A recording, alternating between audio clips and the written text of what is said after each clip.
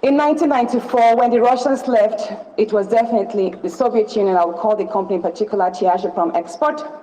When they left in 1994, Ajaokuta was 98.2% completed.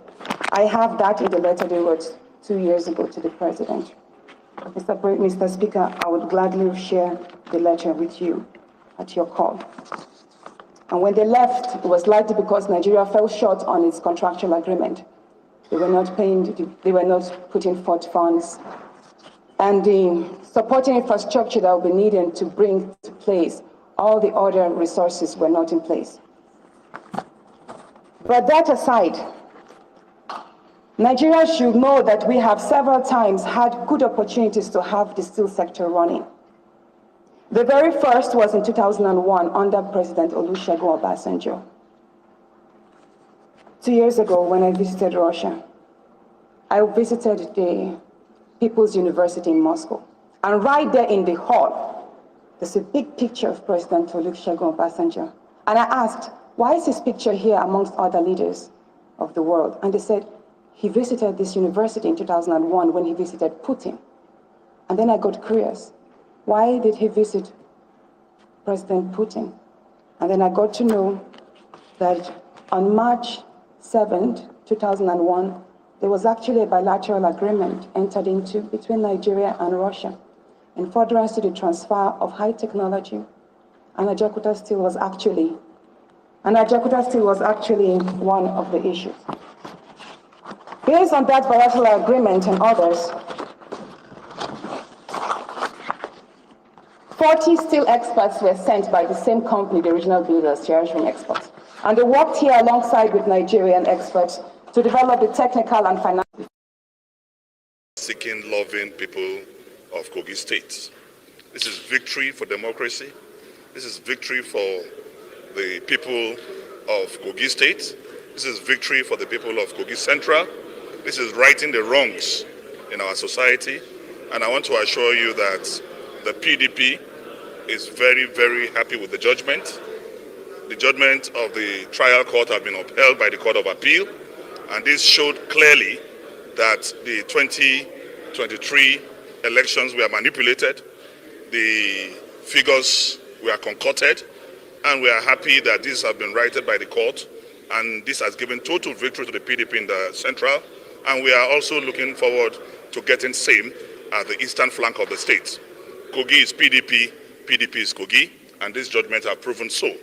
We also salute the tenacity, the brevity of Barrister Natasha Akpoti-Uduaghan. We salute her sagacity, and we pray and hope that she will have a very successful tenure in the Senate, and I can assure you that she's going to make a very wonderful Senator of the Federal Republic. In a few days' time, the gubernatorial election will be conducted in Kogi. This election on the 11th of November is what the Court of Appeal have just done. It has shown that PDP is the dominant party in Kogi State, and by the grace of God, the PDP will win that elections. We will protect our election, we will protect our electorate, and we call on Kogites not to be afraid, because at the end of the day, every lie has an expiry date, just like the lies of APC in Kogi have expired today. Thank you, sir. Thank you. So is everyone set? We have to get ready. I'm excited to commission the street lights. I'm excited to go home. Kogi Central, here we come. You already, eh? I'll be back before you know it. Come on.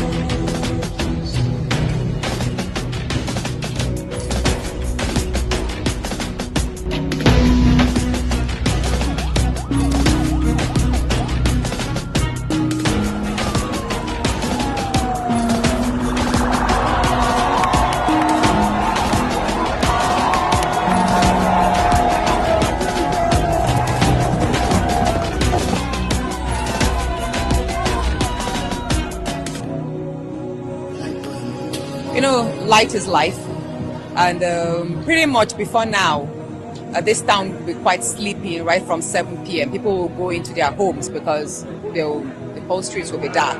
But right now, from the moment the street lights were up, that's about a week now, we've seen commercial activities run into the night. Even in Okene market that we were, I was told that the very first night that the street lights came on, that the market stalls were open till midnight, till 12 a.m. People just found something doing. They didn't have to go home into the dark. He do light for us. I like him. That's why I do dance. I like him well. It's a wonderful project. It's a wonderful project. Because everybody, both the youth, both the adults and the children, they are rejoicing over the street light. I like how the street light is doing our Nigeria to turn to USA, and God will bless him too much. Amen. I'm actually glad that in just 6 weeks of me being in office, I'm able to commission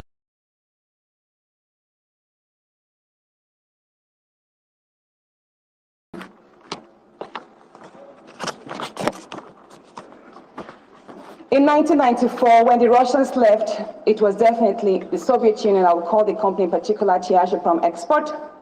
When they left in 1994, Ajaokuta was 98.2% completed. I have that in the letter they wrote 2 years ago to the president.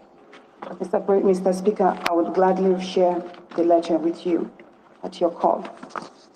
And when they left, it was likely because Nigeria fell short on its contractual agreement.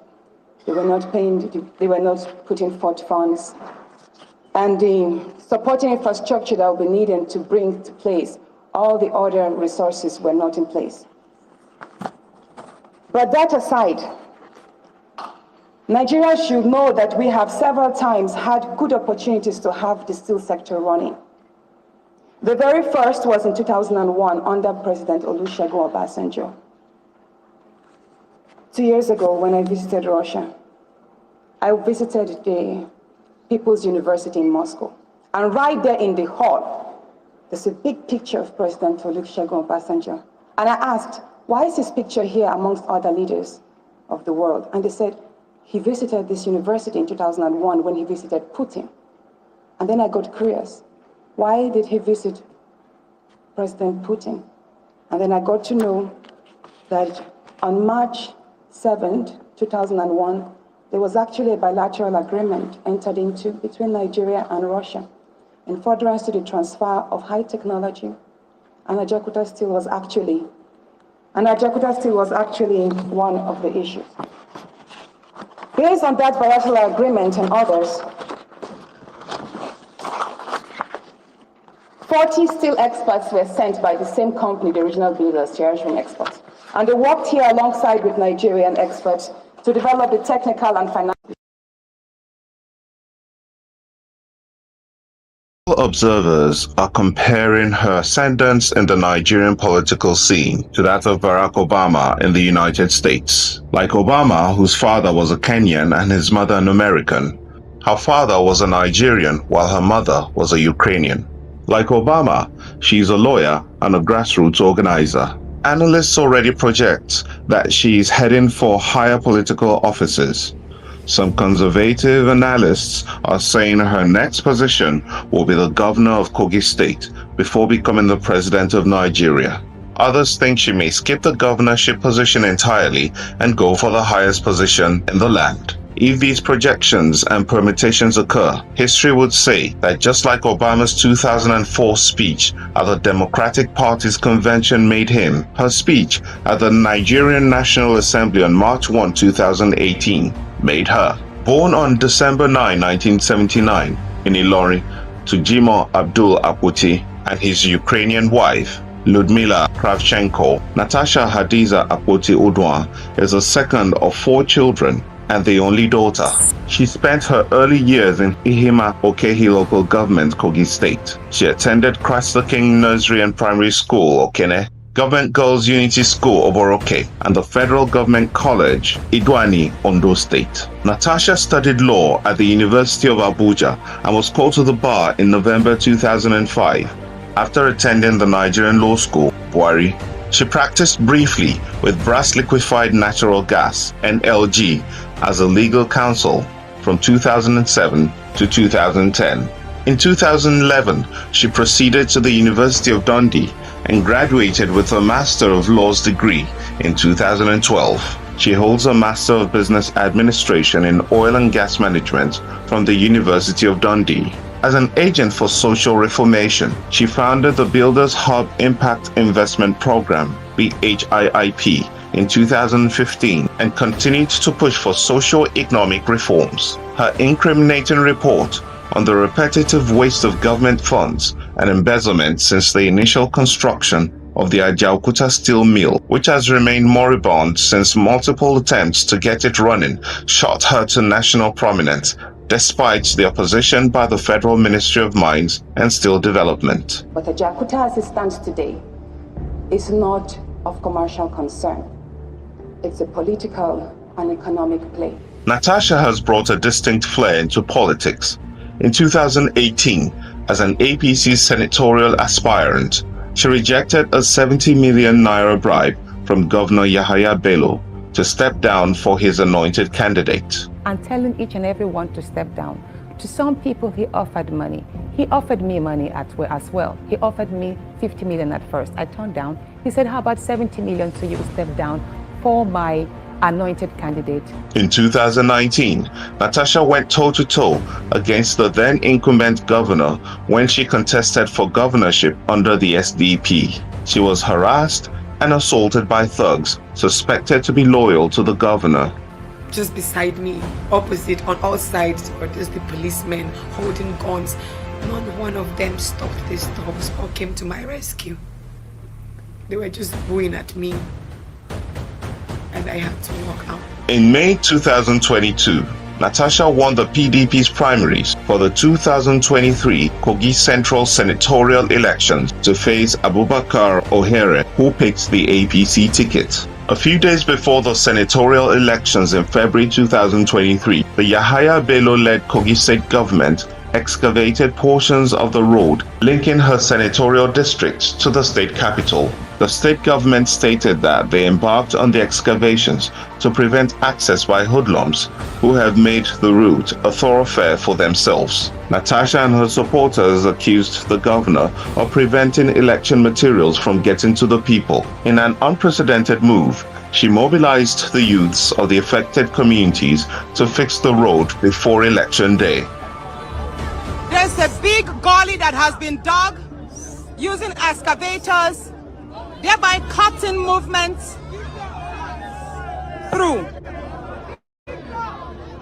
After the February 25, 2023 election, INEC declared Yahaya Bello's preferred candidate as the winner, but a determined Natasha, convinced of her victory, headed to the tribunal. On September 6, 2023, she was declared the rightful winner of the electoral contest. Prodded by his principal, the APC candidate approached the appeal court, but on October 31, 2023, the court dismissed it as lacking merit. On Thursday, November 2, 2023, the Nigerian Senate President Godswill Akpabio swore in Natasha as a senator representing Kogi Central in the 10th Senate.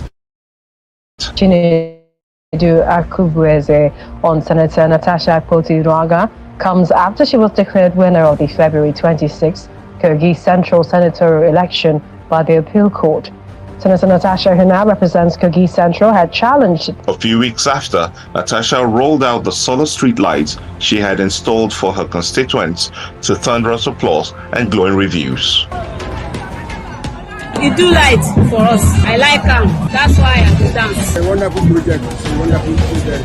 Because everybody, both the youth, both the adults and the children, they are rejoicing over there.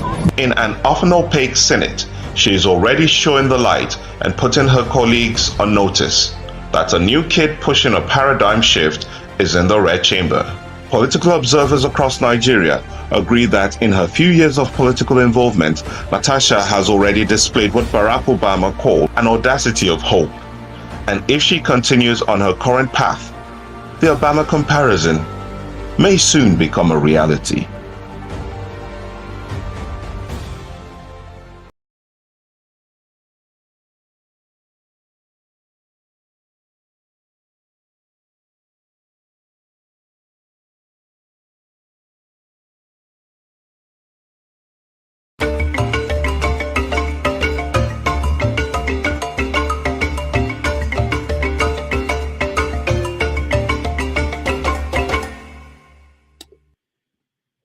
Hello, everyone. Welcome to 90 Minutes Africa for Sunday, January 14th, 2024. My name is Rudolph Okonkwo. Unfortunately, I want to announce that we have not been able to make contact with our guest. There has to be some emergency or technical problems, and we are trying to reach her, and we will reach her. In the meantime, I want us to please, those that are in the studio, I'll bring you in so we can have a conversation while we make every effort to reach her.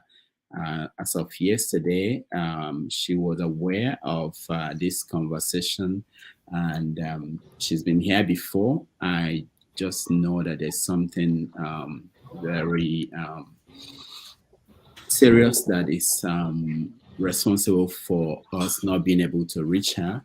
It's totally unlike her, but we will continue to make effort to reach her while we're here.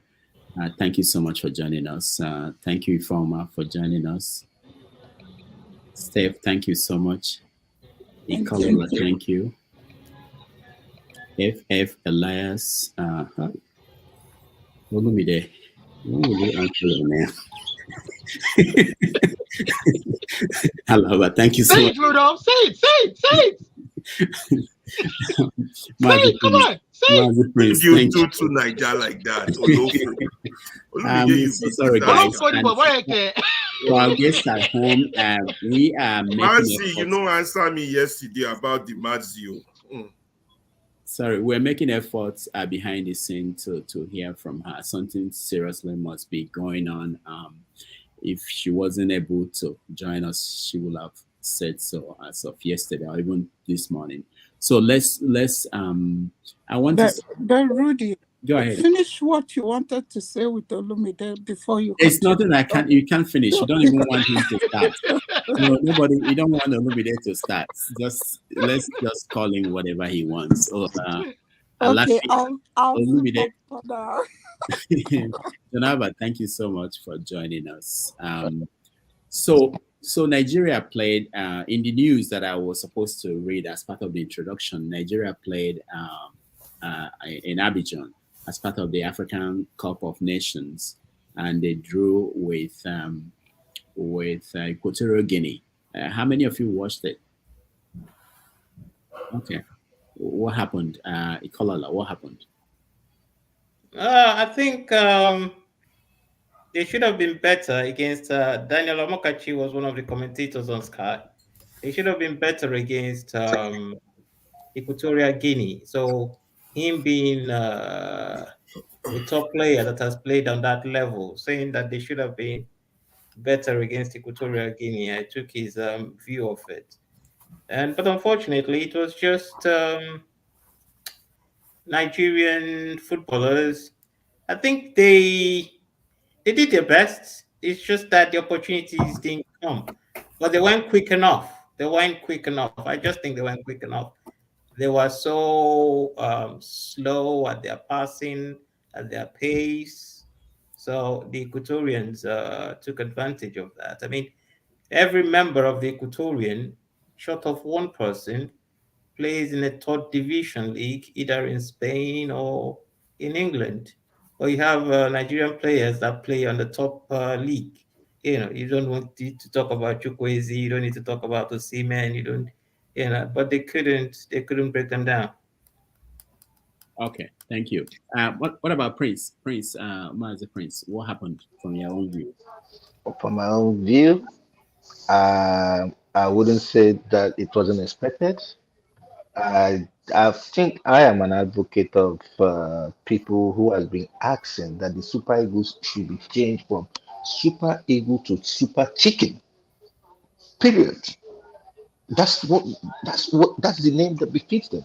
Because watching today's game and the game I watched yesterday between Guinea-Bissau and Cote d'Ivoire, if we meet Cote d'Ivoire, Jesus Christ, I think they might even spell Nigeria for us with the players I saw today.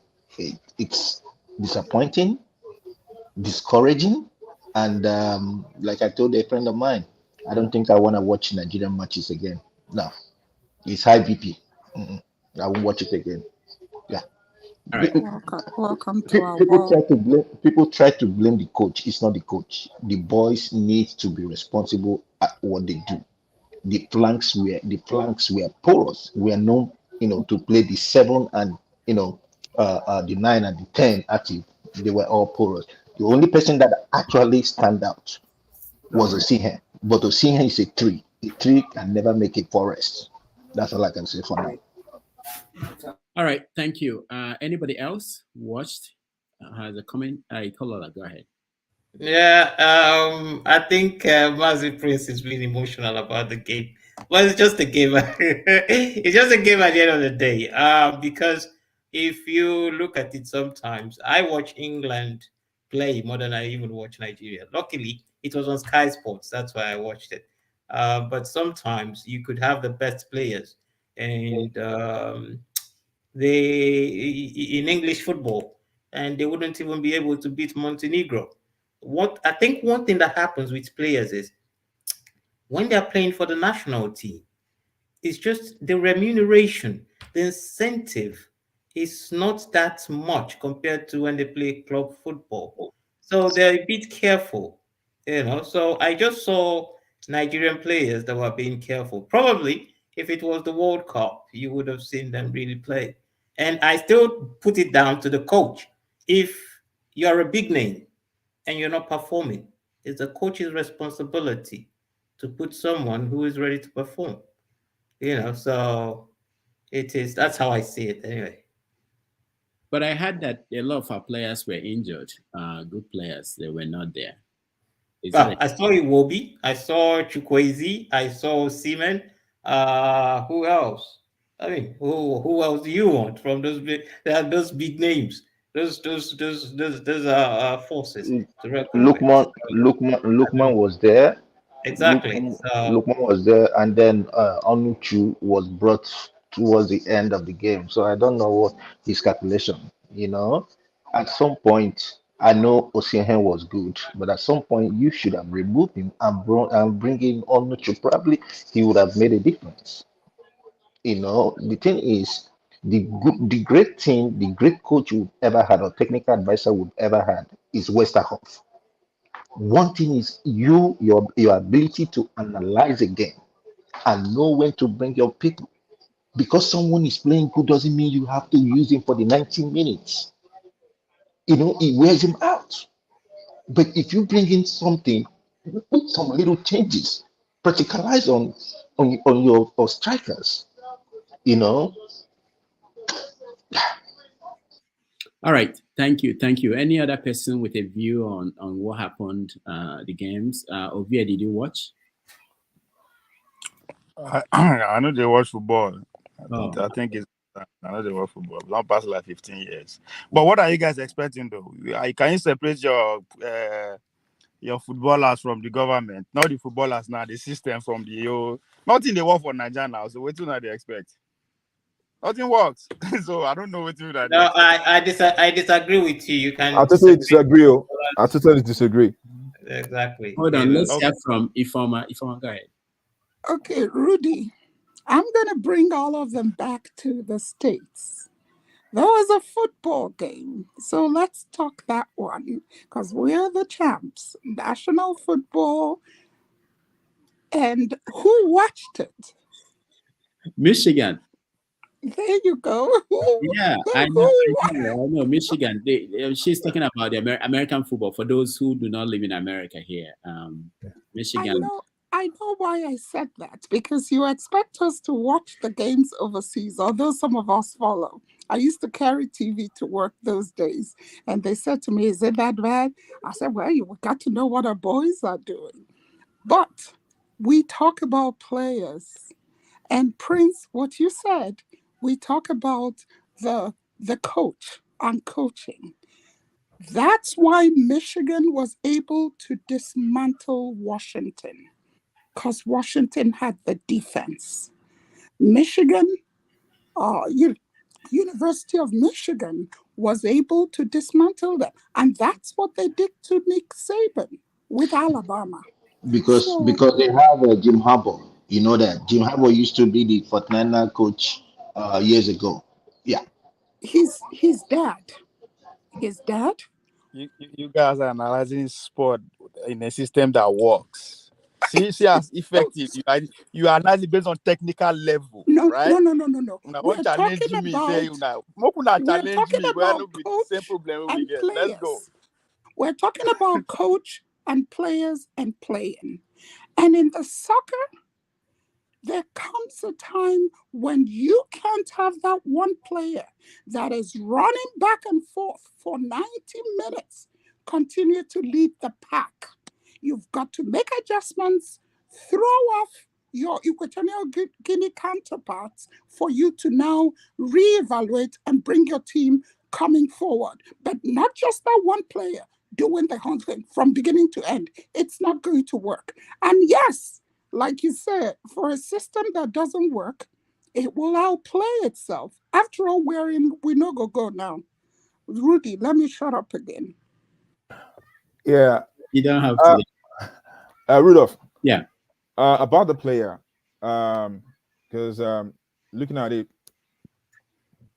the coach, we don't have a good coach. Number one. Number two, Equatorial Guinea, they came with a plan, with a game plan. And if you watch that football properly, you saw that, look, those guys, they put all their heart into it. Even though they have their coach is their country's coach, you know. And that's one thing that I don't know why we Nigerians, we always go for foreign coaches. We've got players that are good, that, you know, they pass through down the line. You know, let them beat the coach. If they fail, they try again till they get better, you know. So another thing that I noticed is that those players, if they get injured, Nigeria is not going to pay for their medical bills. And that is why most of them are they're very careful. So when those Equatorial Guinea, when they're, you know, going for leg to, you know, against the ball, you see Nigerian players lifting their leg so that they don't break their leg. So it's the normal thing, because look, I love my country so much, but how far can you go, you know, for your country? And when you get injured, what's going to happen? You know, so the medical bills and stuff like that. And that's why most of all these clubs, they don't like when it comes to African, you know, Cup of Nations. They don't even want to release some players. You know, some players will say that, oh, look, they've got injury and they can't attend. Thank you.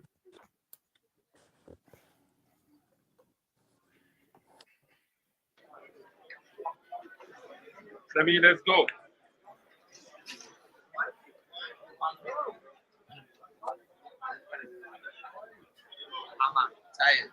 From their look alone, you go know say we never ready. Oh my God.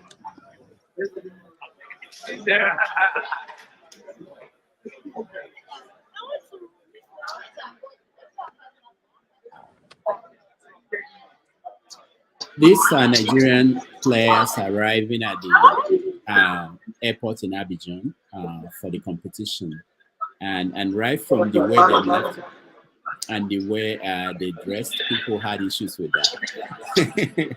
I think that may be giving them bad luck. No discipline. No discipline.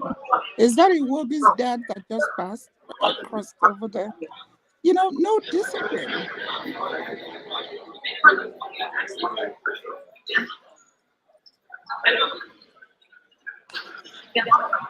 If it's because they earn more than the coach. So I was dressed like this about 12 years ago to represent Nigeria. The same thing like this. Cheap people. But what is the problem? What is the problem? I think I'm missing something. What is the problem with the attire? Or somebody explain something to me, please. Okay, Ikola, let me explain it. So, because I'm a Chelsea fan, and if our coaches, if one of our coaches is not doing well, yeah, he gets sacked during the previous owner, Abramovich. But now, with the way those, you know, you see, when you're going for a match. Go and check the Egyptians when they go. You see, even in their eyes, they're hungry. It's like as if they're going for war. You understand? Go and check. Ifemo was talking about the Michigan just now. If you look before they go onto the field, although that's not soccer, that's American football. Look, everyone is focused on that. When you look at those guys here, you can see that look, everybody is on their own. And on the field, look at the way they play. Man, look, I give that guy the credit, man. He really carried the team, because that goal that he scored is like putting the head, the body, everything just to knock the ball in. Can I chip in something? Have you seen the Brazilians going to play football when they are leaving? They're always relaxed because they're sure what they're gonna do. Okay. So what with the is the Brazilian that difference? you just mentioned, with the Brazilian you just mentioned, there's something we call in Brazil, they call it samba. You understand? Their football is a rhythm. Yeah. Nigerian football, we don't have a rhythm. When I mean, in terms of what I'm asking now is in this clip Rudolph just gave, so people had a problem with it, and I'm saying, what is the problem with it? Because this is what the Brazilians do. They just move on. It's when we get to the field, we show who we are. I know Ikola, but they could have done much better. Okay, what I mean much better is that it's a team comprising of diversity of players. Okay, now they could have allowed them to wear their, kind of like native instead of wearing that color that I don't know what it is. No, wait, I think we are being superstitious now. Whatever, no offense, no offense, or wear a tracksuit. I'm feel they going for sports. Why all that kaftan or whatever they call it? I don't know. Prince, I don't agree with that. They can wear whatever they want to wear, but it's just that look, it's about being focused. Because look, where they're coming from. If I go to Nigeria now, you won't see me in clothes like this. Yeah, I'll be wearing singlet. Yeah, the inner wear. That's what I wear, and shorts. Because it's so hot. The moment you drop from the airplane and you get to Muritala Mohammed Airport, you start sweating like this. You understand? So it's like what they're wearing, it's okay for the weather, but it's just that look, when you're going for a sport, look, go and watch when you talked about Westerhoff now. Yeah, Westerhoff is the boss, and is whatever he says. They follow. You have to have a leader. Westerhoff is a leader. So it's like the shepherd of the sheep. But right there, that coach, to me, I've been saying for several years that look, he's not the best coach. Let's use Nigerian coaches.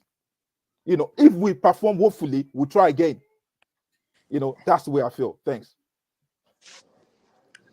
All right, Jonaba. Oh, he's saying bye-bye, maybe. Oh, Jonaba, yeah, go ahead. Are you moving our can you hear me? Yeah, go ahead.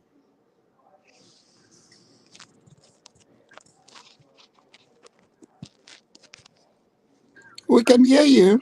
Go ahead, Jonaba. All right, he can't. The flagship. You see, when they came out of the plane, came out all on their phones, looking down, they looked disorganized. There are ways you can come out of, for an athletic event, that all eyes would be on you. Remember, you're supposed to be the giant of Africa. And they know that most of those players are from overseas, plus from Nigeria, of course. And you are a team that people look forward to seeing you guys play. They came out, the body language was what threw me off. I don't care for what they wear. You can wear whatever, but the body language didn't look like they were they were a team. It felt so disjointed. I kept looking, and then I deleted that clip. And I don't remember who else posted it on one of the forums I belong to. And I deleted it again. I said, I don't want to see this. And that's why anytime they're playing, I'm so scared to watch. My heart is pounding. I'm not going to lie to you. Your heart is pounding because sometimes you watch, you say, I don't want to bring them bad luck, Jared. Let them play. Let me listen to it on the radio. So I'm better off listening to it on the radio and not seeing the visuals. Because then you get mad and you're looking to punch walls. And our walls is cardboard paper. Although we're snowed in, But anyway, that's my take. Not particularly what they were wearing. They didn't look like a team. They didn't look connected. They didn't look.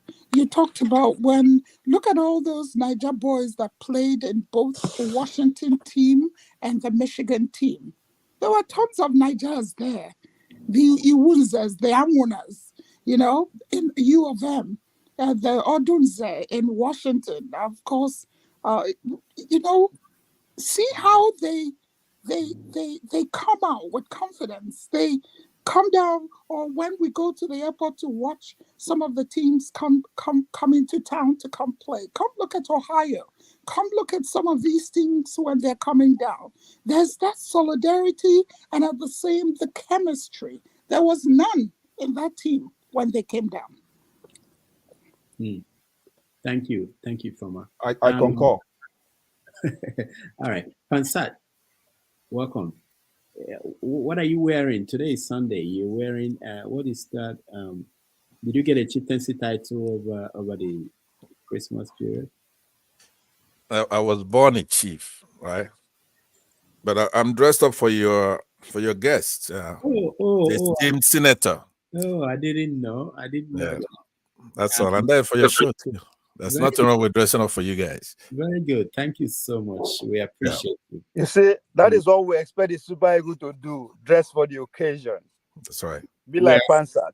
We're still trying to reach her, so hopefully we will. Anybody else wants to weigh in on this? Yeah, I'll get my take on that. I've been in that situation on a few occasions, and there's I understand that. We say we want to have a good route or course of governance, and if you want to go that, but at the end of the day, if somebody should go out there and do investigative research on how much it costs for just one athlete to look the way they look, then you will have reason to question how they look. Now, somebody is saying, oh, they are there for business. That is business. It's a serious business. Now, let's even take it down to culture. In Nigeria, all the every culture, the number one way to actually say this is who this is the way the other person looks. And the kind of ego we carry not just in Africa and across the world, Nigeria, that is what they expect from us. And it's an opportunity for actually to sell our heritage. An opportunity for us to teach our citizens what nationalism is all about, because that's where we fail. And this is an opportunity for not just to showcase to the world what nationalism is all about, but to the incoming generations and to the younger generation that this is what unionism is all about. This is what being standing out is all about. One of the most strongest isms today in the world is nationalism. If you pay attention to American politics, that is what it's about. Those who are saying this is who we are, and those who are saying, okay, let's go global. So we miss an opportunity to actually stand out. I'll give you a clinical example. Athens 2004, the Olympics. Gode James is one of our 400-meter runners from Kaduna. He was telling us the story. That was his first time of making the Nigerian national team as a 400-meter runner. They called them out from the call room to the track. All of them line up. If you know 400 meters, it's pretty much the number 8 person is ahead of you. So you see whoever is ahead of you completely. Now, when they bring you out of the call room, lead you to the track, they will start on your mark, set, go. While you are coming out of the call room, you are still well suited, complete with your track suit, with your canvas. You're not putting on your racing spikes yet. just the way the Americans were suited. Gode James, who is our national champion, was carried away just admiring what the Americans were. To the point that they say, on your mark, set, this guy is still standing, carried away with what somebody that he wants to compete with, how he look. Why am I saying this? It intimidates your opponents the way you appear. Even if the race no dey your body, just the way you appear intimidates your camp. You don't want to go into a competition with an American. Even if nothing them, but just his appearance alone, there's a reason for that. It demoralizes you. Before you gather yourself, race don't finish. That's exactly what we should be doing. We are rich enough culturally, at every aspect you can define richness, we have it. Why don't we showcase it? I mean, our politicians are displaying it. So it's an opportunity we missed again. And that's why I said, if your government is not working, it trickles down to every aspect of the nationhood. And that's what we are saying. We are not saying, oh, this player, they don't go play well, they go play well. But it goes a long way. Opportunity for us to teach ourselves what nationalism is all about. Because that's where we are failing. And that's where nobody is patriotic.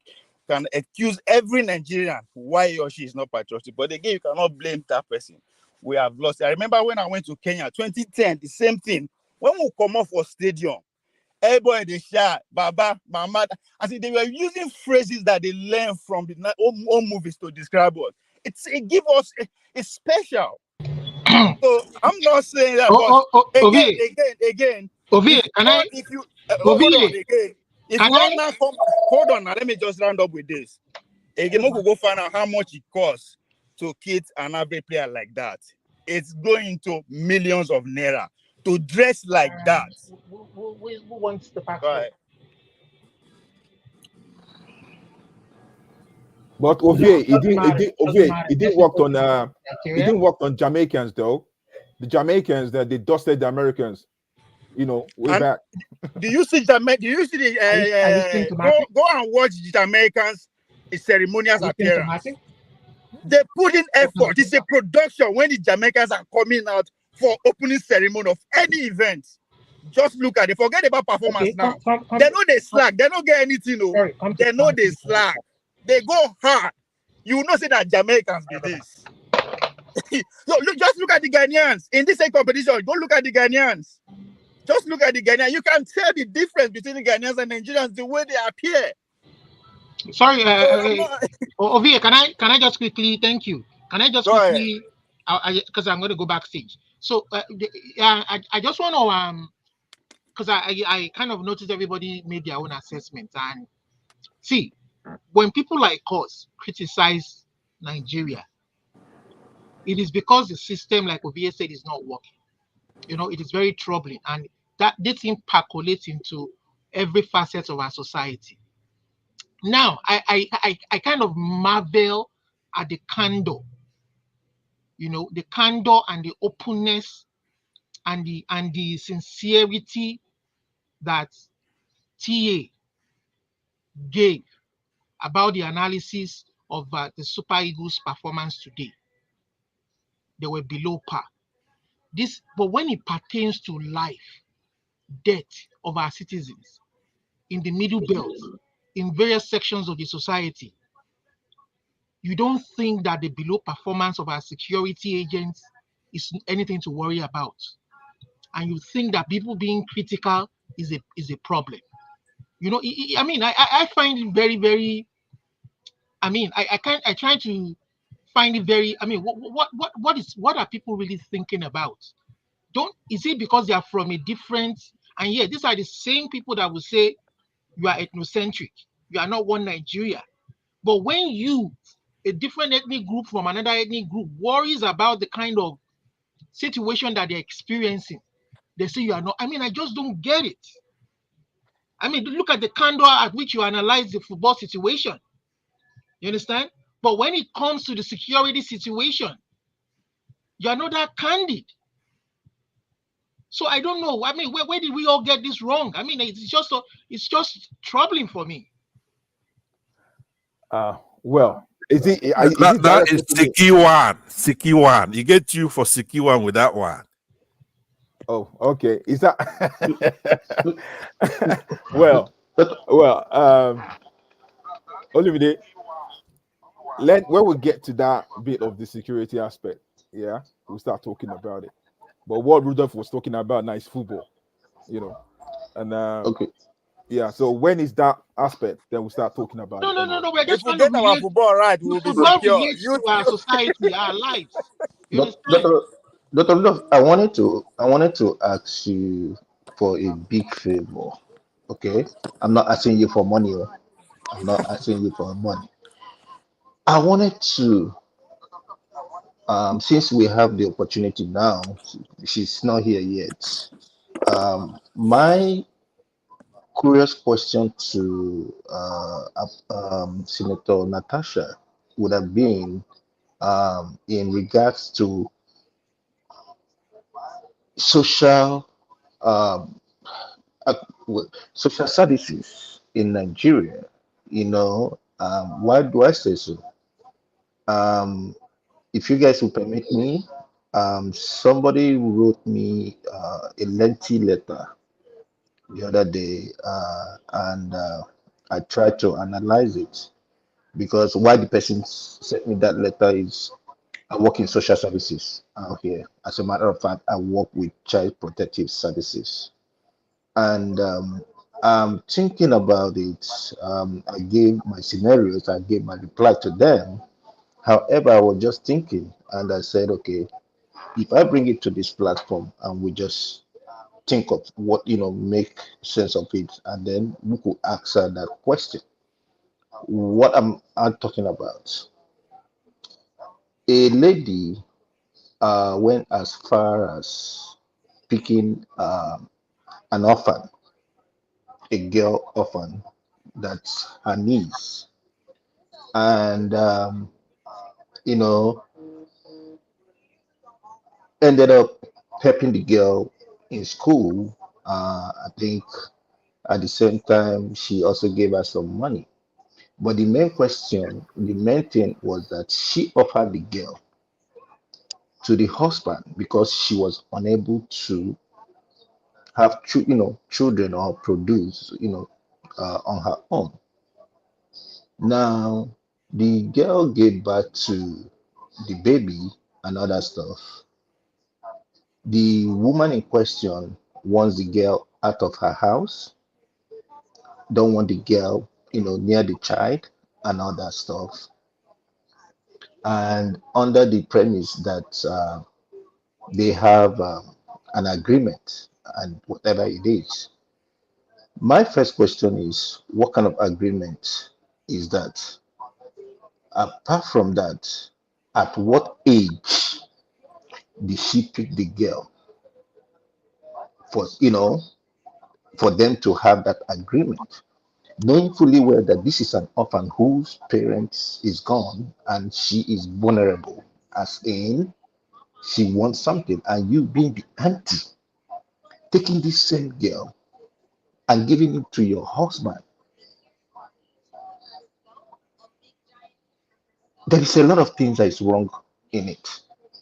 And now the child is in this world, and you are refusing the mother of the child to bond with their offspring, all in the name that you have the money and you can send her to prison. And I'm like, is that how Nigerian, system, is that how it works and all that kind of thing? So I just wanted to ask and see if there is a way we can frame it and see if there is a bill that supports girl child in Nigeria and all that kind of a thing. Yeah. All right. Thank you.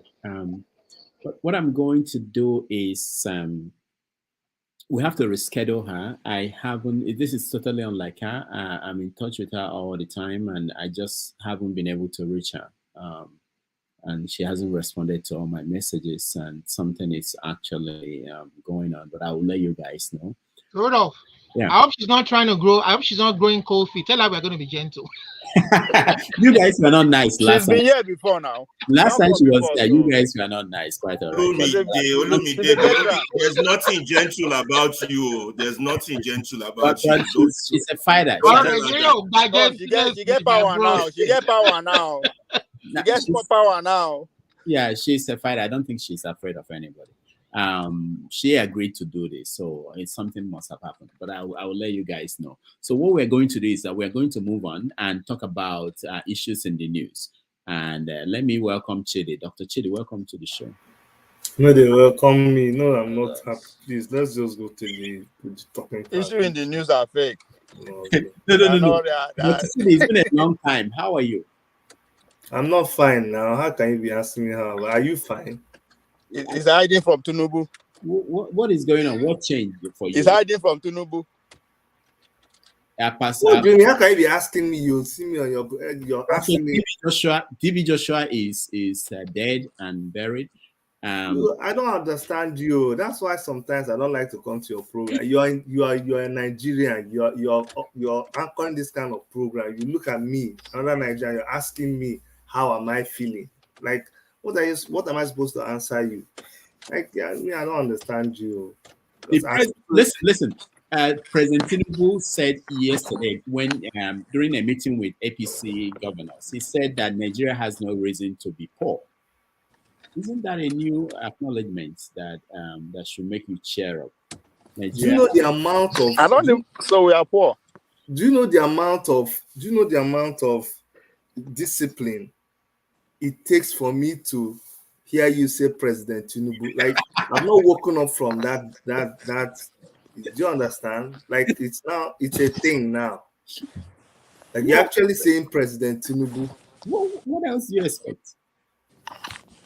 And we are all like we have taken it to. He signs the budget and billions of naira, and he spends the money. You know. We are buying fuel. We are buying fuel 1,000 now. That's to tell you he's the president. And we are discussing him. We are discussing his activities now. What should we do? Tell us what to discuss.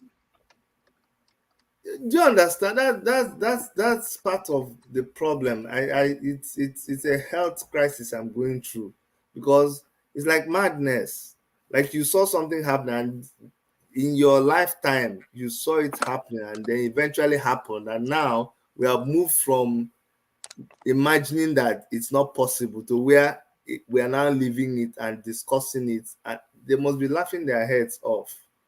But Chidi, what do you want? I mean, I called your friend Showore to come on the show and tell us what next. You know, who's telling us what else to do? Other than why should we be telling people what to do? You people, see, don't get me started though.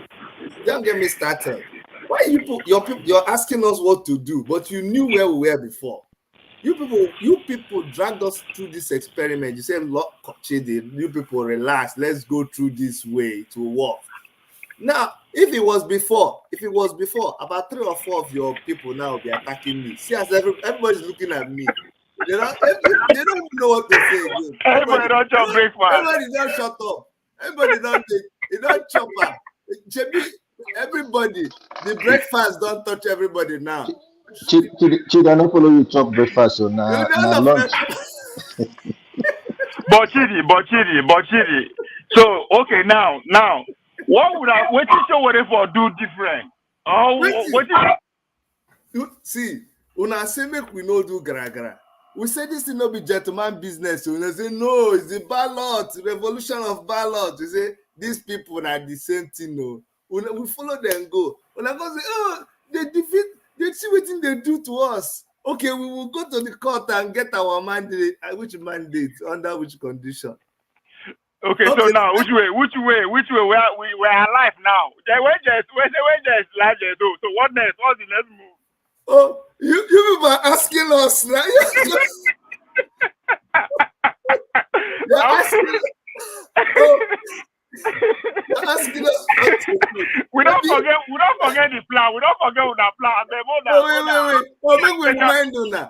No, make our memory. Wait now. Should be Peter B is activist now with revolutionary and Malema. The motivational speaker. So, he You don't get job finally. You people are turning revolutionaries now. You're not doing gentleman again. You people are confusing me now. Where is obedient? Where let's be obedient to Tinubu. Let's just be obedient. That's the Is there anything like that? Yes, now. There was. No, there is now. Abba. Okay. Is it because we came and said that we use you people at SPV? When I use the mouth, say when I use LP as SPV, but God, the only movement that is alive now is Poposia. Chidi, I am obedient and I will ever remain obedient. There's no more obedience now. Tinubu is still not my president. I'm sorry to say. He's still not my president. No, they're still obedient. He said Tinubu is not my president. Rudolph, the damage is my problem now. You see, he said Tinubu is not my president. I'm believing God. It's just like all these are churches. You come and see somebody's car. You say you're believing God that is your car. You're believing God you're married. You're believing God you're living in a... Tell us Tinubu is the God now. Tinubu is Nigerian God, at least for now. For the next 4 years. That's the God. Hey, you know what I like, Dr. Damages? What I like, and my brother, Kwakwasi man, I like that people are actually asking us now, what next?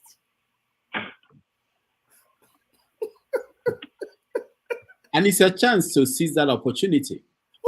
If you guys have anything at all before, let it out. Let it out. I mean, we want to see your blueprint. Dr. Chidi, you watched as these people in Ghana organized a conference, Pan-African conference, and they had PLO, Lumumba, they had Arekana, had Julius Malema. Yeah. I was expecting Bobby Wine. They didn't invite him, but they invited P2B. And I was expecting what's her name? Your friend's name, Omoyele Sowore, but they invited P2B. What happened? How did this? Sowore can't leave Nigeria now. Is that they move it to Nigeria then? If that was the problem, we move it to Nigeria under Tinubu. Conference to Nigeria. Tinubu that wants to go and attack other African countries will allow that kind of... Come, una understand the election they Ghana this year? Yes. So, go back to history. This current president, how did they bring her to power? Not be the same thing. They make speech everywhere from DC to New York to everything. So you not expect him. Under his watch. Maybe they do the same thing. Maybe they can take him out of power. How about? Not true. But let me, Dr. Chidi, welcome to the show. You know what we should be taking stock of? It's our strategic wins, and then some of these tactical wins by Tinubu and his people. Right today, we know now that a third-party candidate can win in Nigeria. Let that sink in. That's very important. With a few months preparation, we have a third-party candidate emerge on the scene and win the election. Take it away from two. Hold on. Make I frame and well for you. I know that I enjoy you and Dr. Rudolph because you're both educated, comedic, dramatic activists. One a writer, and then you yourself an activist, right? So the battle is not between Omoyele Sowore and Peter Obi.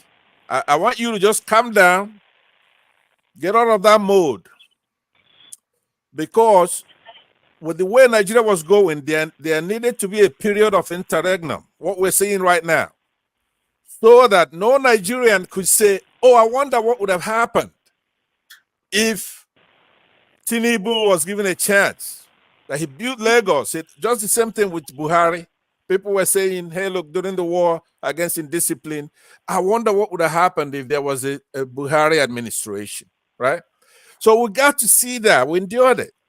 So, tactically we lost, but strategically, it's shaping up to emerge a Peter Obi plus yourself, Showore, who you need to take a message back from me to tell him to get on the goddamn program. Stop continuing what he was doing during the campaign. It's time for all us to work together. Get off the wagon and help drag it, right? There is not going to be any magic to it. The whole country has to pull together. Showore has his own talents, and there are things he doesn't have, right? He doesn't have everything. Let me land. So Showore has some things. You could say, oh, look, I'm going to do a revolution. But you cannot clap with one hand. We've seen his revolution. He has a spirit. He's a courageous person. He's not corruptible. But you need a lot of people. There is a threshold that you have to reach. And that includes everybody. You have to work with people. You may not get 100% of what you want. You see what I mean? So when you get on the kindergarten, the first thing you're taught, which Showore apparently missed, I don't know where he went to kindergarten, is to how to work with others. That is very important. So no character, no matter how mighty, can come and keep denigrating Peter Obi, right? Well, even in jest, and will be taken seriously. So I'm advising you. I know you're doing it because of peer pressure. You want to get along with Showore. Now, who wants to go and upset Showore, right? So I want you to take a risk and tell them. You're taking it too far. You're telling me to listen to you. You said a lot of things. You now brought it so low to say I'm acting peer pressure. I mean, my brother. Don't be like comedians. You don't like to laugh when somebody else tell a joke, right? I mean, you laugh at your own jokes. No, retract a little bit. Don't be serious. Don't be too serious. You were laughing the whole time here. I'm not serious. But no. You want to be serious. You want to talk about Nigeria. Now you're confusing me. I was not serious. You say, okay, let's be serious. Now I want to be serious. You tell me to start laughing again. So which one do you want? Choose one. Do you want the serious? That's a good one. Okay, go ahead. You want a joke? Go ahead. You want the serious? You want the serious thing? Yes, I do. Please listen to me.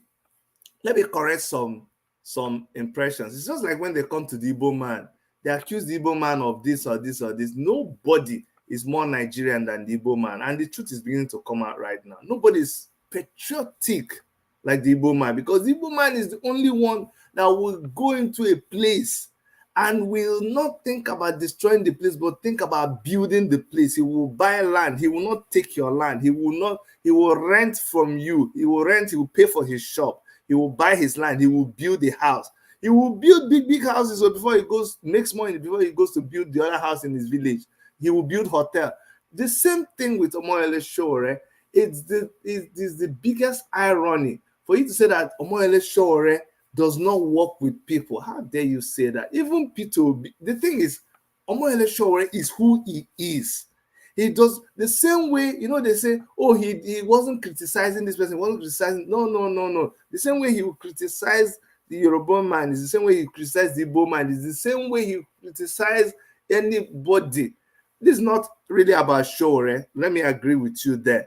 It's about the life of Nigerians. But what we fail to understand, and what we didn't want to understand, what we didn't want to happen, is what you just hear on this show accepted. We were going into an experiment. All we on the, in quote unquote, Showore side, which is like the Revolution Now movement and Take It Back movement, what we're trying to tell you is, please go and look back in history. This experiment you're about to go into is going to end the way it ended now, because you're doing it with the same people, the same agenda. They have not changed. Look at Okupe. Okupe came and said that, listen, I don't believe in Labour Party. We only went there just looking for a vehicle. We have said no. When we wanted to contest an election, they told us to look for a party as SPV. We looked into the parties and we saw that it is the same politician. When Peter Obi was coddling, Peter Obi is my uncle now. He's my man. I love him. But when Peter Obi was coddling IBB, Obasanjo, all of these people. I say no. Hold on, please hold on. That you see. But I let you. I know. No, I know. Let you talk now. I know it's okay. I'm not. So you have to let me finish. Okay, but please let me just say something. I want you. you. No, you're cutting me off. No, Dr. Chidi, hold on, please. I mean, unless I thought it's one person talk, the other person talk. You're bullying me now. No, one person talk, the next person talk, the next person talk, the next person talk. Okay, so you're bullying a me dialogue. Now. So let me land. You don't want a dialogue, right? Okay, go ahead. So thank you. Okay, so let me finish now. Let me exhaust my time. So now we went into the experiment, and you have now agreed that yes, if we didn't go through this experiment, people will not know. They would have been saying, what if we had gone into this thing? So you know what we did? We don't run, go they wait for now. Because this is what we said will happen. So now, what I agree with you is this. Now that you have experimented, now you have seen that it is the same kind of people doing the same kind of things.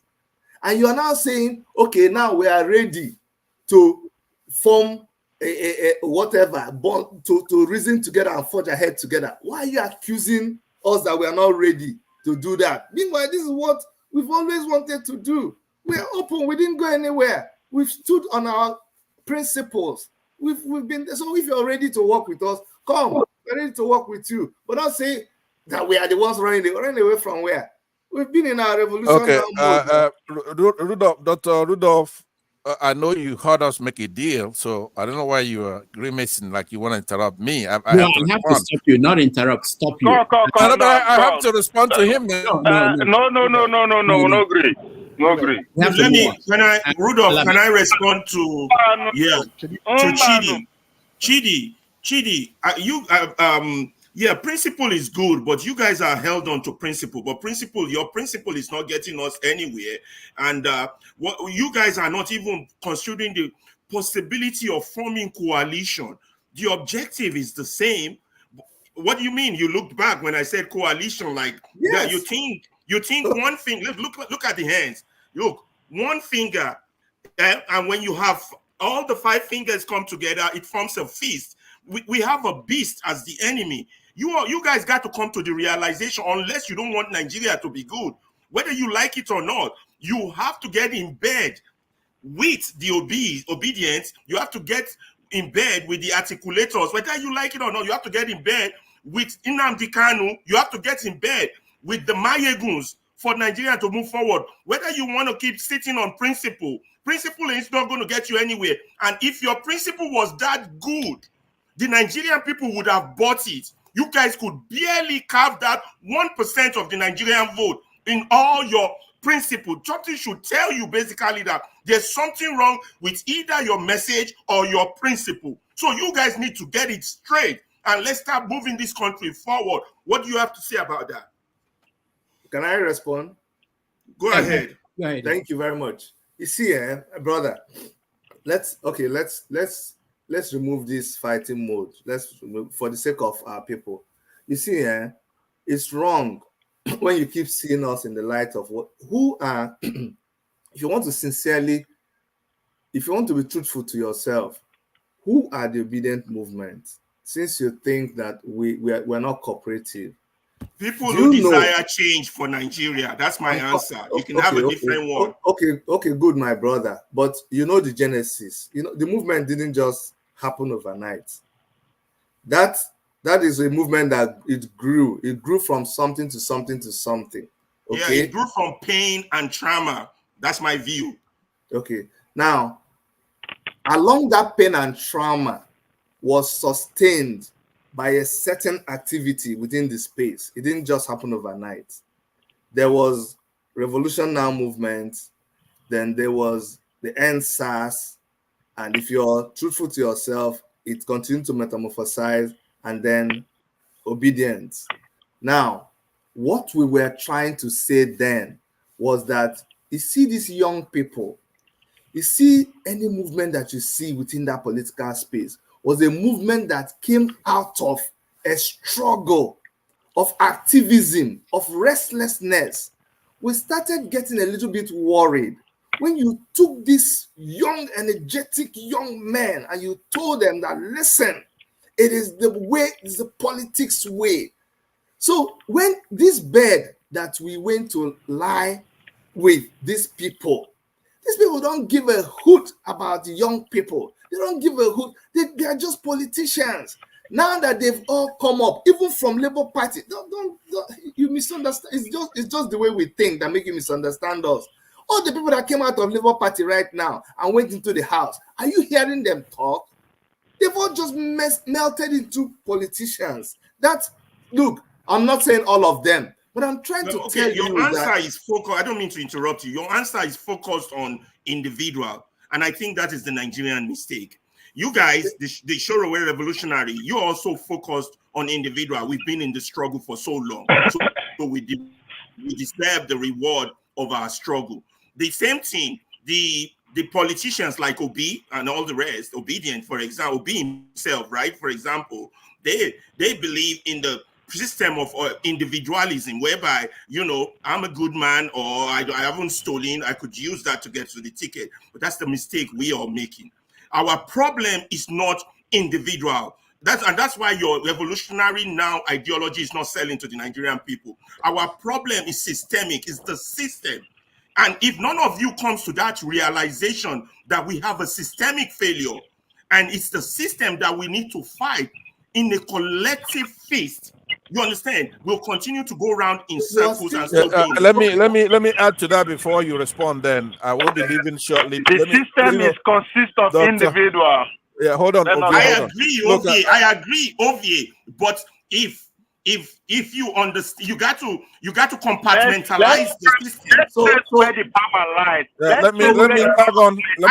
That's the discussion, Ovie. That's the discussion I want to have with you, because I have been pushing where the power lies, and you came up with a very good position on it, and I need you to repeat that position, and we talk more about it. I don't know whether you know my hold position on where the power lies. Dr. Let Chancellor say something, and that's what we need to talk about. Ferreira makes a lot of points. First of all, I don't even know the basis on which, first of all, you're laying all this your foundation on. What is it that you're against with the obedient movement? Let me put it. That's rhetorical. Well, we've not been fighting the system. No, but it's not. Listen. No. When P2B was not there, who were we fighting? Yes. When you make some statements, it's but funny. But listen. You were not fighting the system. You were condemning the peace system. There's a two difference between it. You got to be very specific with vocabulary. I just asked you a You question. were condemning the system. Fighting the system is a totally different ball game. And you have to understand that. Ferreira, my brother, when Obedience were not there, when P2B was not there, who were we fighting? You were fighting. I want to land now. I beg, make a land now so that Dr. Chidi could answer to all that. Ferreira, I don't want you to make it. I'm trying for you not to make it Obi versus the show. No, I understand. That's why I moved back. You didn't answer my Passat. You didn't let him answer the question. I just asked you, and that's what I'm removing. I'm removing Obi from the picture. You knew you've been there. I remove Obi. I remove Obedient, and I asked you because you say it's individual. Who were we? Since you think we were not fighting the system, who were we? No. But nobody said that. You now were fighting individuals. And I can give you your answer. Which individual? Listen. The Showore was used to get rid of Good Luck, Jonathan Goodluck. You understand? You were fighting individuals, not the system. You might have camouflaged it as you're fighting the system, but you were not fighting the system. The fight was Dr. Chidi, that is uncontrovertible now. That is true now. So, but Dr. Chidi, hold on. Dr. Chidi, can I comment? What was used to remove. But Mazi, you see that I'm trying to conclude now. Hold on now. After me, then you come in. So okay, but Dr. Chidi, please. Ferreira has made a lot of good points. In essence, it's stunning. What is it that you and Showore, what are you doing? Listen to this. Showore enjoys the love and respect of most Nigerians, most young people. It's not. We're not trying to choose between Peter Obi Local P, could you please mute yourself? So now, based on all the good points that Ferreira make, because I really want to hear your point on that, right? What is it? What do you want? We're not trying to choose between Showore and Peter. We want a cohesive, we want to unify the force in order to take the country back. Okay. There is a respect that you have to. Let me just conclude by saying this.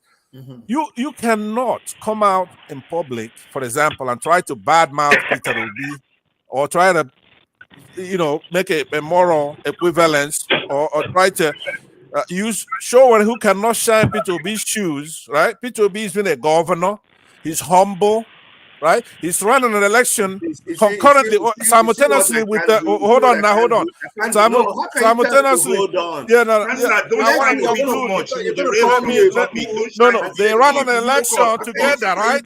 They run an election, and Peter Obi won 12 states, including Lagos, including Abuja.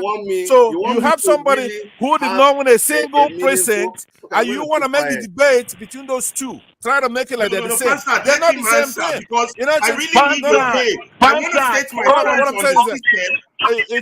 It's upsetting to see somebody. Aren't you seeing? Yeah, hold on, man. I'm almost done. I'm saying, why don't we make it about Obi? Let's not make it about individuals. We're losing. Hold on. Let me make mine. Even though you make yours, Pansad. Let him talk. Let Chidi talk. Hold on now. Ferrari. Hold on. Don't tell me. I'm almost done. I'm asking him. Pansa try to be something about it. Because it's a lot. The point is a lot. That's why. He just recognized me now. Give me a little. Let me advise give me a little bit now. Yeah. You don't come. That's why I asked you before. What kind of discussion do you want? And then we could go either way. Now, I chose serious one. You said it wasn't about individuals. I thought you really wanted to know what next. But now, I'm a Showore supporter. I'm a member of the Revolution Now and TIB. And then you say Showore who cannot shine Peter Obi's shoes.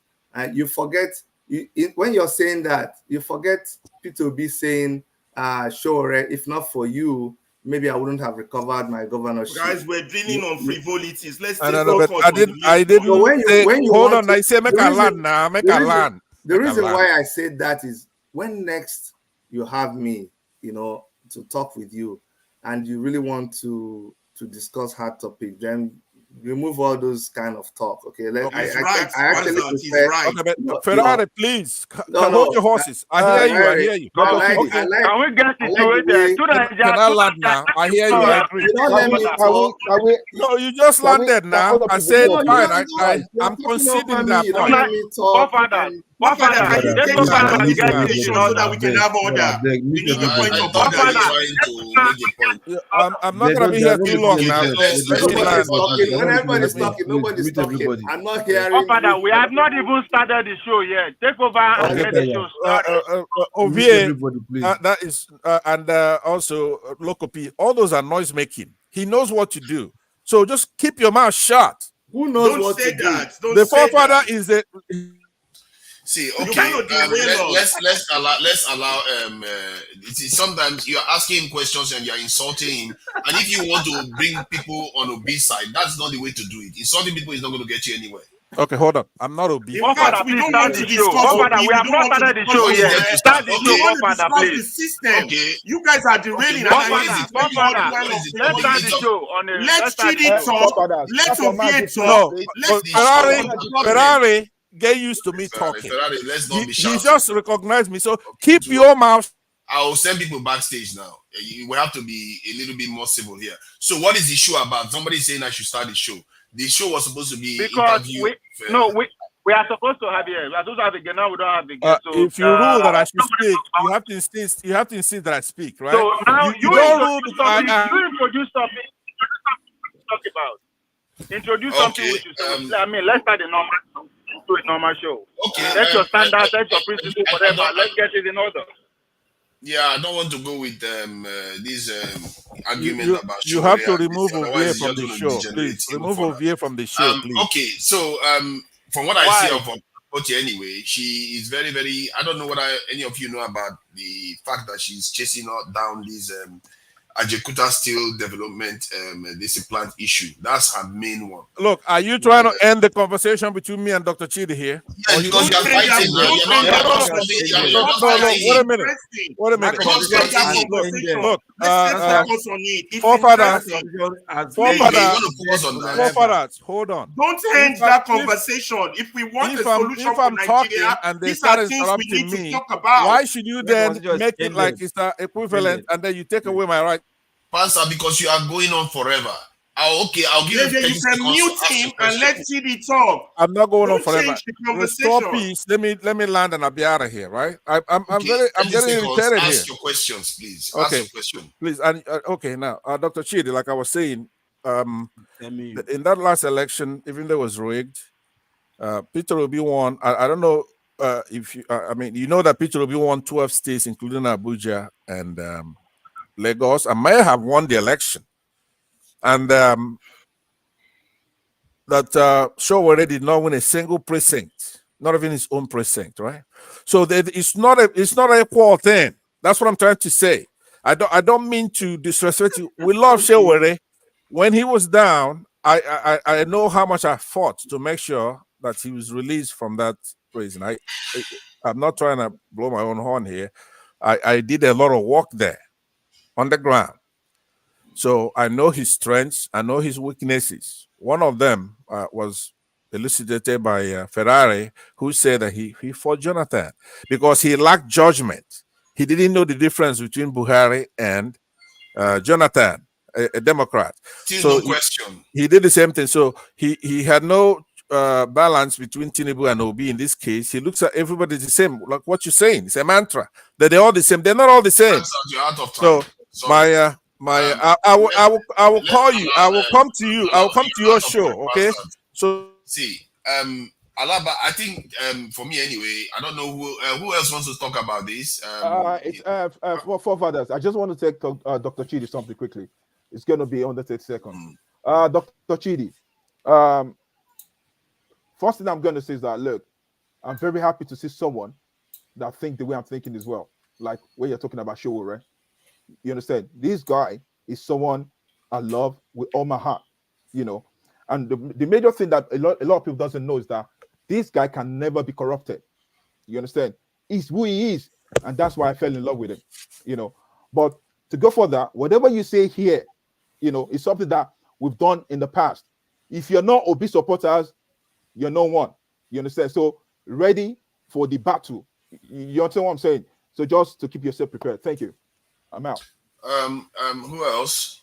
Can I go? Steph, does Steph want to say something about it? Ferrari, I don't want to because I heard you speak. I think Ferrari, I've had your opinion on this, and I think personally, maybe there is a merit to it because I actually think that maybe because this idea that you have to be a purist and get about 0.something% of the vote every time, he's not going to get Showore anywhere.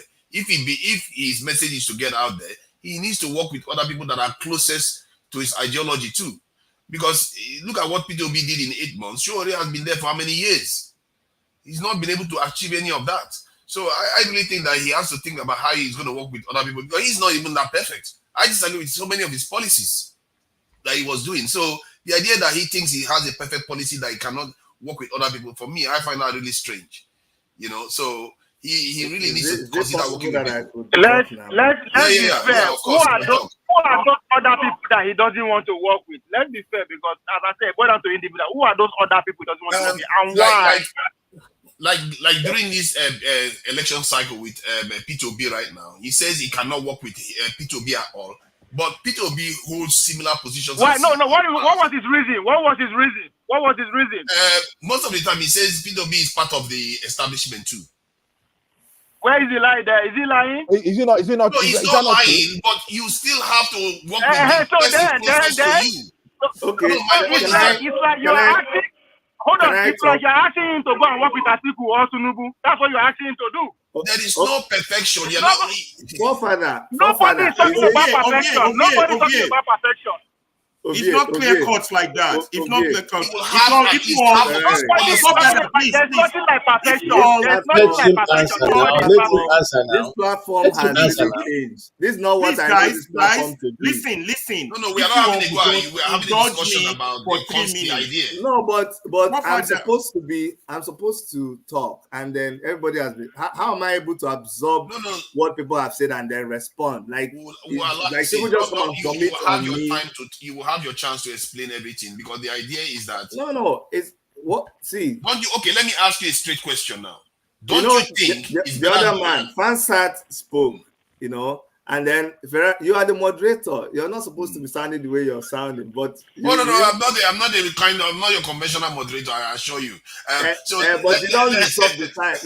You don't monopolize the time. You let. I'm trying to ask you a specific question. I'm not monopolizing. I'm a solo guest. I'm 15 seconds question. 15 seconds question. 15 seconds question. Okay, let me talk. Okay. I just want to ask you a 15-second question. Don't you think it will be beneficial for Showore to get at least 50% of his agenda through than nothing by working with others? Can I speak now? Yes. You see, one thing, and this is it. You say let's not make this a personality thing. Let's not make this about individuals. I try not to do that. You still drag us back to individuals. You see, someone like me, and my brother here, Ukech, knows so well what I've been right from time. I'm not perfect, but I am so almost predictable, and it gets me into trouble. If I say the truth, it's the truth. You see, this lying in bed, not lying in bed, it doesn't mean I cannot bend, but I will still be true to myself. You see, the reason why we are able to discuss like this and even tolerate, if it was pre this election, you wouldn't even let me talk the way I'm talking. But we have gone full circle and experienced the same thing that we stood our guns on, saying, come guys, look, these people are like, we've gone through all that and we've come back. So it's difficult. See, even if we don't win the election, that's fine. But for you to now come and say, just like you said that people understand us and they still say they don't understand us. Like Ovie said, you said, Showore said this man is like this man is like, and they asked you, is it a lie? And you said, no, it's not a lie, but, and see, he has been fighting all these people right from time. IBB, Obasanjo, all of this, he has their dues, he wrote things, they locked him up. And all of a sudden, you tell him to just relax and say that they are good. It's very difficult for him. No. And then, I'm coming, so you see, Ferrari, I'm more inclined to you. The question is, what is the way forward? But when you come to that kind of table, when you come to the table of what is the way forward, you need to accept some truths. Some of these truths are the fact that, look, the place you went to, it was an experiment, fine. It's all gone. It is not about who is superior or who is not superior. You see that Nigerian election that you see us going to? We go there because if we don't go there, they'll say, oh, we didn't participate. It is selection. Let me say something that will let me break your table here. Are you ready to listen to what I'm saying? Listen to it with your quackly your ear very well. In the past election, Labour Party rigged the election in some places because that is what you do in Nigeria. I was a governorship candidate. So it's not possible to have a Nigerian election where they will not rig. So Labour Party will say, or Obedience will say, this is how we are going to run it. But you went into that election knowing what Nigerian election is all about. Now, somebody played, you have to play by the rules. The rules of Nigerian election is that you have to have bribery, extortion, you have to sort out people, you have to distribute money, you have to buy things. Somebody else did it more than you, and they rigged the election and did their own thing like they would normally do it, like we know they would do it. So please stop saying that we don't like to blend with people. we are all okay to blend with people. All we have told you is when you come, you know who we are. We are willing to join. Showore, you think Showore hates P2B, and he fought. Sahara reporters fought until P2B was returned as governor. Did you not hear it? You think Showore hates Jonathan, but Showore fought and insisted that Jonathan should be made the president of Nigeria. And when Jonathan became the president, Jonathan called him to give him a post, and he said no. You people forget that. You see, how can you forget? I get what you are saying, but when you say like that they should know who you are when they come to you, what do you mean? It's like if a party, like let's say Labour Party, wants to come to you and say, let's work together. What do you mean by they should know who you are? Like they should know what the party represents. When P2B was being fought in Labour Party, who supported him with documents to make sure that he won that his presidential nomination in Labour Party? Did you know that Showore played a part? Okay, I agree with that. I'm not disputing that, but when you say, what is your condition for working with people? Agree and you turn around and say we are not cooperative now. No, okay, now then what is your condition for working with people? Can I add, please? Hold on, I'm trying to get somewhere here. Good question. Let me answer this your question. Our condition for working with people is that you and I, the people, must recognize the power we have as the people and stop going to these altars that these people have built and going to bow down for them and telling them that without them we cannot take over our country. That is our condition. Come out from them. Let us join together as the people. We must not tell IBB after what he did in Nigeria that except he's involved, that who told him that except he's involved. We are not going to work with that. Okay, but if you look at it practically, but the message is not getting resolved. Can I ask you, I'm trying to get him somewhere. Please, let me just ask him this last one. Did you get the results? Did you get very close to? Did you get it? You have to. They still played their game. You said Dr. Chide, they just want Showore to use Badue. That's all. You are not doing what you are accusing Passat of doing. Sure, you know that. Yeah, that's about 4 questions. My question doesn't take long. 15 seconds. Your 15 seconds is always 15. I've been watching you here since 15. But I'm asking, okay, you want to ask questions? Let me go. No. I mean, come on, man. I'm trying to get somewhere. Is this not supposed to be? Is it not supposed to be all of us engaging? Some of us are just sitting there. Your professors are complaining. All of you ask incisive questions. Ask questions. Go ahead. But you're doing what Pansat is doing. I'm asking questions. Pansat is talking. Dr.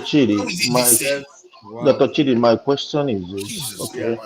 I don't have anything against you for supporting Showore. Everybody have their choice. But being, the person I am at this age, pretty much Showore and I are age mates. And I'm looking at it and I said, okay, since Akeredolu is gone, and the deputy governor took over, I'm kind of seeing a situation whereby there is a vacancy in Ondo State. And I'm just saying, probably you could say hypothetically, is there a possibility that Showore can add to his CV and just try Ondo State? If he does well, believe you me, I will be the number one person. As a matter of fact, I will put my, little resources I have to it. Without cutting you short, let me tell you what you fail to understand. We are not politicians looking for a post. We are activists that had to come into the Nigerian political space because people chided us, challenged us. Remember when we were taking back movement? That's how we started. We were just opposing the system. We were chastising the system. We were trying to be the watchdog of the system. That's what we were doing. They say we too talk. We should come and become part of the thing. Come and follow and contest. We will win on our own terms. We are not, does everybody have to become local government chairman, governor before you become president? Is that how it works? Okay, if I'm not, I'm just asking you. No, Is no, that no, how no. it It's works? not. It's not how it was. But look, Okay, good. take, It doesn't work for that way. instance, Chidi. Listen to me, my Chidi. brother. Listen to me, my brother. Mhm. Everybody, see, everybody has the way they believe. It's all about belief. When you're making a move, you look at yourself and you say, "This is me. This is what I'm capable of doing," and you step into that business. I took a very, very dangerous risk in a business right now. It was so dangerous, and my wife was having sleepless nights, but it was a leap of faith. And guess what? After so much torturing, it's paying me back now. I didn't have to start 1, 2, 3. Honestly, if that is what Shore thinks he can do, then leave it for him. Don't come and tell him he must be this, because that's not the way. That's not the way it works. It doesn't work like that. Okay, let me end my question. Do you know Go that ahead. somebody like what is his name? The guy in Abia State, the guy in Abia State right now, the governor of Abia State, Alex Is Oti. it Alex Alex Oti? Oti now. Alex Alex Oti. Oti, Do yeah. you know if that man comes out in 2027, Mhm. that man might win with what he's doing right now. That's another See, let me fallacy. see, my brother. Let's not all these points you made, they are very valid. Showore could go and become the governor of their state, and he could win, and he could do well. These are don't get me wrong. I'm not saying it should never happen, but I'm trying to tell you that when a man comes and he says, "This is me, this is my beliefs," even if it is not working, just respect him in that way. Shebi time will tell. I wish, you see, people like Tinubu, we underestimated Tinubu, we underrated him. We should have known from time. This man is so crafty. When they were doing nomination for his party, he wasn't a crowd chaser. Other people were chasing crowd. He zeroed in on the delegates and brought them up. And that's what he did. Look, it doesn't bother Tinubu if you're getting 1 million. P2B probably got more votes than Tinubu in this election. But the point we are trying to make to you is that it's not about showing how many. At the end of the day, they won't let you grab it under that system. So telling me that Showore won 10 and the other person bought 1 million, at the end of the day, did you get it? They sent you to court, they bought everything. Now, can I add to this? OVA, I need your backup on this next submission I want to make, because I'm still trying to make that the connection to your point. Now, listen now, guys. Our argument is who has power and who wants to take it. Now, those who have power, they're using it in the wrong direction, and those who don't have power are making noise about the direction with which they use it. That's point one. That's point two. Point three, the process of getting power, according to the Nigerian system, is the graduate system. It is only those who understand the graduate system that has money that can get power. So any activist that comes on stage and talk about trying to get power without understanding the pragmatic reality of what is on ground is completely making a moron of himself. I don't have to use such strong words. Now, that's 3 points. Now, the next point I want to make is that the Nigerian situation we are saying is heading in the wrong direction. We're saying this barbaric politics should not stand. If you're an activist and your position is not that the barbaric politics should not stand, and your sense of reasoning and thinking is not how to change that barbaric politics, then you're not really an activist. So you can have all the principle in this world, you understand, and claim to the people that you have principle, but if the system in place is still that barbaric bad way, then you don't know what you're doing in relation to getting a solution. Now, here we go. Now, I divide Nigeria into 100. I say 90% of Nigerians don't know what the hell is going on. They just follow. You can disagree with me on the numbers, but that's not the issue. Follow me here. I say 2%, 10% of Nigerians are enlightened in either the politics of Gbajue or not Gbajue. Now, out of that 10%, 2% are for the politics of the right direction, not the barbaric money politics or whatever we are playing from 1999. Then the other 8% are in total support of the politics we are playing since 1999, which is a pseudo-democracy, which is not real democracy. We can argue about the word. Now, the key issue to change from my own perspective is that these 2% that wants to practice the right form of politics has to convince that other 8%, however they do it, they got to get at least 4 out of that 8. Don't interrupt me, guys. Let me finish. They have to get at least 4 on their side. So they would be 6%. Now, if they are 6% out of that 10, the 6% would be able to critically move the country in a different direction. Now, listen, Ovie made a submission like 2 or 3 days ago or a week ago that critically connects with my argument to change. Now, before I touch on Ovie's comment, the likes of Pat Utomi, Obi, and Showore, Utomi, particularly in his last interview, are now beginning to regret that what they affirmed together was a mess from his last interview. They should have known this since 1999, that what we had was not a democracy, but a permanent coup d'etat. A permanent coup d'etat by the ruling elite against the masses. So, Ovie, in his submission, now connect the key point for anybody who desires change. Those who have power, who are they? And Ovie can continue from there and he can answer it. Who are the people who have power during the Babangida era and Abacha era? Who are the people who have power now? That is the key to the connection. Once you know the people who have power, then you know who you target. Not target as in oppose, who you talk to, who you compromise, who you convince, who I thought this is a discussion. Let Ovie touch before you KJ, let Ovie touch on that.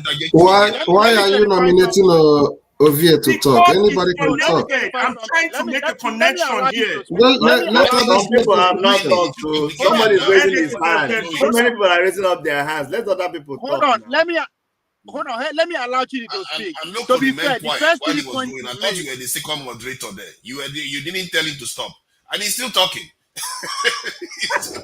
See, the first 3 points he made. Wait, I'm second monitor. I'm just a chief observer. No, you're not a good observer. You're not an objective one. You're there just picking on me, and you need to stop that actually, because I'm supposed this is supposed to be an interview section anyway. So maybe I should get people out and actually ask the person that we are treating as the guest right now the critical question why they are refusing to work with the Labour Party at all. Well, as far as I'm concerned, we don't have any guests here. Everybody has to make a Everybody's a panelist. There's no guest. You want to change topics? Why are you always trying confusion? Come, you have been talking for 5 minutes. Nobody makes any detail of what you're saying. Let my brother talk. Okay, unmute yourself and talk now. You know, Dr. Chidi, I'm not good at shouting. I mean, sometimes so I just sit down and allow them. Exactly, my brother. But guys, let Ovie finish now. Let's okay. I think we have to make it succinct now. We don't want to be going too long. Ovie, go say your piece. KJ will say his piece. Okalala will say his piece because they've been raising their hands. Please, let's consider other people. What about me? I think it's. You are not going to have any today. Fathers, what about me? You no, you all can have a seat. But those three go first. Yeah. Please go ahead. Okay. Anybody? This is beef. This is Can beef. you guys? Can you guys hear me? Yeah. Go ahead. Can you guys hear me? Loud and clear. Can you guys hear me? You can't hear us. That's the problem. I will allow Chidi because this question was directed to him. But I think the first 3 points that Ferreira make, to be fair to Showore, that is what Showore is preaching. I use the word preaching because I personally don't believe it. I don't trust Showore based on where he is coming from. And I think I've asked him on 2 occasions. That's a different conversation. But those 3 points in regard to what is going on with the system, that's what Showore is practicing, right? And I think the why it's not getting the kind of support and people refuse to see the way you are seeing it is because there's this animosity towards him that, oh, they made it believe that 9 day use commot good luck and so on and so on. So that's why people are having difficulty in trusting him. That people also the thing that is accusing Obi of that being part of the system, those people who don't support him are also accusing him of that too. So yes, I totally agree with you. For me to start going to breaking down how the power system works, that will take time. But let me allow Chidi to go. Then when it comes to my time proper, I will now make that point that you are asking me to make, Ferrara, just to be fair to other people. And KJ wanted to make a comment so that he can take all of them. KJ, please go ahead. Yeah. Thank you so much, Dr. Chidi. Thank you also for being on this panel today. We have come a long way. So Chidi has been in the struggle for as long as I can remember. So he's not a newcomer into this thing, you know. I don't know if some of you know that he has also contested for the governorship of his state, and the power that would be obviously rigged him out. Anyway, here is what I'm going to say concerning all we have been discussing, and I totally agree with Dr. Chidi where he stands. If you want to change a system, you don't begin to collaborate with those who have destroyed it. That has always been the reason why I hold back my support. Of course, those of you on this panel know that I'm not one of those Obi fans, you know, and I've stated my reason quite early. I said it clearly, you know, and it's not because, he is. Can you hear me? No, I'm talking to Alaba. Alaba, okay. Not eating on the platform. It's not because he is not capable, but because he seemed to be dancing, you know, with 2 different legs. You know, he seemed to be dancing both sides. All right, that may not be, you know, totally clear to everybody. And I also have my qualms with Showore, who I have followed for a long time. And I said on this panel many times when some people try to criticize him, and I said this: for you to be a freedom fighter of that magnitude and live amongst your enemy, okay, and survive this long, you have to have certain elements in you that does not care what happens to you tomorrow. And those people who come on this, who are in that character, they are not always what you think they should be. You understand? They're not always thinking the way you are thinking, because their own thinking is totally different. They are living the risk every day. Anything can happen to any of them any day. And so I give my cap, doff my cap for such people. I don't take them for granted. Having said that, this is what I would have thought that members of the panel will be talking to Dr. Chidi, who is also one of Shore's right-hand men, to see a way they can collaborate with other people. You see, they coming to America, I realize that whether you're a Democrat or Republican, there's a place where you all meet and, deals are struck so that the government can move forward. Now, if we are able to get to that point where the people from Shore's side and the people from Obi's side can struck an agreement, okay, if not for anything, for the purpose of wrestling power out of the hands of these bourgeois who have continuously kept us where we have been all this while, that will be welcome. That will be totally welcome. But to say that maybe Shore should bring his own movement and then be, join with Labour Party, it may not work that way, because both of them don't have the same idea. They don't run on the same platform. And you see, some people, I'll give you a clear example. You see, if it was Shore who had the opportunity that Obi had, he wouldn't say, you retire to your house, I will go to court. He'd probably take a different direction. Okay, and that is what we're talking about here. Nobody, nowhere in the world that I've read that power was struggled and taken out of the bourgeois just by merely speaking about it on the pages of newspaper or talking about it on TV. It doesn't happen that way, because your slave masters will never give you back your power except you go for it. And that's where I stand. And like I said, I know Chidi, and I know how far he has come. Maybe today, water begin be taught his back. So thank you. We know you're not an Obi supporter, so let's Okalala speak. Thank you. That's where I stand, and I think I'm on that. I'm next after Okalala. Yeah, Okalala, please go ahead. Oh, thank you. Thank you. Nice seeing you, Dr. Chidi. I've never seen you around before. But Thank it's you. sometimes I come in here and A fake guy, it it's is a fake just guy. it is just a mini a microscopic view of why Nigeria doesn't work. It's we should be able to organize this thing. One person speaks. It's just a matter of politeness and discipline. Let him finish and let him say I've finished, and then the other person carries on. But if 10 people cannot control themselves and you want 200 million people to fall in line, it's I think we should start asking ourselves a little question. But anyway, I just have a question here for Dr. Chidi. I think what you're saying is there is a corrupt system that you want to change, and then you believe that you shouldn't be part of that corrupt system to be able to change it. Is that what you're saying? Yes or no, please? Oh, you want me to take your own differently? No, no, no, no. I just want a yes or no answer so I can get the conversation between you and Ferreira. I mean, so please give me a yes or no answer from what I asked you. What's your question again? Right. You are saying what you're trying to imply by why you cannot work with the other parties is because they are part of a corrupt system.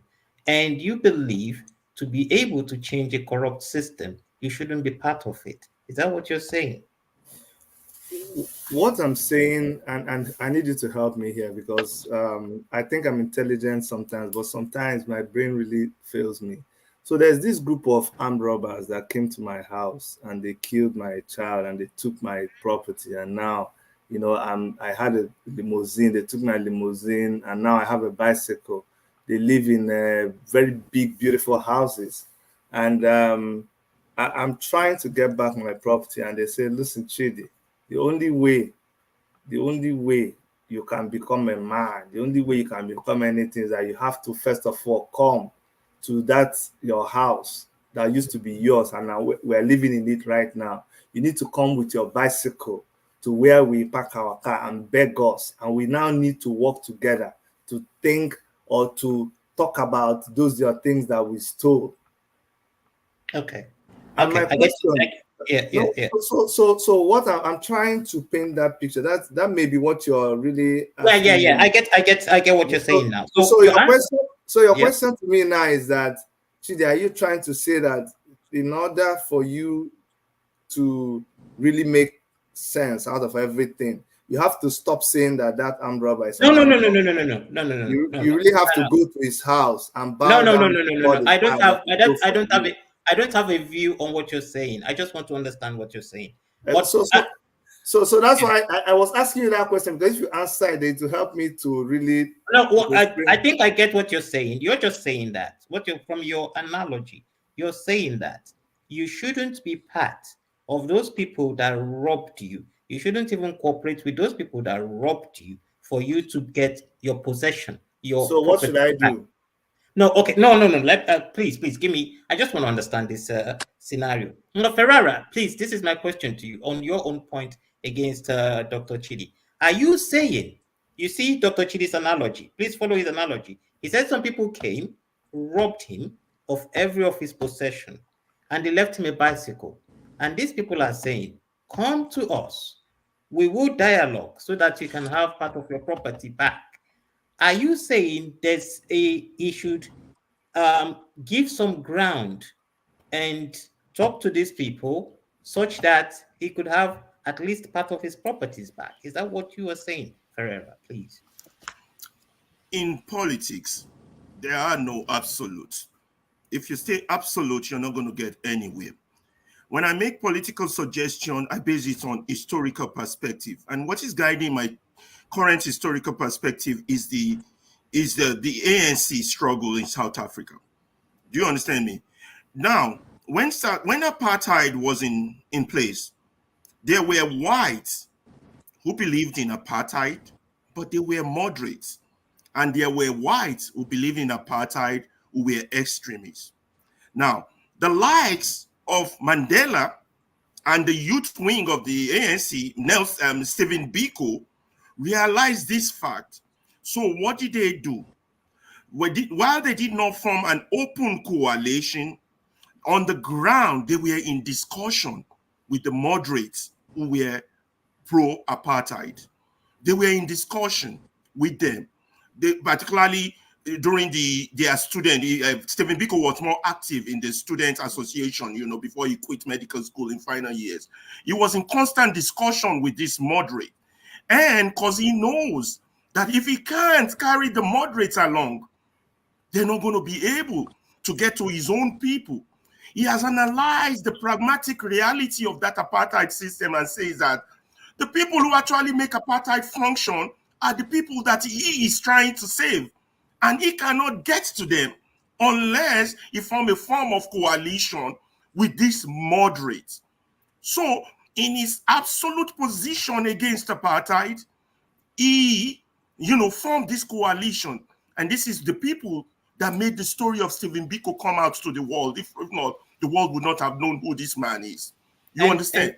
Please, I'll add to what you've just said, which is very true. This is where the likes of Walter Sisulu came in. Because I still remember reading a book about Mandela when he said, when he walked into the office of Walter Sisulu, he couldn't believe in those days of apartheid that a black man had a magnificent office like Walter Sisulu. And this was because he was dealing with the moderate whites while still fighting on the part of the ANC. So, Dr. Chidi, coming to what Ferreira is saying, don't you see any sense in it?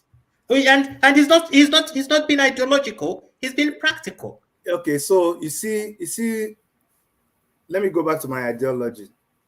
Usually, when these thieves come and steal your thing, if you notice, they are a band of thieves. They're a band of armed robbers.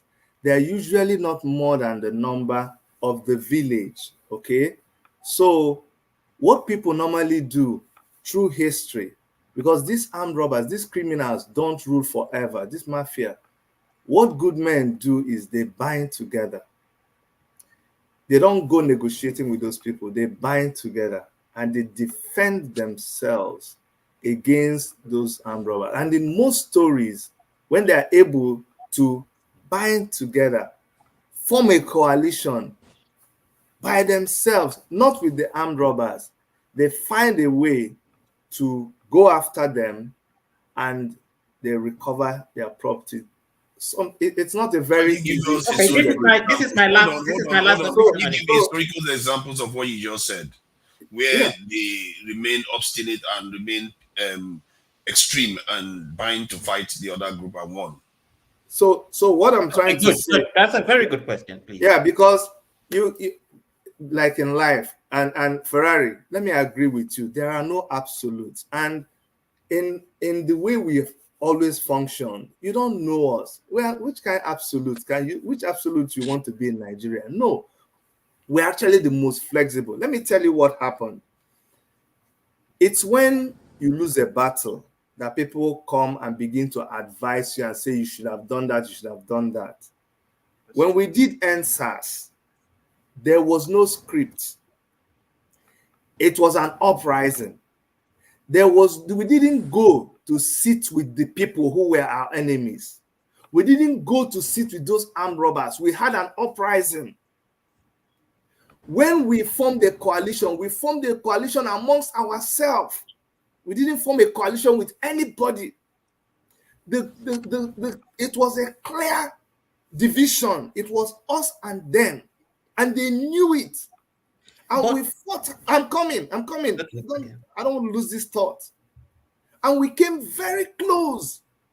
You can never tell me that the NSAS was a mistake, because we never had time to negotiate with anybody. It was not scripted. Everybody was acting based on their feeling, and that was real.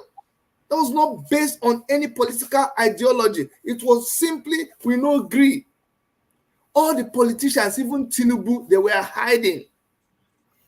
But it was just by a stroke of fate. The things that happened. Had NSAS continued beyond the 20th of October, we would have been telling a different story.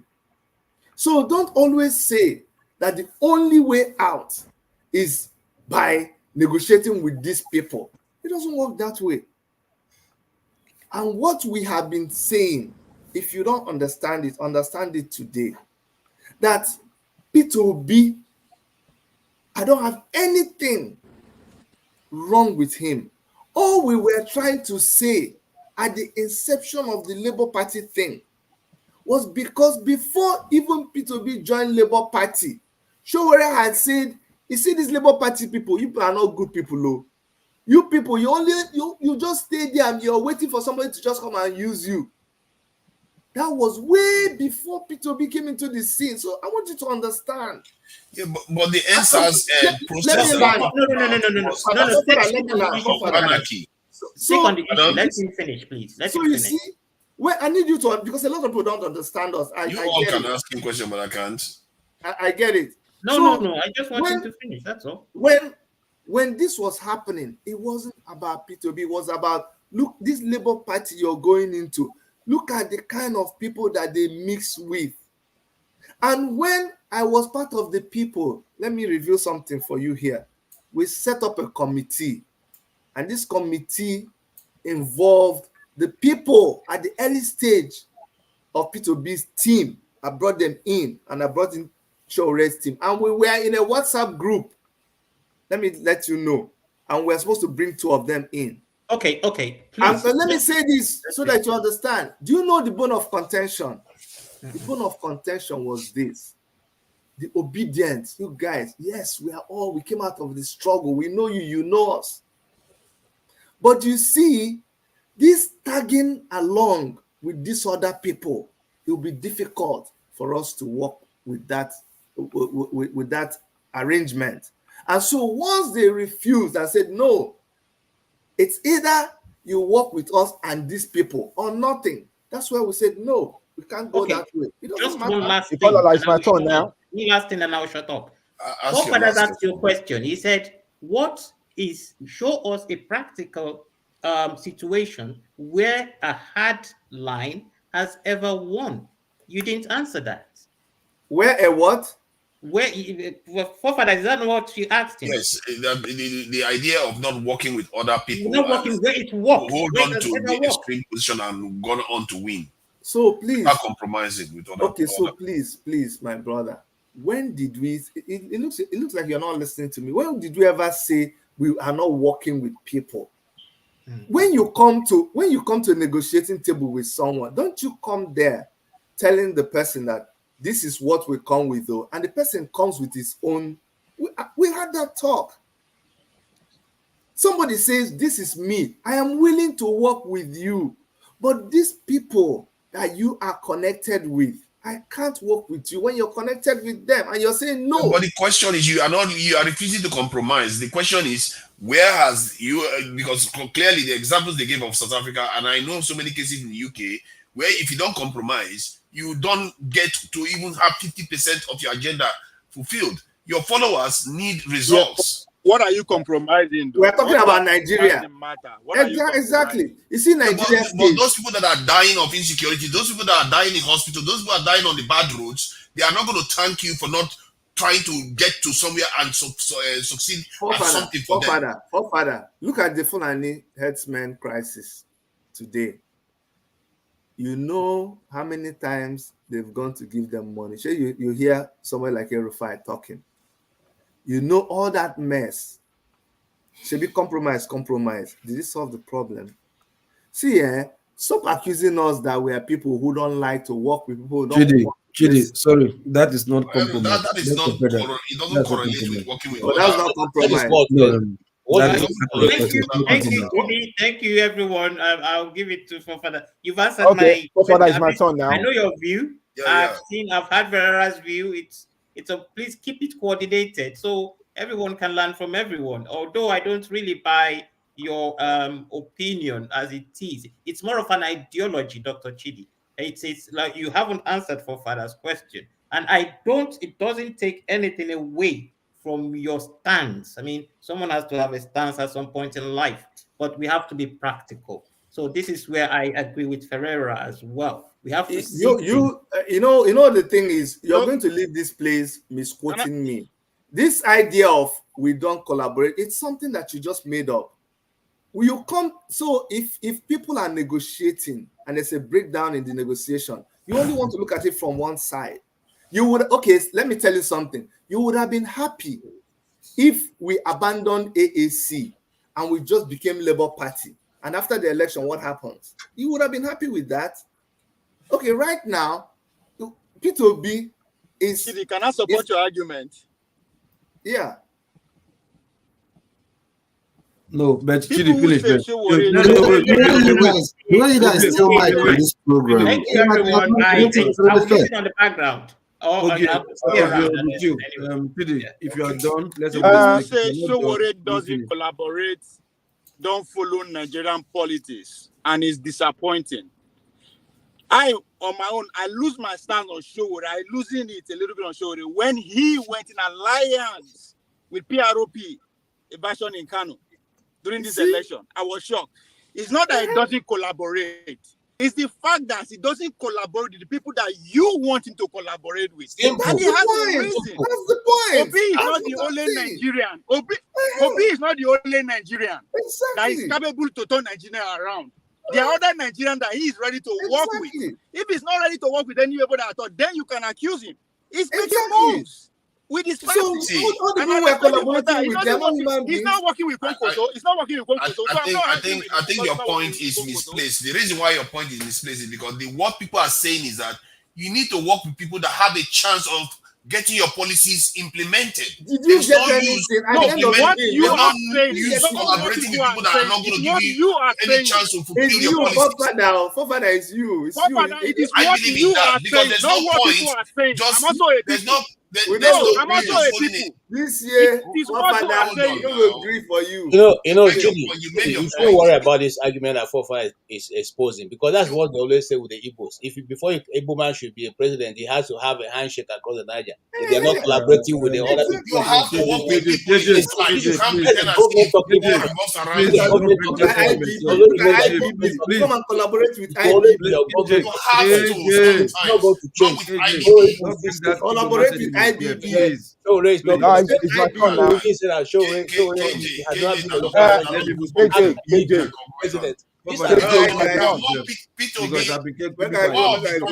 know, Dr. Chidi, don't go yet. Don't go yet. Don't bring that. Dr. Chidi, it's my turn now. Let me just ask a question, please. The conversation has been going on well, and they've not talking about Igbo or whatever. Please, so Chidi, don't bring any Igbo issue here, please. Right? Please. I don't want to scatter this panel. Everybody will be having the same argument since or push their idea. Don't bring anything Igbo man here, please. Excuse me, it's my choice. It's my No. Trust me.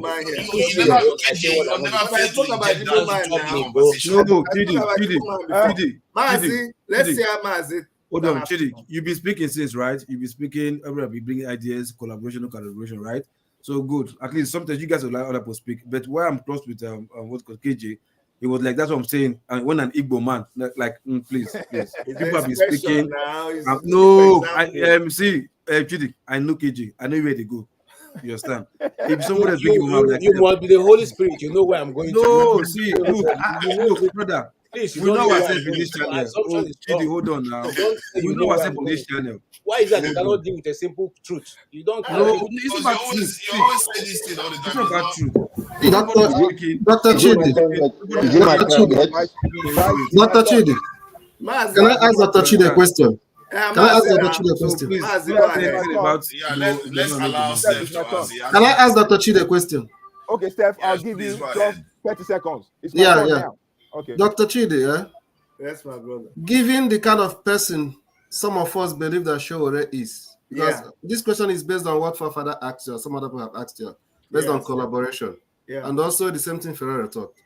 Given the kind of person Nigerians believe Showore to be, do you think that it's Showore?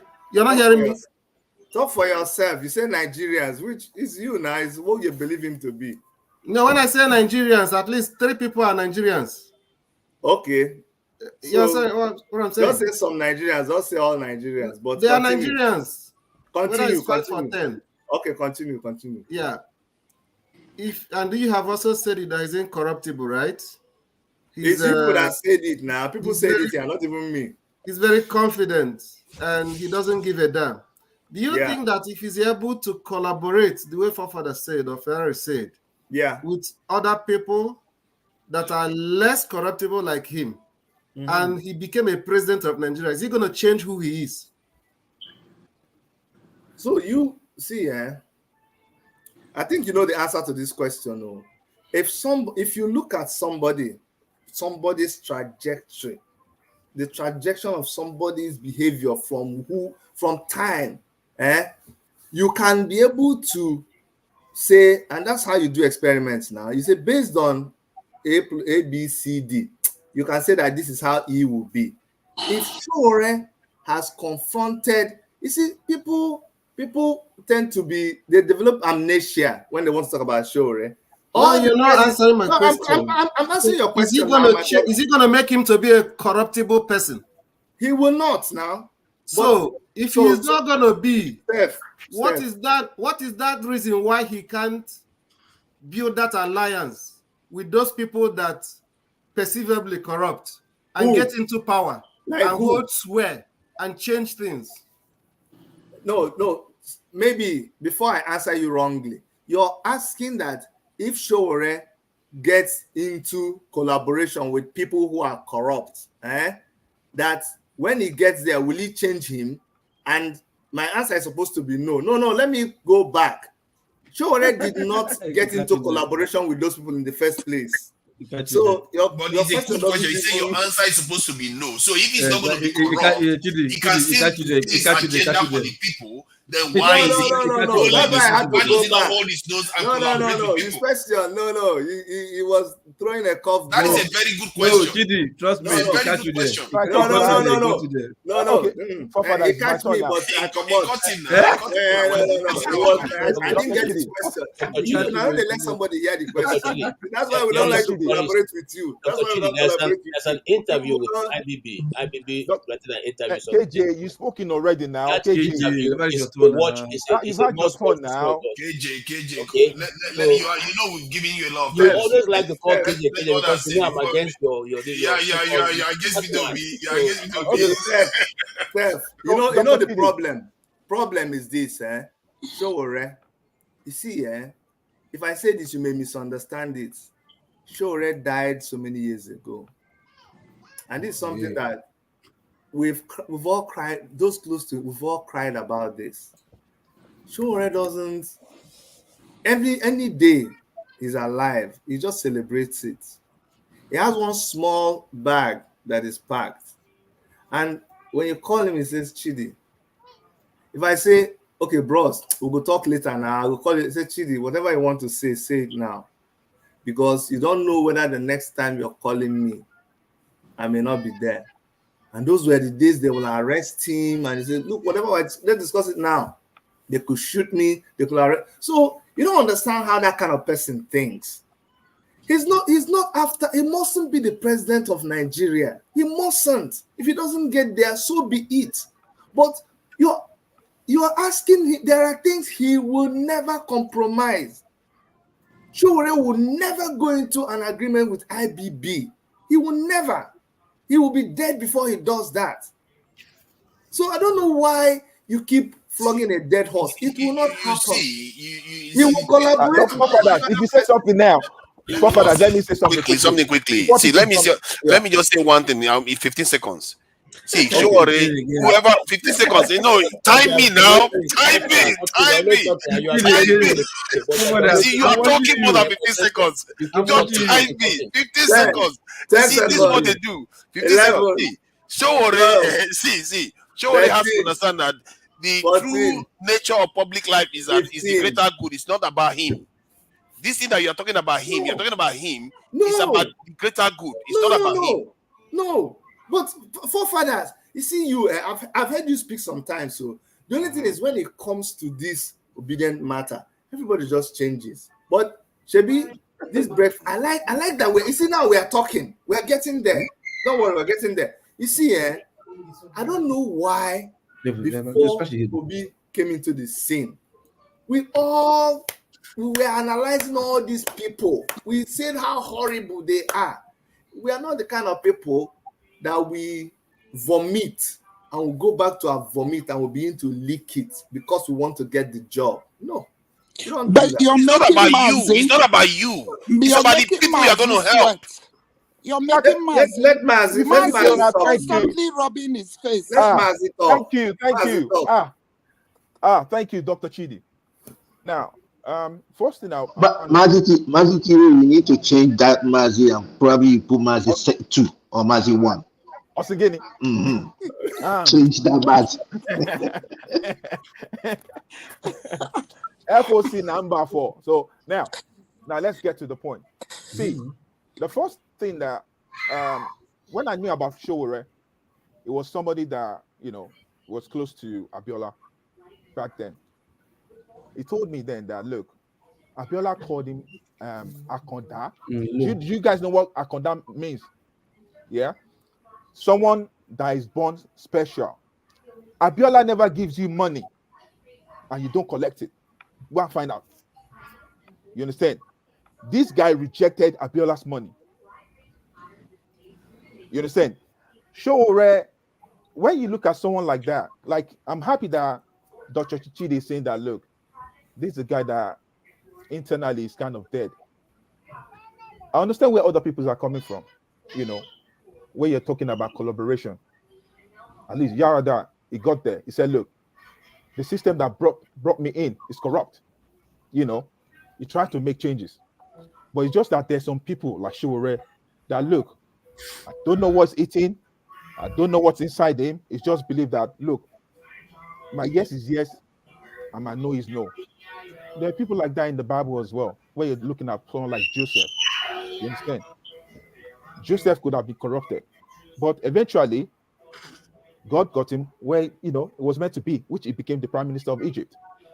So someone like Showore, it's not that maybe he's not trying to collaborate with people, but if he sees that your hand is is dirty, is with blood and stuff like that, he would not gel. He would not want to go with that. He has his own conscience. One thing that I notice is that look, majority of Nigerians here, their conscience is dead. They always go for the juicy part, and that's the way things are. Now, way forward. What's the way forward? One suggestion I'm just going to make to you, Dr. Chidi, is that look, there's something about information, and there's something about when you have a TV station. That's the first thing you guys should be working towards to. How you can move your information to the rural areas. Let people know what you stand for. You understand? When people started hearing a lot about this guy, I'm telling you, people will move. They will gel with him. But a lot of people don't know about. They always, when they hear Showore, it's about trouble. He wants to turn Nigeria upside down. Revolution. Exactly. Your information needs to go further. I'm not talking about all this internet information. Internet information does its own things as well. Fine. But look, the rural people, there are some people that their heart is still pure. I'm surprised. This is my first time I've seen you, Dr. Chidi. I would like to you. And if someone like you could not be the governor of a state, tell me the person that is there, is he better than you? There are some people that you will give money and they'll still go with their conscience. So it's high time you start. Look, if you look at Trump today, Trump got that. If I know you'll back me up on this. Look, a lot of people sponsored Trump. Those money being sponsored is used for broadcasting 24/7, Fox News, here and there. People, when you open the TV in the state, it's Trump. In the hotel, it's Trump. If you have something like that, invest. You need to invest and you need money. With Nigeria, without money, no way. I'm not talking about bribing people now. I'm talking about getting your information forward. Why do you think so? TVCs, Tinubu has TVC? Is to get the information forward. There are some people out there that they need to hear about this guy and project him out there. And look, by God's grace, he will be president and Nigeria will turn around for good. Thank you. I'm out. Thank you. Let me respond to what you have just said. You see, let me remind people again. That, and some people have a big issue against what I'm going to say. We did not start up as a political party. Nigeria was going on. We were tired of what was going on in Nigeria, and we started the Take It Back movement to just take power back to the people and give it to whoever wants to be. It's almost like we entered into politics by accident. Me that went to run for governor in Enugu State. You think I just went and gathered my money and said, Chidi, you don't land. Now I'm going to run for governor. No. Let me give you a little secret here. It was when they push us, this kind of suggestions that people are suggesting, do you think you will not make anything? Because once politics start, nobody will hear you. But if there is somebody as a candidate, then when they are doing debates, you will be able to debate. We took that advice. And we now started pushing Showore. We were looking for a party to put him so that we can make him presidential. So that collaboration you're talking about, listen, we went round all the parties, PDP, all of them, to try, because now we are trying to blend. They say we are too stubborn. Say, okay, let's listen to the people. That was what we decided with Dr. Malcolm and all Fabi and all of that. We came to these people and they sat us down. That is what opened our eyes to see. A lot of you don't understand Nigeria politics, so they will sit you down and they will give you the rules and regulations. They will give you lists, like when you're going to marry a woman now. When you see that list, oh boy, you will understand the shit that you're inside. That was what scared. We're like, is this what is going on? There's no way we can be part of this. We can't. We can't go and soil our hand in blood. Because you want to negotiate with somebody and say, Chidi, we'll give you this power, but we need to kill somebody. Well, it's okay. And they say, for the sake of the people, let me just follow and kill. Because if I kill, then I become the president, then I'll save the people. It doesn't work with us like that. We couldn't handle it. And we said the only way to do this, the only way to do this was to form our own party so that we can tell this story, show the people what we're talking about. But it didn't say you need to kill anybody before you can join political parties. Because some of the things you're insinuating here, you have to substantiate it. Let me quickly round up. Dr. Forefather. You see, if somebody just told you that I ran for governorship of my state, what you don't know, you don't know. So don't even go there. Under which party? No, then tell us. People don't know. That's under which party? My whole point. Tell us instead of insinuating stuff. Under which party do you run? I run under. Are you saying I don't know what you meant when you said if there's giving impossible things that you don't want? Who then told you to kill somebody under ANC? So listen. Yeah, exactly. That's what we want to know. Have APC asked you to kill somebody? PDP asked you to kill somebody? When you ask questions, you see KJ here. KJ here is not, and that's why me and him will go. KJ has not done the kind of journalism that you people see on the surface. This guy has to go underground because of the kind of work that he does. What he has seen with his eyes. If he begins to talk about it, then you will understand. See, this thing we are glossing over. When you hear what the owners of Nigeria, if you see what they do, if somebody comes to tell you about collaboration, you will look at that person again. You don't understand. You're telling me somebody tells you to kill somebody. Do you know they bury cows? You know how many cows they've buried in that our what do they call that place in Abuja? Do you know when Abacha? Do you know things? Do you know things that IBB burying cows? I know about burying cows, but what you are saying, it was a specific stuff about if they ask you to kill people because you want to join the Forefather, let me add to that in his support. Listen. I'm not trying to sell a book, but what he's saying, he's not saying they kill. They might have killed. Even I have not read the book, but my uncle wrote a book, Salvagery in Politics. It describes partially what this man is talking about. You might not know my uncle, but my uncle Ferrari. I'm not partially anything. They kill people in Nigerian politics. Yeah. So I'm just giving you support. I'm on your side. That I don't know if they kill people, but I'm saying go and read that book, Salvagery. No, to be fair, that is not entirely surprising that people get killed because of politics. So but no, to there's join a political party difference that to make people it a get condition. killed because of politics. That when you want to contest, they tell you. Let me end I on this. have a Not that you don't do a question. pushback to what he's I have saying. a I'm just question. throwing that in as The pattern evidence. you guys are using here is the one for the night shift. It's So, not the day shift you guys are doing. This is my final statement, are and I'll saying keep this. quiet. Okay, please, Chidi, let Dr. Chidi, if your man hasn't said anything. My final submission. Please. But You look see, at Dr. Chidi, just hold on, please. The lady hasn't said anything, and ladies do have priority. Please go ahead, Informer. Thank you. Well, look at the states. Look at the states. Look what's happening. When you say something that is not what they want to hear, those that be, what happens? They're threatening judges, Supreme Court justices. Is it not politics?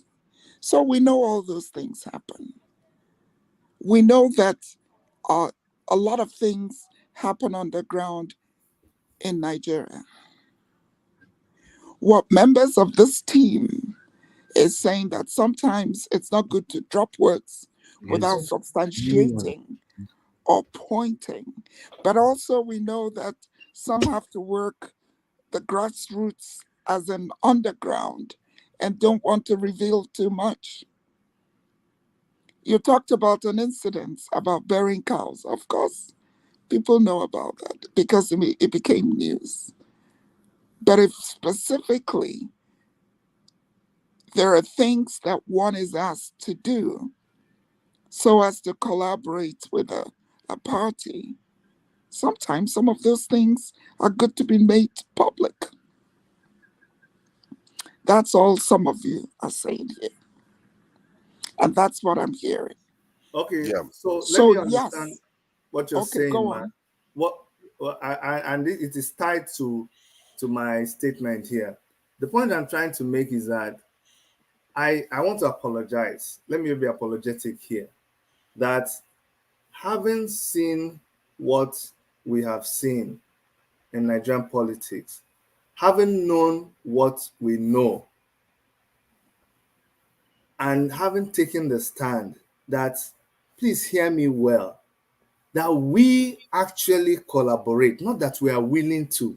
We collaborate with people whose ideology is in sync, and not just ideology, our way of thinking, which is like ideology too. We collaborate with them, and we are not willing to collaborate in the manner that people expect us to collaborate with the people who we have identified to belong to a certain class and to be the mastermind and the architects of what is still happening to us. It is difficult, and we are not about to change that. So if that makes anybody categorize us as stubborn, unbending, so be it.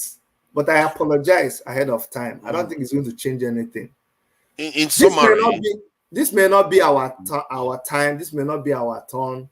Tomorrow, if that kind of stand, because he wins in some places. No, the guy that left said I didn't answer Forefather's question. Where has taken a stand like that won? It won in NSAS.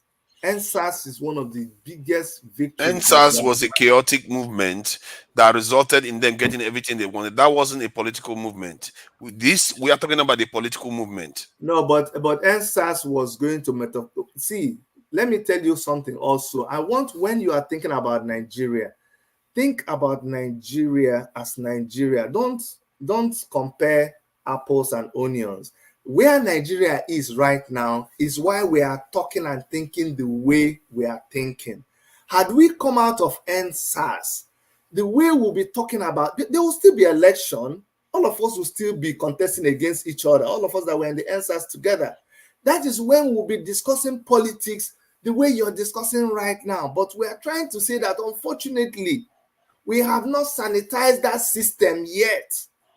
So the mood we're in, we are not ready for the mode you were wanting us to be in. We cannot. It is selection. Nothing will come out of it. My problem is that when I hear the policies. I read the manifesto of the Shore Party, and they seem to still be in a kind of pressure group or NGO mode. Opposition, not opposition party, even like NGO mode, instead of being in a kind of you want to take over the state mode. No, you don't see that. You know why, in the Father? Let me school you on that.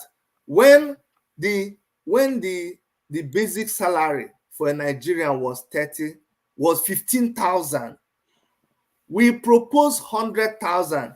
People looked at our manifesto and said, these guys are so unrealistic. When government is just trying to raise it to 30,000, Showore said 100,000. Today, you can't even be talking of 100,000. When you read our manifesto and you saw Showore saying, do you know that we could have just invested in Mariana? They say, Showore they smoke Igbo. Now Mariana is $1 billion thing. So that's, yes, it looks like we're joking. It always looks like we're joking. The criticism of Showore was based on the information at the time. He didn't, if there been, he qualified it in the document that, petrol price will go up, so you have to increase the price, the minimum wage to 100,000. We'll say it's genius. But he didn't do that.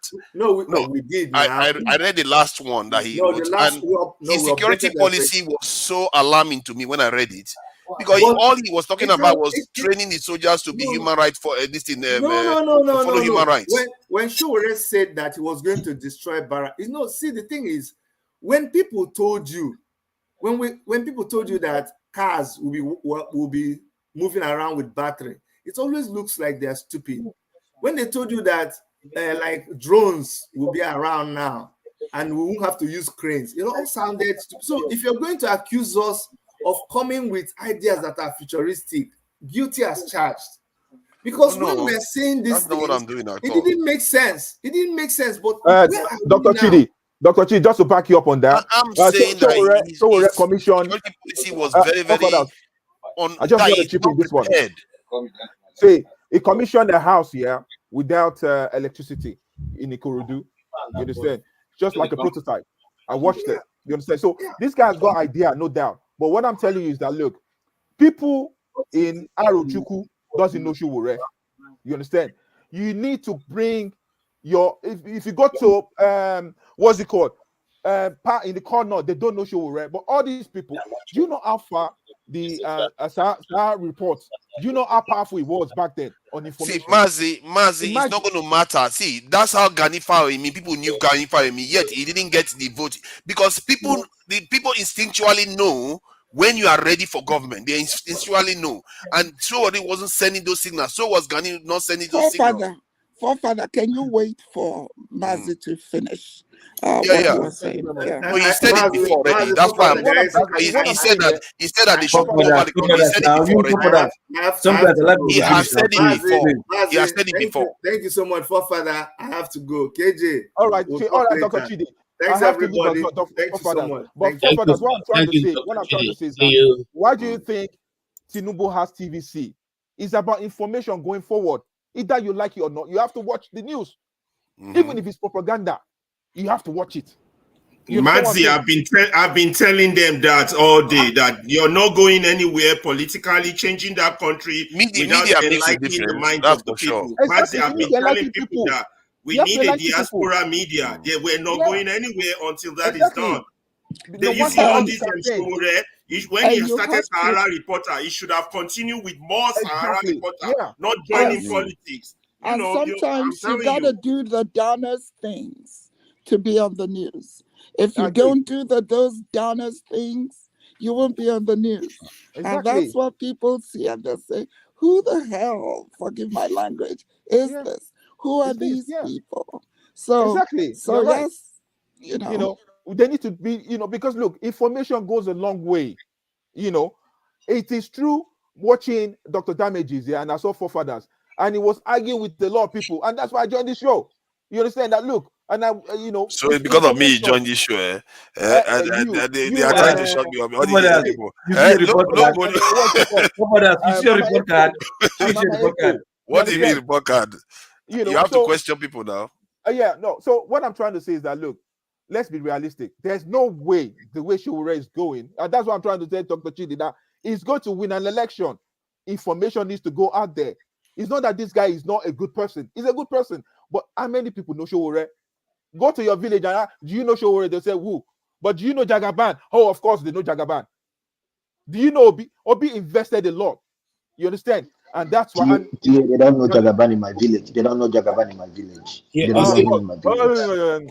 No, but I get his point. I think if more people see Showore in the context of Nigeria, they'll probably appreciate him more.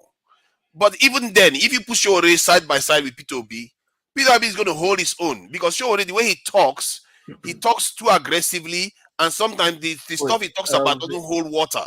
Peter Obi will eclipse him still. Let me ask one question, right? I wanted to ask you one question for a level. Like, okay, now, Showore has been doing all this fantastic job. Yeah, he tried. I won't lie. Yeah, I mean, sometimes you have to be. Speaking? Who's speaking? Loco is hiding in the background. Put your head now. It's right there. Now I see you. Okay. No problem. Is the Rasta guy? So, like what I'm saying, like, yeah, he can be arrogant, right? Which people might not really be down with, you understand? But I won't blame him for his arrogancy. Is the situation which he finds himself. The country is them too corrupt for not somebody not to be arrogant. You understand? That's why even this chant will not agree became something, because it's everybody who's angry that will be saying, yeah, we die here, we not agree for anybody. You understand? So, but regardless, him per se, he been able to garner this, supporters, followers. The question I wanted to ask was the guy, Chidi, is how come when Obi just came, it just looked like there was a whirlwind that just moved everybody, every youth from him, and just followed Obi. You understand? Because I've seen that in Nigerian election, they take it as if is like a premiership. Nobody wants to lose. You understand? People are even afraid to even support show with like this one go win. I'm not gonna waste my vote with this guy. I beg this guy safe. So it was like just like a mass movement. Like it was just one virus that just swap everybody off their feet from Showore straight to what's it called Obi. And it wasn't like they were joining Limbo movement. But I think what Obi was saying, it wasn't arrogant per se. It was just hitting the note, which is kind of, for what kind of, okay, sorry, I want to use the bad word, but kind of his voice, you understand? Low talking voice, but it was just hitting the head. We'll do this production because trust me, if there's 247 lights in Nigeria, manufacturing will be at 90%, if not more than, you understand? So like it was just written the right here. While Showore was just telling people, by now we are supposed to be doing this, by now we would have gotten this, by now we have gotten that, which is very good. But there was something wrong for everybody to just leave him at that point in time to just follow Obi. So that's what I wanted to ask him. What does he think was the cause of that? Well, I can tell you. I just want to say, forefathers all on the panel, thank you very much. I'm leaving, and thank you for coming in here. Thank you. Jonaba, I'll be watching your comment later. Yeah, thanks. Yeah, I think the first election, yeah, he tried to have that momentum, but this second election is like nobody even giving me a chance at all. But you know what happened. And remind you, they accused him in his party of embezzlement of I think exactly. That's what people don't notice. He has eternal fight with his party with public funds, funds that were donated from him from diaspora, that he cornered it, that he didn't want to release for anybody. We just hold him to himself and this and that, and that made his own party work against him. So there was something about him that is not really, like, it's just out there, something you can't hold, but it's just even his own party was fighting him at a point. His own party was fighting him. To be fair to him, I continue to that accusation. He was in jail. Now, he was in jail for 5 years. This is what happened. What happened is for the second election. The big guys do in Nigerian politics. They raise some miscreants in your party, and they use those people to fight you. They raise up all kinds of allegations. They go to court against you. They keep you busy, so you are not able to concentrate on what you're doing. To be fair to him, he was in jail and he was returned to Abuja. There's no way he can campaign outside Abuja for 4 years leading to the election. So there's no way he can put more than Mandela was in jail for 27 years and he came out and won the election. Let's not make that kind of excuse. He came out to campaign. That is it. Showore could not campaign beyond Abuja. Mandela didn't have to campaign to even win. Yeah. So that wouldn't have changed. That wouldn't have changed anything. It wouldn't. It wouldn't. It wouldn't. Showore compared himself to Mandela now. Yeah. It wouldn't have changed. What I'm It wouldn't saying is have that he didn't changed do well anything. in this election because it was restricted to Abuja leading to the election. No, He did not leave no, Abuja. no. Can you Google it? In 2019, he was going around the world. He was flying around the world. 2019. Come on, man. Let's be fair to him. In this election, it was only in Father, Abuja. can somebody So how do you compare that sometime? At least he should have won in Abuja now. Yeah, it's true. Actually, Jonaba, you've not said anything. Let's allow Jonaba to come in. So, can people please, you people, just 30 seconds, just say something. You guys are troubling me. See what Loco was saying. What I was thinking was that P2B came out from PDP without anybody backing him from PDP. He didn't take all PDP members with him. He was empty then. Showore could have come with his infrastructure and his people, went into work with this in P2B, and they would have been in charge right now. But he was busy holding in his nose and staying away from P2B. I really don't subscribe to that. How Obi gathered that car from the scratch without any help? Because he had his base. He had the base already. We Showore never did. Which base? Which is the southeast. P2B had the southeastern base. Don't compare it. No, sir. No, P2B had no crowd. P2B had tenure and leadership skills that he showed during his administration. Yeah. And everyone knew. I'll give him that. And everyone knew he didn't touch a dime. And everyone knew he left money. Even when they were saying he chopped money, he ignored them. And when he started with that slogan is, you can verify. And then told the general population that this is the amount of money Exactly. that the federal government that was sends a key to your point. Why did Showore government. not work with somebody like that? It was hitting the right notes, like I said. When he said that, you would have thought, even Rudy, he's my in-law, he's married to my aunt. I would like text, I said, I don't know what you people are doing. But I stayed away because we don't live there. We can only tell people vote accordingly. Don't ask me for a dime if you don't go out and vote correctly. And that's what we need to be doing. Rudy, welcome back. Thank you. Dr. Rudolph, I have to say this. Thank you for coming back. This I wanted to listen to Jonaba. I've been waiting here to hear what he has to say. Because I mean, people should be given the room. It's have your say. It's have your say for the sake of Christ. Give people. Forefathers took up moderation so that he can run the show. He was asking for 30 seconds. He'll go on for 3 minutes. Please, we need a way. Forefathers didn't do nothing wrong today, please. Don't mind him. He just didn't do nothing wrong today. What is wrong with you? Just maligning my good reputation. What is wrong with you? I mean, you know, allowing. Oh, just this kind of attitude. It's not helpful. All right, I just wanted to come in and once again apologize for our guest not showing up. It's due to circumstances beyond her control. We announced the new date that she will come back. The good news is that on Sunday or probably Saturday, I'll confirm this on Wednesday, the Labour Party chairman will join us. So those who have been looking for who to talk to about what happened in the election, you have the Labour Party chairman joining us. I will announce a particular day. He's going to check his calendar by Wednesday and let me know whether it will be on Saturday or on Sunday. I like politicians. Sorry, which of the chairman? Is it? Wait. Is it? Hold on now, Oje. Is it Apapa? Is he a papa or that's a good one. Which one? Is he a papa? It's a Bude. Look, she has the meeting with one eye. She has the meeting with one eye. And the meeting with one eye. All right. So, unfortunately, I'm still under the weather a little bit, so I will leave you guys to continue your conversation, and I will see you on Saturday. I told you to move to Texas where you can enjoy weather. You want to stay there and die like that? Ogo, what are you insinuating? What are you telling my in-law? What did you just say? You want me to fight? Oh, you mean John Abba?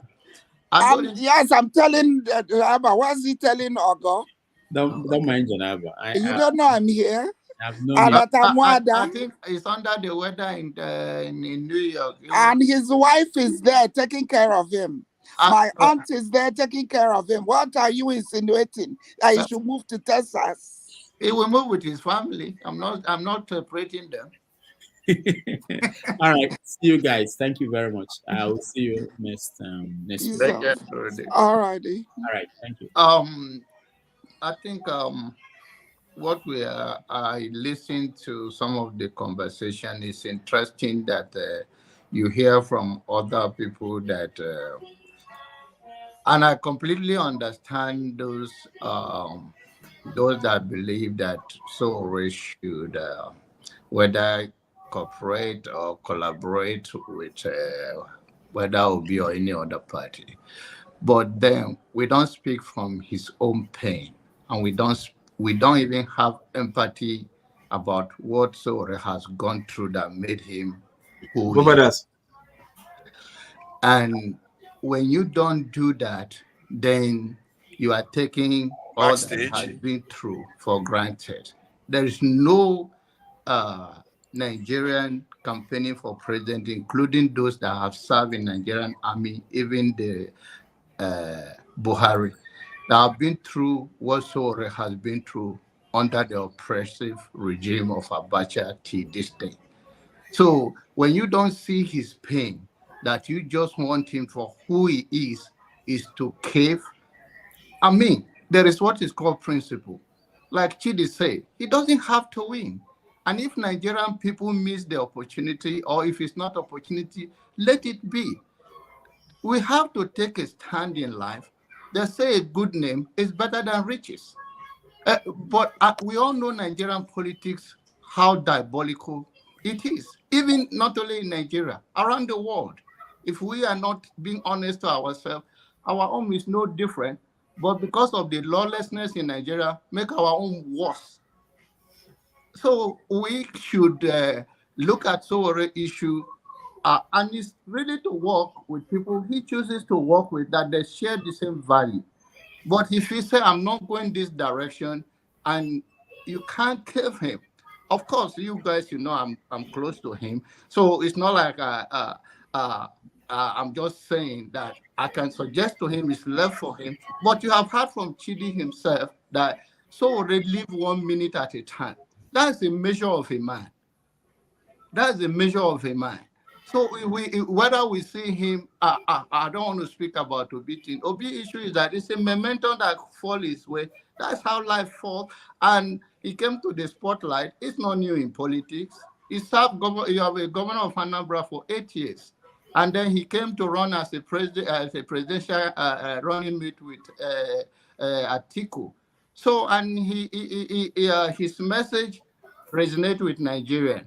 And he gathered that momentum. Let it be. And if he turn out to, if he becomes the president of Nigeria because he was able to work that, then that is his own moment. Every one of us have our own shining moment. And did you say he was running mate with Atiku? Yes. He was picked as a running mate to Atiku. You guys don't know that? No, you should say he was picked. Somebody that picked was him. picked as a running mate of Atiku. He was not running mate to Atiku. What are you guys talking about? Are you talking about P2B? Yes. I think he was a running mate for. Yes. So what are you talking about, man? He's working for Atiku currently. So, madam, you don't know that? Also, the point I'm making is that he have that chance to become the come to the spotlight while we talk about Sowore struggles or his not meeting up. But then I don't really care so much about that. It's about don't condemn him for him not to cave or not to do. Can I ask a question? Yeah. Yeah, the question is, let's say Kitobi got into office and he says, Showore, you care about corruption, I'll give you free hand in charge of corruption in my administration. Should Showore take it up? Do you know that he was a good luck Jonathan offer him a position under his administration and he turned it down? You see, that's a problem. Yeah, he either wants everything or nothing. Listen to me. I think is that we don't have patience in this life. That sometimes once time come and the very time we want something, and if it is not what you want, then we think there is no more hope. We have talked about Mandela. Mandela stayed in prison for 27 good years. Right? So the 27 good years, there are a lot of things that have happened before he came. Okay, let me ask John a question. No, right? pass that. Hold on. You have not even finished answering the last question. I know you, me and you have a different approach. I've been here for a long time. John, can you wait for a long time? So they can give you I didn't go for a long time. John, No. can you wait so they can give you just things came in. Come on. can I take was back. here and I gave people a chance to come and talk. So yeah. Please finish. Why not allow you finish talking, then you ask your question? And I said to John should take down questions. John, Abba, continue, please. And take it back. And another thing that in the party, there are things that some of us hold back here. It's not that because we are afraid. There are things that are not for public consumption. But if I hear people like I've been watching from background, and I hear people like Pansat become anything that has to do with Obi, if I thought that even for a second, if he has to influence Obi, even attend dining with Obi, Pansat automatically, by the way he put things, he already turned the power that being. And some principal people will say, okay, if you party with this person that who uses his word to demean others, who uses his word to degrade another human being, when he then it's another a big way that people we are talking about so already that have a principle, and then you have another human being who have a different demeaning for another people, and then how do we going to move Nigerian forward when somebody is passing a good message that people are a big message is resonating, and then I don't want to use some word here. One person will come to another one and say, oh, the other people doesn't exist. This person not even up to a shoe left.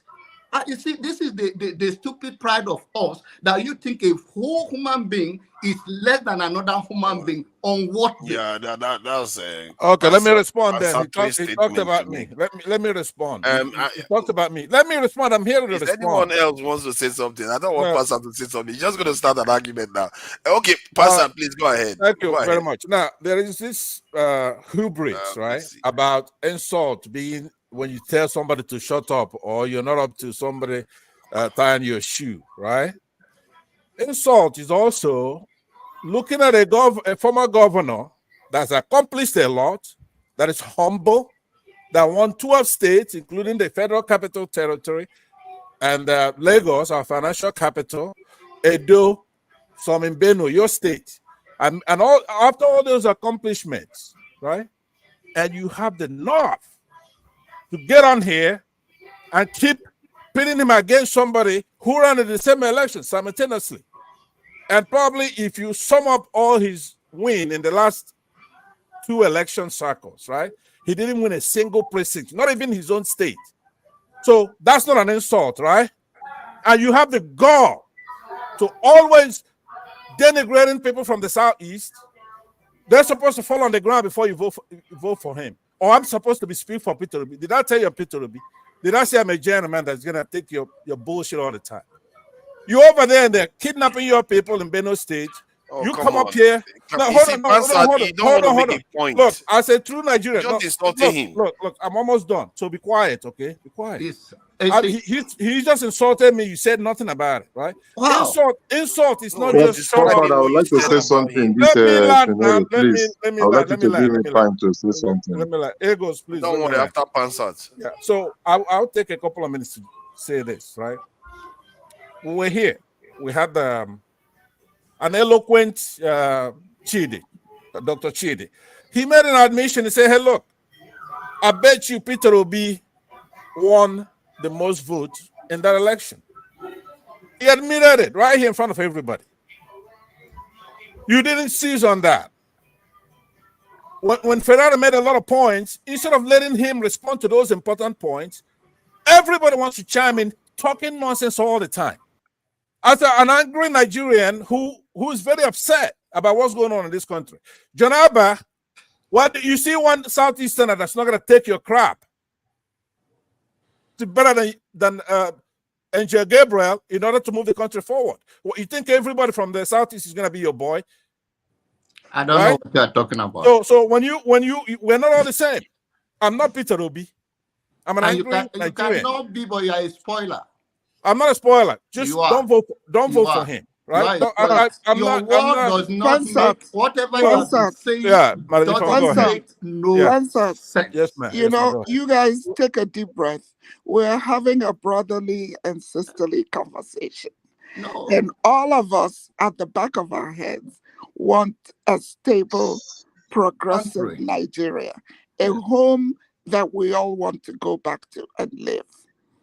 There's no need doing this fight here. There's no need for it. No, my brother. Yes. All right. Out of respect for you, I still can see your face. I would like to say something. I would like to say something because it's more than 1 hour. No, here's my face. I'm a handsome man. Don't worry about that. You know, but out of respect for you, my husband will soon ask me, who's the handsome man telling you he's handsome? Continue. Out of respect for you, I'm gonna chill and I'm gonna yield back so other people could talk. But for right now, what these people did during that campaign was wrong. This John Abba, right? He doesn't belong here. He needs to go to his people. The one that come on, man. Hansan, come on. Enough of this, man. Allow other people to speak. Let me respond to Pastor and leave. Okay, then no, Igbo Air will respond to him. It's not in a battle. I am used to Pansat. Pansat is a very eloquent guy in his speech, and he can play guitar sometimes. So I understand that he need to go and take guitar and play for me for calming me down. My people are always come to fight for them. I don't have to come to Dr. Rudolph's show and for me to speak or to do whatever I can do for whatever is going on in Benue State, right? You should know that better. So when you and I will have that conversation on issue, until you live up to that standard of turn the mirror on yourself and you say, okay, I'm so of age. If my children see me saying this, am I okay with it? Then me and you will have a conversation. Thank you. You just insulted him, and yet you said you were not going to insult him. But that last statement was uncalled for. No, I say what I mean to say that there are things he says here that if the children or everybody listen to him, cussing people out, if they tell him it's okay, then I'm okay with it. Because some of those degrading and talking and cussing people, it make no sense. And that's what I'm trying to say. It's okay. Forefather, direct the next. Okay, thank you. Yeah, thank you. Please go ahead. Thank you so much, Forefather, because it's more than 1 hour I've been listening to everybody here to hear what everybody have to say before everyone. But I believe that we need to handle some things with maturity. I believe every one of us here is matured, and when everybody is talking, nobody is talking, and we're just making noise. And we are here to discuss about the nation of Nigeria to move forward, not to move backwards. So what I'm trying to say in effect is that if we really want to make a difference in this our country called Nigeria, and some of us want to return back home, because I know the majority of us, we are living in diaspora. So what we need to do is to think a way forward. What do we do? How do we canvas and make things work out? How do we make things to make sure that these people come together and work together? Because people who are handling Nigerian government, the cabals in Nigeria, they unite together, they come together. In terms of Nigeria holding the power, they come together and do things in order. But most of us who want to take the power away from them, we are not together. We are not uniting together. Rather, we fight ourselves. So what I'm trying to say in effect that if Shiure and all rest of them can join hands together with P2B to make sure that they destabilize these people on the kind of strategies they used to come, things will work out. Because see, No tree, no single tree can make a forest. Shure cannot make a forest on his own. He cannot stand on his own. He need to work with people. No matter the kind of ideology you have, no kind of knowledge you have, you need to work together with somebody. He cannot do it alone. So what I'm trying to say in effect that most of people, if we have opportunity to speak to him, make him to understand that he need to work with so and so people to make sure he get what. There's one idea that I got from the what is the Atiku. When Atiku lost his election, what did he do? He began to cry out, say, all the parties, let's come join together, let's come together so that we take the power away from APC. Have you seen the kind of ideology? Because they find that you support Obi working with Atiku. Sorry, interjection. It's a question. You support Obi working with Atiku because Atiku is not going to be the second man; it's going to be the first man. Because that's what they are working on right now as we speak. In my own view, what Atiku need to do is to go and relax and give support the way Obasanjo is giving support to others. That's what, in my own view, on that side. So what I'm trying to say is, he has declared already to run. He has declared to be ready for 2027 already. So we can't do anything about that. He's a citizen of Nigeria. He has the right to declare himself to run for a president. But what we are trying to say, I'm trying to bring out a point in that place. With him. What do you think about that? You just can't be lying and interrupting somebody. Allow him to finish. Yeah. Come on, guys. You got it wrong. You got it wrong by. I'm not lying. You're lying, and you got it wrong by saying that Obi is working together with him. Recently, I noticed that they are really out for beat. Understand the message of Obi. Understand the message of Obi. Understand the message of Obi. Obi is not giving the message. Obi is not giving the message that he's going to work together with Atiku. Obi always say that I thank Atiku. What did he say? Always attack Atiku. Atiku opened his eye. Atiku showed him some certain thing when he was a running mate with Atiku in 2019. Through Atiku, that he understands some certain things. Through Atiku, that he understands some certain elements concerning this presidential election. That's why he'll be able to go far. So it's not attacking Atiku. The thing about P2B is that people have to take into account. Hold on. Let me just say this one quickly. The thing about P2B is that people have to take into account. Yeah, 15 seconds. You know me, I don't go long. About P2B, people need to take into account is what he said about if you have anything on me, bring it out. If none of them can bring anything out on him, that should tell you something. Please go ahead. Okay, what I have so what I'm trying to say in effect is that what do we do to make sure we save this country in Nigeria? What do we do to make sure that we canvass and make people to understand the evil that is going on in Nigeria? So that's the most important thing we need to discuss. So what I'm trying to say is, Jesus Christ. Can you allow? What I'm trying to say in effect, please, can you hear me? Can you give me audience? Yeah, what I'm trying to say in effect, hold on, you have to make your point. There are a lot of people that want to speak, so try to make your point succinct so that we can move on. Thank you. Thank you. Okay. So what I'm trying to say in effect, if you and I, who are in this media now, who are in the platform, in our own individual way, trying to make sure that we bring these people together, make them to understand that work together so that you'll be able to achieve so and so goal. But to stay away from so and so, it's not easy in Nigeria to win an election in Nigeria. But you and I have a duty. Like somebody like Aisha Yusuf, she always stand on the right side and give direct comments to make sure that this so and so thing works so and so place so that things work out for us. But if we keep on handling things individually, we can never achieve it. So please, Mr. Che that is supporting Shure, should advise him to tell him that a tree cannot make a forest. He should look a platform to collaborate with Obi and all rest of them to make sure that they take the power away from these people. Without that, there's no way they can achieve that. Shure can be making noise from here to the next 10 years. He will not get anywhere. So he need to work with somebody that is more higher than him, somebody that is more knowledgeable than him, somebody that have more leg than him, so that two of them can work together and achieve their goal to make sure they save this country in Nigeria that we love so much. Thank you. Thank you. Mazi, please go ahead. Okay, you know one thing, you guys, even you, you've just exhibited the same thing you came on here to complain. You just repeated the same thing. Please, forefathers, this is a very sensitive discussion. Lagos Air is neither P2B's spokesperson nor, whatever it is, his secretary. Obviously, P2B has not opened his mouth to say, I'm ready to work, as a vice president to Atiku. So please, I'm begging you guys in all sincerity, let's change topic, please. I'm begging you guys. Because we're gonna end up arguing, and arguing over something.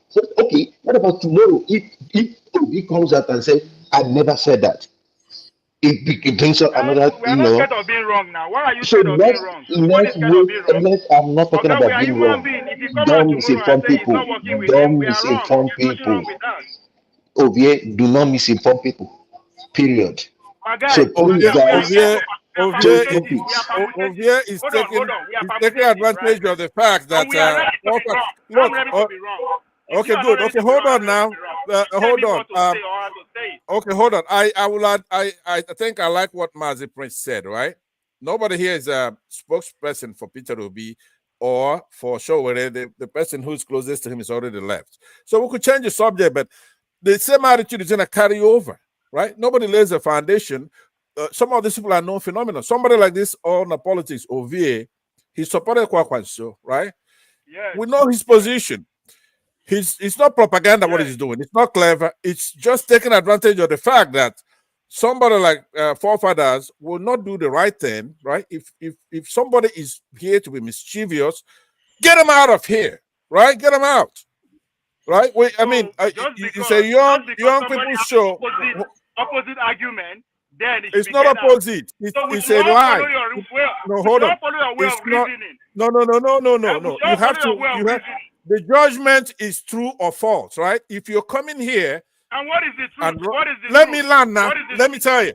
Don't be disruptive. Let me tell you the difference, right? If you're coming here all the time to be disruptive and to lie on Peter Obi or any other actor, then you should be removed from this platform. It's not anti. You're not arguing against me. It's not a opposition opinion. Whenever you can laugh, can't you? let me yield it back to you. If you want, change the subject. If you're not gonna change the subject, then we'll continue. But look at his face, right? Look at his face. You know Ovie's face. He has a show. Is that his demeanor? He's here to be disruptive. Look at his face. It's not a truth. You're lying. You're a liar. Okay. Pansat, I think. No, but you're not a good moderator. I'm saying that I'm leaving. You're a the very first guy I met on this show. Get off my back, man. Get off my back. You'll be trying to malign me all this while. Let's allow Cool to say something. Welcome, Cool. Welcome, Cool. Thank you for coming in. It's been a while. I've not seen you in a while. I don't know. Maybe you are enjoying Christmas or something. So what do you think about what you've had so far? Welcome. You're muted. We can't hear you. Your mic somehow is not coming through. Still not coming through. You may want to go out and come back in again. All right. So, okay. So while we are having all this discussion, it's not helping these people. There is something that I heard happen in Abuja recently. If we look at this, how is all these discussions helping these people? And this is my concern with people absolutists that don't care that if it is either their way or the highway. In the meantime, people are suffering and dying because you simply refuse to work with other people. At least personally, I believe that P2B, yes, he may be part of the establishment to an extent, but it's also not extremely on the outside of the establishment. What's his name? Shore could have moved in the early days when P2B became a candidate and started looking at working with him. But instead, he just left him alone. Then P2B went on to do almost everything by himself. Kwankwaso didn't help him. Nobody helped him. Let's discuss terms of working with each other. What do you think is going to be the agreement between these two people? What are they ready to sacrifice? Because it's about governance, right? If I'm going to work with you, I have to come with my terms. Hey, water resources, I'm going to be in charge. Petroleum resources, you are going to be. That is how this negotiation take place. So, what do you think these two people can agree and disagree on when they finally let's just say, oh, they're finally in charge of Nigeria? How do you think they will work That's a together? dumb Because question. All now politics. Hold on, Panzer. Hold on, on the Panzer. same Come on, platform with Panzer. Obi. It's Hold not gonna on. happen. Stop blocking no, that's not the conversation enough. point. No, see, Pansat. Because Don't answer they Panzer. keep Pansat. Don't They keep answer exhibing that Panzer. people should work together, right? They keep saying that people should work together. I'm saying why they don't want to work together. These are the reasons. So I'm agreeing with those people that are saying that they should work together. Fine, let them work together. But what do you think is going to be the agreement? Because working together is on the surface. Actually working together is the agreement that they are going to have together. Who is going to control who? Because it's about power. Right? Yeah, hold on now. Hold on. Let me say something. We know one area that Showore is very passionate about, which is corruption, isn't it? If he's passionate about corruption, if he came out openly and said, I negotiated with P2B and P2B refused to give me control of corruption, people will back him. But he didn't do that. He didn't try. Corruption is a political word. It's bogus. You have to be very specific. When you say corrupt, in terms of going after corrupt people. He believes Peter Obi is corrupt. So yeah, but now he has to exempt Peter Obi now. Now he has because he has to work with Peter Obi to fight the others. Because if Peter Obi was going to give him this thing. Father, let's look beyond Peter Obi because he is saying, and it's not just Peter Obi now, it's people, everybody around Peter Obi. I'm not speaking for him. I'm just paraphrasing how he thinks, why he doesn't want to work with it. It's not just about him because Peter Obi is coming with a team of people that me and you don't know everybody, right? Now, I am not saying this is exacting. We are just putting situation into perspective here, right? So he is not saying Obi. Yes, he can say yes, or he can work with Obi. I understand Obi's score. I know his score. I can work with it. What about so and so? Who is coming with Obi? Because it's going to be hundreds of people that will Obi didn't have that many people when he started. He didn't have that many people. Sure, they could have put most of his people in place to just as much as Peter Obi's people. He could have. He had a chance to. Most people didn't believe Obi was going to do well. Maybe that's why he didn't do that. He didn't believe Obi was going to do well. But look at how far Obi went. He believe Obi is the part of the system. That's what he keep insisting on. That is his belief. But he didn't try. If he said he tried to talk to him and he wanted Obi to do this and Peter Obi refused, I would have given him the benefit of the doubt. No, but if he didn't try, I don't know why we're saying this, but he didn't try. Have the same crowd, though. Showore and Obi have the same crowd. Let us look at Obi's. Let us look at Obi's selection. Who was Obi's DG? Obi's DG was the guy who had worked all the while throughout all this time. Okay, do you think that kind of person, Doyo Kukwe, is free of corruption in Nigeria? Okay. Those are the people running the so-called Labour Party. And you wanted someone who has earned his life and put his life on the line, who sleeps every day not knowing whether he wake up tomorrow, to now begin to collaborate with this because he wants position. You will ask, no, that's not what we are saying. He will demand his position. Let me conclude. You talk. Peter Obi even work with Abacha. What are you talking about? Hold on, sir. But what will that be? What will be the result? Showore working with Obi will not lead to any result. Now they have the same crowd. So what will be the difference? Interview that was done by someone with General Babangida, some months, about a week ago or thereabout. Now, the interview, he was saying that Babangida was saying he tried everything possible to call the friendship between him and the late Tai Sholari. And Tai Sholari, walking through Alice Akinjide, refused. Because even at the last moment when he was supposed to meet with Tai Sholari, at the last dying minute, Tai Sholari called it off. And the question is that he sat down and said to himself, if he meets this man and the man brings a very strong argument, he may have to change his life stand. And he wasn't ready for that. So he refused to be friends with IBB or his government until he went to the grave. These are people who are standing on, who have principles. They stand up by their principles. It does not matter whether you accept their principle or not. That's what they believe. Okay, That's what they build their I lives get on. you, And but you I cannot I change really it. fail to respect some Simple. people. Accept See, them the way they are. what I always believe, and I think all the greatest leaders in the world, if you look at them, their focus is on the people, not about your personal interests. You go wherever you need to go to help your people. That is what I believe. And in Nigeria, we tend to see people that believe in themselves too much. Father, please, I don't interject you, but I want you to Yeah, please go ahead. understand what you're saying, right? What you are saying is for the greater good of the society. Now that you see that the Nigerians are suffering, like what you the picture you have put on this on the platform right now, that now I want you to do it for them, not for yourself, but for the sake of these people. Do it. Put down your principle, put down your ego, put down whatever, and do it to serve the people. Now, I understand you from that version, but I am not sorry. You are not sorry. He hold on to his own principle and he say, I am not going that way. And now, the other thing I want to bring to your attention is that the Nigerian youth and all Nigerians, let me tell you frankly, that I don't want to talk on personal issue. Everyone that have suffered for Nigeria, they are nowhere to be found. What they go down in the grave with is their integrity, and they die for it.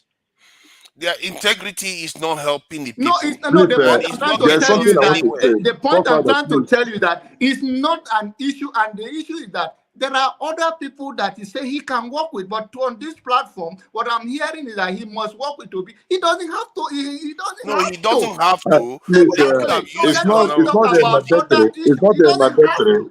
Please, it's not a mandatory. He must work with Topito. But I just want to say something here, please. In 1 second, if Kwankwaso know that P2B will go far, he would have worked with P2B. But he thought that P2B wouldn't have gone that far. That's why he just stepped back. But the most important thing, and not working P2B is problem. It's not Shure working with one person the problem. But what we are trying to say in effect that this country need to be liberated. Then how do we liberate it? If for people to have the same acumen, the same understanding, the same philosophy to come together and liberate this country from the hands of cabals that holding this country captive. That's the most important thing. Whoever you want to work together with and save this country is most important. Okay, my brother, please, Ferrari, I'm not trying to take over because your hand has been up. But to my brother that is Ego Air. Now, for your dressing, I know you are dressed for Sunday, and God bless you. I think you pray for all of us. But the same you. This is winter time. This is winter time here in India. The winter is so much. Allow new people to come in. And we know whenever you want to say something, you are allowed to say something. So you guys are looking from one angle, right? What Konkoso said is, yes, if you work with Konkoso, you guys are looking at the positive side. What is the probability that the North will support that ticket? That is what Konkoso concern is. And that speaks deep to beyond what we are seeing. It still go back to the ruling class and the ruling elite, and how the political structure currently is being put together in terms of the power hierarchy, right? Good. If Konkoso now decide to go and join Obi, the vote from the south side is already guaranteed. What is the probability that the North will support that ticket, knowing that it is not their son on top of the ticket? That is the argument that the Konkoso was making at that point, but it was overshadowed with when he said that, oh, nobody is going to vote for Obi from the North.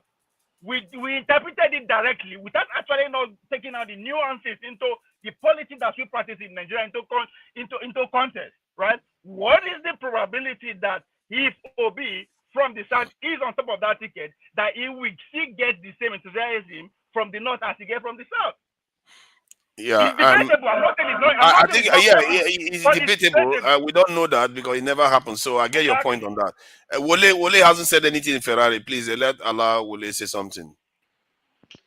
Thank you, forefathers. I greet everyone. I just want to quickly say one or two things. I do appreciate the fact that we all love Nigeria, one way or the other. And if we truly do, that is, well, I don't know everybody's mind, but if you truly love Nigeria and you want Nigeria to be great, that's why people take their time to come here to see what the solution could be. But one thing two things I actually pick from our meeting on this platform is one, we tend to kind of argue with ourselves. We tend to deviate from the real problem and how we're going to solve the problem. And the way I look at it is these people that are ruining Nigeria, they have their strategy. And I keep saying this, I'm very, very consistent about this, that the people that throw all these things for us to talk about, they are busy planning what they're going to do in 2027 and beyond. So tomorrow is going to be another story. We'll come here to discuss, we'll deliberate about it. And the way I look at it is when you look at people arguing about Man City is going to beat Man U, Man U is going to beat Chelsea, Chelsea is going to be, oh, I'm Arsenal, I'm this. The people who are actually playing the ball on the field, I'm not sure if they argue like the way we do. And the people who, the spectators, actually know how to play the football than the players. They know who the referee should remove, who should be there. And at the end of the day, no, it's 11 against 11. But the other 11, what are they playing? Do they really plan before they come to the field? Or they just want to come and start analyzing after 2-0?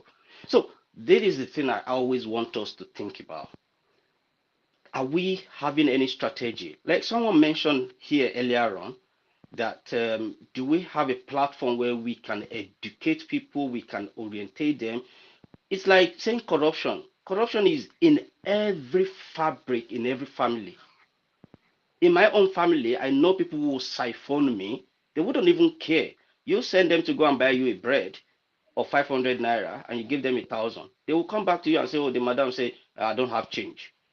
So it's everywhere. It has eaten into Since our your fabric. uncle came to power, no bread for 1,000 That again. if you had followed my submission on this platform, if you can pull the plug in your eyes before you pull anybody's plug. I asked him about a few weeks ago and say, if my uncle send me to university to go and study law and I become a judge, and now there was a investigation that my uncle was part of those who embezzled the state money, and the punishment or the term is to either hang him or send him to life imprisonment, and I'm the judge, what would I do? So, and he answered the question brilliantly. How many people would do that? So, even in health sector, if you find your relative in an accident scene and you have to perform a CPR, you won't be able to perform that CPR very well because emotion will kick in.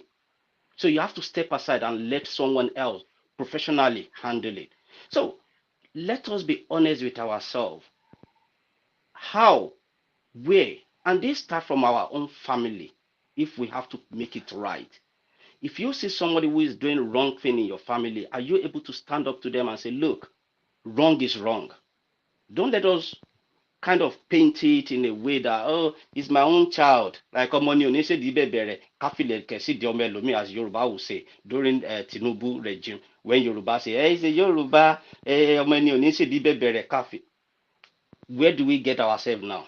Even the Yoruba that want to put the beads in another man's waist, are they not suffering now? It's affecting every single one of us. So how are we going to get rid of these people? Should be our target. 2027 will come, and then these people, they've already strategized, they've already done everything they're going to do. Wike, is either malaria or cancer? Is it not still there? So, they keep fooling us. Before you know it now, okay, Boala came. So these people, they know how to play us.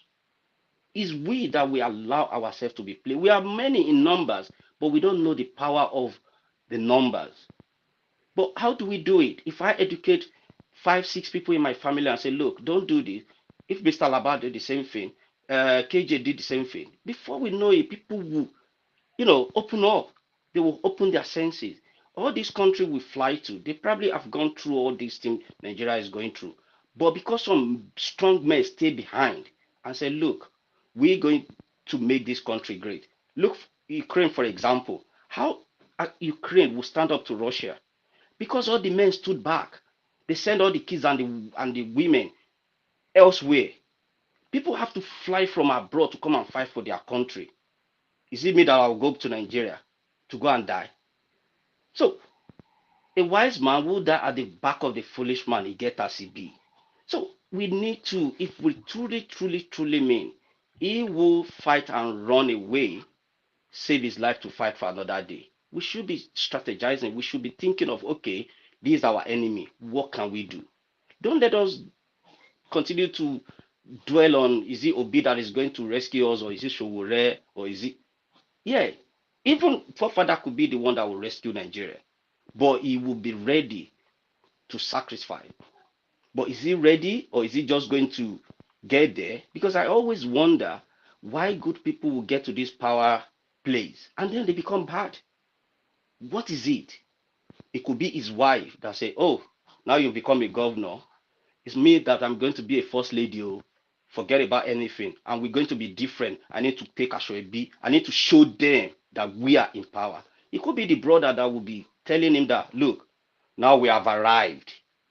Is he ready to tell his brother that, look, if you do that contract rubbishly, I'm going to send you to prison? Yoruba will say, what it means is, if you don't treat your brother from the same mother in the right way, your step brother from another father wouldn't be scared of you. So until we get honesty with ourselves and say, okay, what can we do? It could be in your own local government. It could be people that you have a link with back home. Try to educate them. Try to enlighten them and say, look, we are all suffering. If you have to send $100 back home before to your mother or to someone who is very close to you, I'm sure they will be telling you that $100 doesn't even buy anything. So indirectly, is it affecting you? Is your wages increasing? No.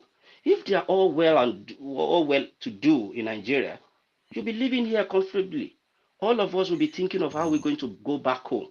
I don't know if anybody really like the kind of life they're living abroad. We are living a second-class life, except if we're going to be deceiving ourselves. But because it's safety, we have to work. We have to do everything. Still, the amount of racism or discrimination we face here, they'll tell you, if you don't like it, go back to your country. Can you go? So let us think. Let us put our heads together and think forward what we can do. It might not be today. It might not be even my generation. And one last thing I want to say is, if we look at this platform, how many young people actually come here? Maybe they listen to us at the background and they just think, look at these people that want to rule Nigeria, that want to fix Nigeria. They're arguing about themselves. They are elders. They're supposed to come with a solution. They're supposed to carry the young ones along, but they're arguing among themselves. That alone could put them off. Sometimes when I look at the numbers that join this platform, I've never seen them up to 1,000. Why? Not everybody will come here, but some people will be listening at the background. They are learning. Something either put them off. I know we are not looking for traffic, but traffic numbers. That is how we educate people. But if we are not showing the right vibes, if we are not showing the right what will I call it? We are not showing the right way for them to follow. Then they Direction, will right look at us like direction. we are the same. Right direction. Thank you. So that is one thing I want us to always have at the back of our mind, that whatever I'm saying today, internet doesn't forget. If someone play this recording in 2 years down the line, they will hear, no, that guy, we can trust him. No, that guy is not trustable. So that's the way I want us to look at it. Please, if Thank you. Nigeria is better, we'll all be glad. We don't have to be a second-class citizen somewhere else. We are blessed, but we don't know how blessed we are. And it's you and I that is destroying the country, nothing else. Oyinbo might have their own hand on that ground, but if I want to come and repair your house and I'm a thief, wouldn't you be suspicious? Like, wait a minute, have you fixed your own house? You're coming to fix my house? No, they play. So please, people, I respect every single one of us. I know we leave things we can do and come here, but let us know the reason why we are here. God willing. Well, Thank you. That family dynamics one is a serious one, where they want public servants to enrich the family, and we had a discussion about it yesterday. And we're even pushing for death penalty for corruption and maybe family members could be dragged in if they find that they are also culpable in encouraging their members to that are in public office to steal money. There are countries that actually do that. So who wanted? I think if someone wanted to say My something, but turn. he's out now. Yeah, It's yeah, my go ahead, turn, go ahead. boss. Yeah, Ferrari, go ahead. Yeah. Again, when we come here, I agree with what Wale just said. When we come here, we should be totally focused on solution. And that debacle that just happened of the argument devolving into the Obi camp and the Showore camp was totally uncalled for. Now, what we needed to do was that if a compromise cannot happen between them based on principle, that's okay. So the next question then is, what is the way forward? If you belong to that movement, Obi, what are your way forward? If you belong to Showore, what are your way forward? But I want to stick with this issue of numbers. Right now, we only have 2% of enlightened Nigerians who wants to go in the right direction. How do we get this 2% to grab the other 8%? We can't grab all of them. That's an impossibility. I'm a pragmatic person. But we can grab 4. So again, I'm going to go back to Ovie. Ovie made a good analysis of who are the power brokers right now. Who were the power brokers in the military era? Now, if Ovie can repeat that presentation, then we can analyze and see which of those power brokers can we win over, or can we approach? That's the 2% of us who are thinking in the right direction. Which of them are amenable? And if we can approach them, what can they provide for us in order to move this country forward?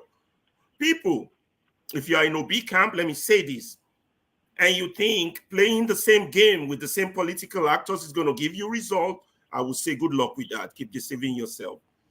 If you're with the Showore camp and you believe being so principled and non-compromising is going to give you the solution, I would say good luck with that. Keep doing it. It's going to be years. It's not going to get anywhere. I'm focused on the 2% who knows the right direction. You understand? How do we get the other 4%?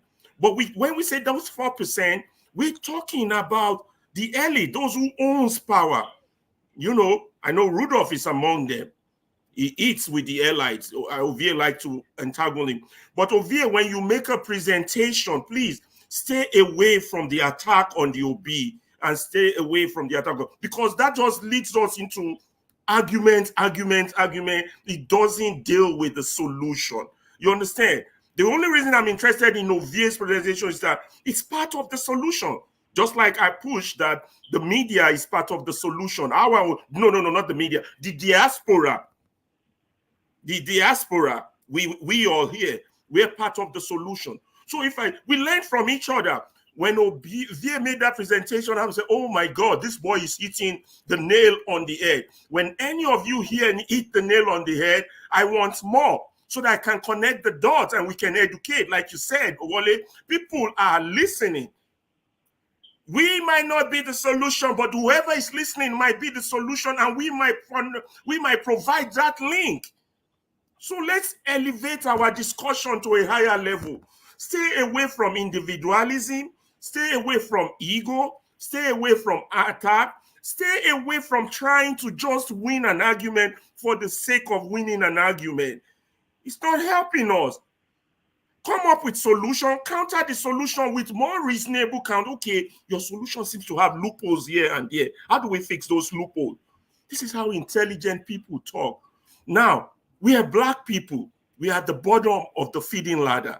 Some people already thinking a lizard is not the same as an alligator. Both have said that in apartheid. We don't have to prove them right that we Black people are not capable of solving our own problem. The West is not going to solve it for us. The West is not. We have to solve it ourselves. And solution only comes from intelligent discussion. Focus on solutions. Stay away from, this is my group. I belong to Arsenal. I belong to Manchester United. We are not going to get anywhere with this. This solution needs everybody on board, from the Kanu to the Mayegun to the Showore to the, even if we are not on board, what do we in the diaspora lay down that others can pick up in this relay race that we are running? It's a relay race. We got to pass on the baton. When we drop the baton, we're not going anywhere. That's all I have to. OVA, please, and share with, I could then connect and then we could move on. Yeah, you shouldn't be passing the mic to some other person, please. You have made your point. Thank you very much. Everybody I'm probably not agrees passing with the you. mic. You see, you just made it about ego. We're talking about solution now. I You said just you turn talked it about totally OVA. about Can you? yourself. I'm not the moderator. I'm not in charge. How is it But about me? I'm talking about having it to some other person. my comment is a part A. There's a part B to that comment which OVA possessed. I'm only asking him to put a part B in, and here you are. You just threw in ego into I that just said you bullshit shouldn't pass the and just mic to some messed other it all person. up. What is the Okay, ego you're in about charge. it? Fuck it up. Change the topic. Alaba, Let's don't worry, keep I'll our wait. team I'll wait for against my each turn. other. Ferrari, thank you. I Forefather, think it's sorry. probably OVA's turn actually. Hold on. Okay, I think Ferrari. you have already spoken. OVA hasn't spoken since you spoke. And if Bumi wants to say something, she can say something. But OVA, please go ahead. Yeah, let's Bumi go so that maybe she will use her. Okay, Ferrari. Thank you so much. Hold on. Wait now. No, Ovie can go. Ovie can go. All right. Barry, you talk about 2% of us. When you say 2% of us, you have to actually also classify those 2%. How many of those enlightened 2% or conscious 2% that you're talking about belong to the 1%ers? And how many of them belong to the 10%ers? I said that to say the 1%ers have a say a lot because they are the billionaires. In the game of power or politics, if you want me to use that word, there are two currencies, the votes and money. And we all know money buys everything, including the vote, right? So we have to be very careful who we bring in our mix. When I mean we in our mix now, I'm talking about those who see it feels that there's something wrong with this power structure and it needs to be brought down. That is where Showore belongs to. And when he's saying that he cannot work with people like Obi, it is because he is seen to be as part of that power structure. And again, let me be clear. I'm not the first person to insult. I would like instead obedient, but I will be the first person to respond if you bring it up. Now, what Ferrari is trying to let me analyze here is that in terms of every society, down to the family, the nuclear family, we get power structure. Who have a say? Who is in charge of this? Who is in charge of this? And it depends on how big and on what is at stake in this society that determine those people who run things. Right? In the context of Nigeria, we are rich in resources. The only one that we are taking advantage of is oil. Every billionaire, everybody in Nigeria is connected to oil money, directly or indirectly. Unless there's anybody out there or there's any sector out there who is producing something out of his or our intelligence, maybe we can excuse the artist, right? But every other person in Nigeria is connected to oil.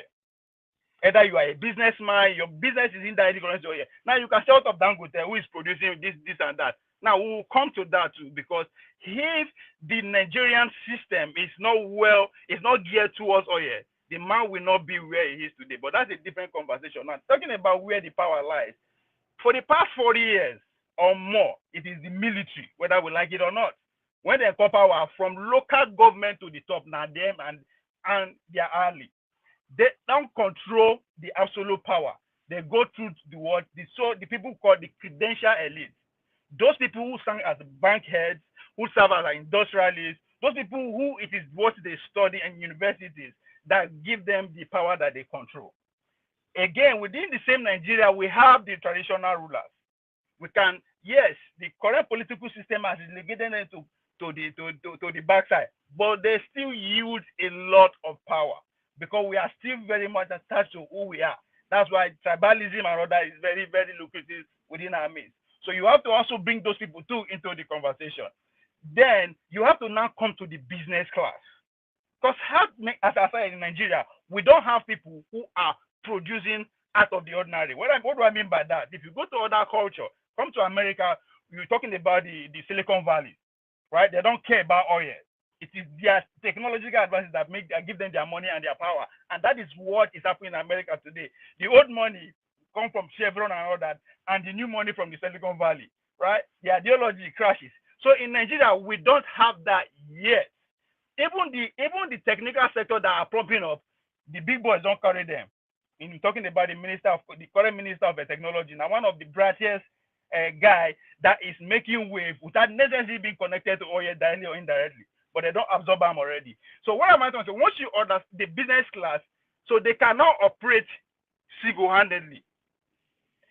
That's why I go back to, if you get any billionaire, if you get uncle, auntie, neighbor who is a billionaire, he or she has political allegiance. He said that he's supporting one person or political party directly, or he's supporting one. He cannot afford to just say, no, I will be quiet. If he decides to be quiet, they will come after him. Now, talking about for the first time that I know in my lifetime, the military elite don't lose that number one spot of controlling power. Thanks to Tinubu. Why do I say that? If you look at this election cycle, when the person like Obasanjo returned from London, if you remember when they go London, go do their Kokore meeting, he returned from London, he went straight to Mina. When he went to Mina, he came out and said they have an agenda. Immediately, what is this other general name again? BM KJ will know who I'm talking about. BM also got an interview, said that yes, Obasanjo, you might have an agenda, we have an election. That is where you know that there's power within the military hierarchy, right? They went through in this election. Their main candidate is Atiku and Obi. Now, if you look at how Tinubu did it, Tinubu, knowing that yes, the military elite are not with him, how did he go? He went through the business elite, who, in a way, you can say that these are the guys who were born either after the Civil War, because the military elite were the ones that fight the Civil War, wrote the constitution from the political parties. So you can smell how powerful these people are. So Tinubu has to go through the different routes. Since there's a roadblock there already, they were so strong to the point that even their boys in Asu Rock were working hand in hand with the credential elite led by who? Emefiele, to make sure Tinubu didn't get it. But Tinubu had to go with his boys. And you can see already, Elumelu. Before the election, for the very first time in our lifetime, Elumelu complained, the same complaint that we are seeing, that the oil is being stolen away. Why is he crying all of a sudden? So you can start, there's even within the business, there's a crack already. So Tinubu has to go with them, Elumelu them, with them Bua. You ask me, business elite, where is Dangote sitting here? Dangote is old cargo. His money go all the way back to the 20s and 30s. Go and listen to Dan Tata recent interview. He said his first private jet was in 1963.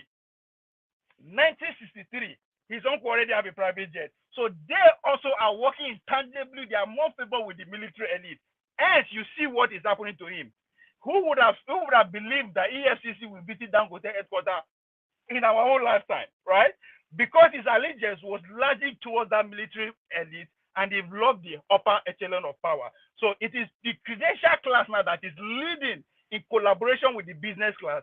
Credential class is led by Tinubu because yes, he says in our talk, but whether I like it or not, he's a professional, he's an accountant. He went through that route before he formed his own political party and get to where he is. So if we have any people that we want to work with at all, he's the military elite. How do we identify them to make sure we don't compromise so much? Because that's what Chowore is scared of. How much are you ready to compromise to work with the military elite? Now, how do I make this more in the things that have happened before? Because the story I'm painting is not something that is not already out there. Arab Spring. Are we in a class? Are we in a class? It's too long. Yeah, try to keep it brief so that I'm succinct. Like I said, we have to try to make it sharp. Okay. Let me just close. The Arab Spring that we all lost so much, it was because the military guys lost power. How did they lose power? Mubarak, who was in power for a very long time, through the military elite, he decided to groom his own son, not through the military elite, but through the physician class, trying to make sure his sons take over. And that is where that whole thing started. That's why when the Mubarak family and the military elite lost power, who comes in? It's to see the Arab brothers who are organizing on the ground. And that is where those who are saying we should collaborate. We are collaborating, but are we educating people on the ground? So even when those who get the grassroots, which is the Arab brothers, gain power, they could not govern for more than 1 term before the military gang up again and take over power. And I'm saying this, if Tinubu must lose power, we have to find a way to work with the military elite. But how far can we give to them, since the fact that the current structure is rallying around them? I hope I get to your point. Thank you. Who is next? Let's see. I've been raising my finger, but something. I've been raising my finger, but Bumi can go. Maybe go ahead. And Bumi knows Mazi, she can speak your anytime. camera well, Mazi. You know what? I'm just gonna allow the conversations flow, and whenever Bumi wants to speak, she has priority. You all are aware of it, so let's not break that. I'll allow the conversation flow because I think everybody has had one say at least. So please go ahead. Yeah. So my own thing is first and foremost, Ovie, thank you for what you said. But it's just that we are, when I say we, I'm also a Nigerian. We don't listen, because if we listen as adults, just like Wallace said, there are other people who are not on the platform, who are probably in the comment section or even on their own listening and all that kind of a thing. And we go into argument based on the fact that whatever we are discussing is not what is not even what is in vogue right now. But thank you for the education. You really tried. A little bit, Wale, I want to poke into what you said about CPR. For the fact that I'm not a professional doesn't mean I cannot give someone a CPR. As a matter of fact, it's been encouraged. Whatever you do, be you a teacher, be you a social worker, or whatever it is, it's encouraged. You learn that you could be in a situation whereby somebody needs that. You have to be doing it until the ambulance comes, for you to get out. That's just by the side. Um, um, uh, Ferrari, you make bold statements. For me, when I say bold statement, it's kind of like, yes, you are saying things which are reasonable, but try to also avoid, I think what forefathers were trying to say some time ago was that he was thinking that you were calling upon Ovie to take after you. It's not that he was trying to attack you and all that kind of a thing. So for me, I felt that you should have allowed that go and let's not keep arguing. Guys, please, we are adults here. Argument is good, but it's not always all the time that we should be arguing. Thank you. Thank you. I appreciate that. Who is next? Jonaba, please go ahead. And let me bring Righteous Man in so he can speak. I will stay in the backstage, just monitor people. Let's just be polite with each other and regulate ourselves. Okay. My statement goes to Wale and Ferrari. I want you guys to understand that KJ is here, is a journalist. There is no bad news when it comes to media. And I want you to understand that whenever we mention people's name, there are thousands and millions are watching.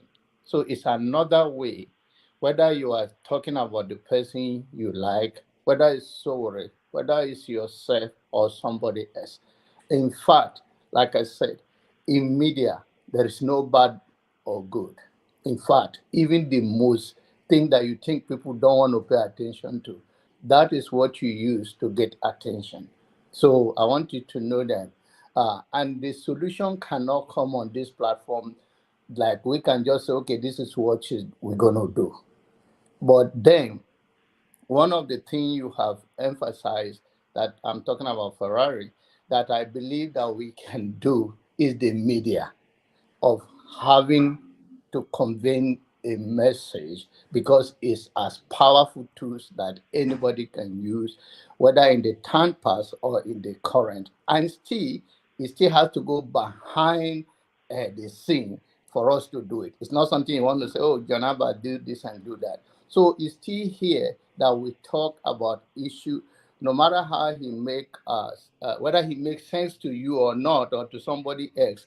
This is how media work, and I think you understand that. You are a teacher, so I understand where you are coming from. But I'm trying to say that you say there's first solution. That solution you already hit it, and it has to be done behind the scene. There is no way you can come and tell me this is what we're going to do. This is what we're going to do. Even those people that are planning an election, have you ever seen who is here that say I was there that day, or I saw these people driving? Or some journalists can dip into it and see that, okay, this is where people are gathering. This is the next person that will become the president. There are people who, unfortunately, we don't want to hear that, but there are people who make that decision, right? And we want to break that chain. And it's still by public opinion, create awareness.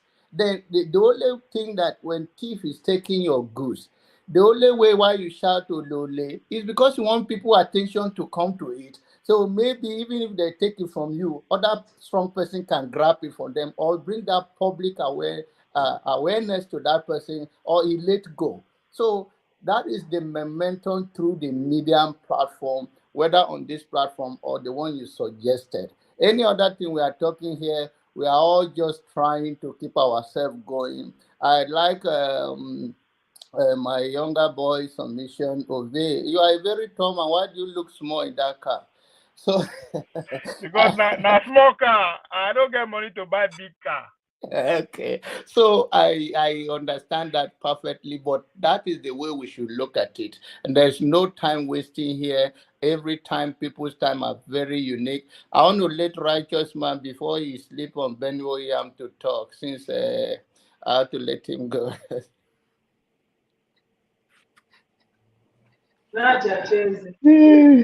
Jonathan, happy Sunday. Yes, sir.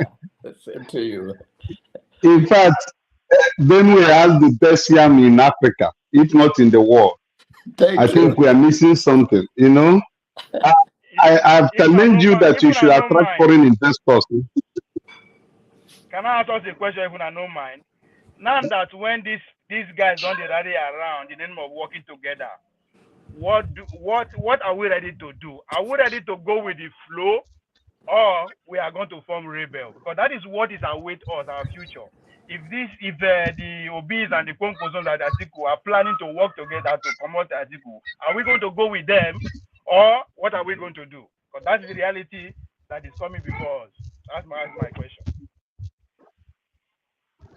Okay, you said they want to come out who? No, the articles, the OBs, whatever, the talk is already going on there.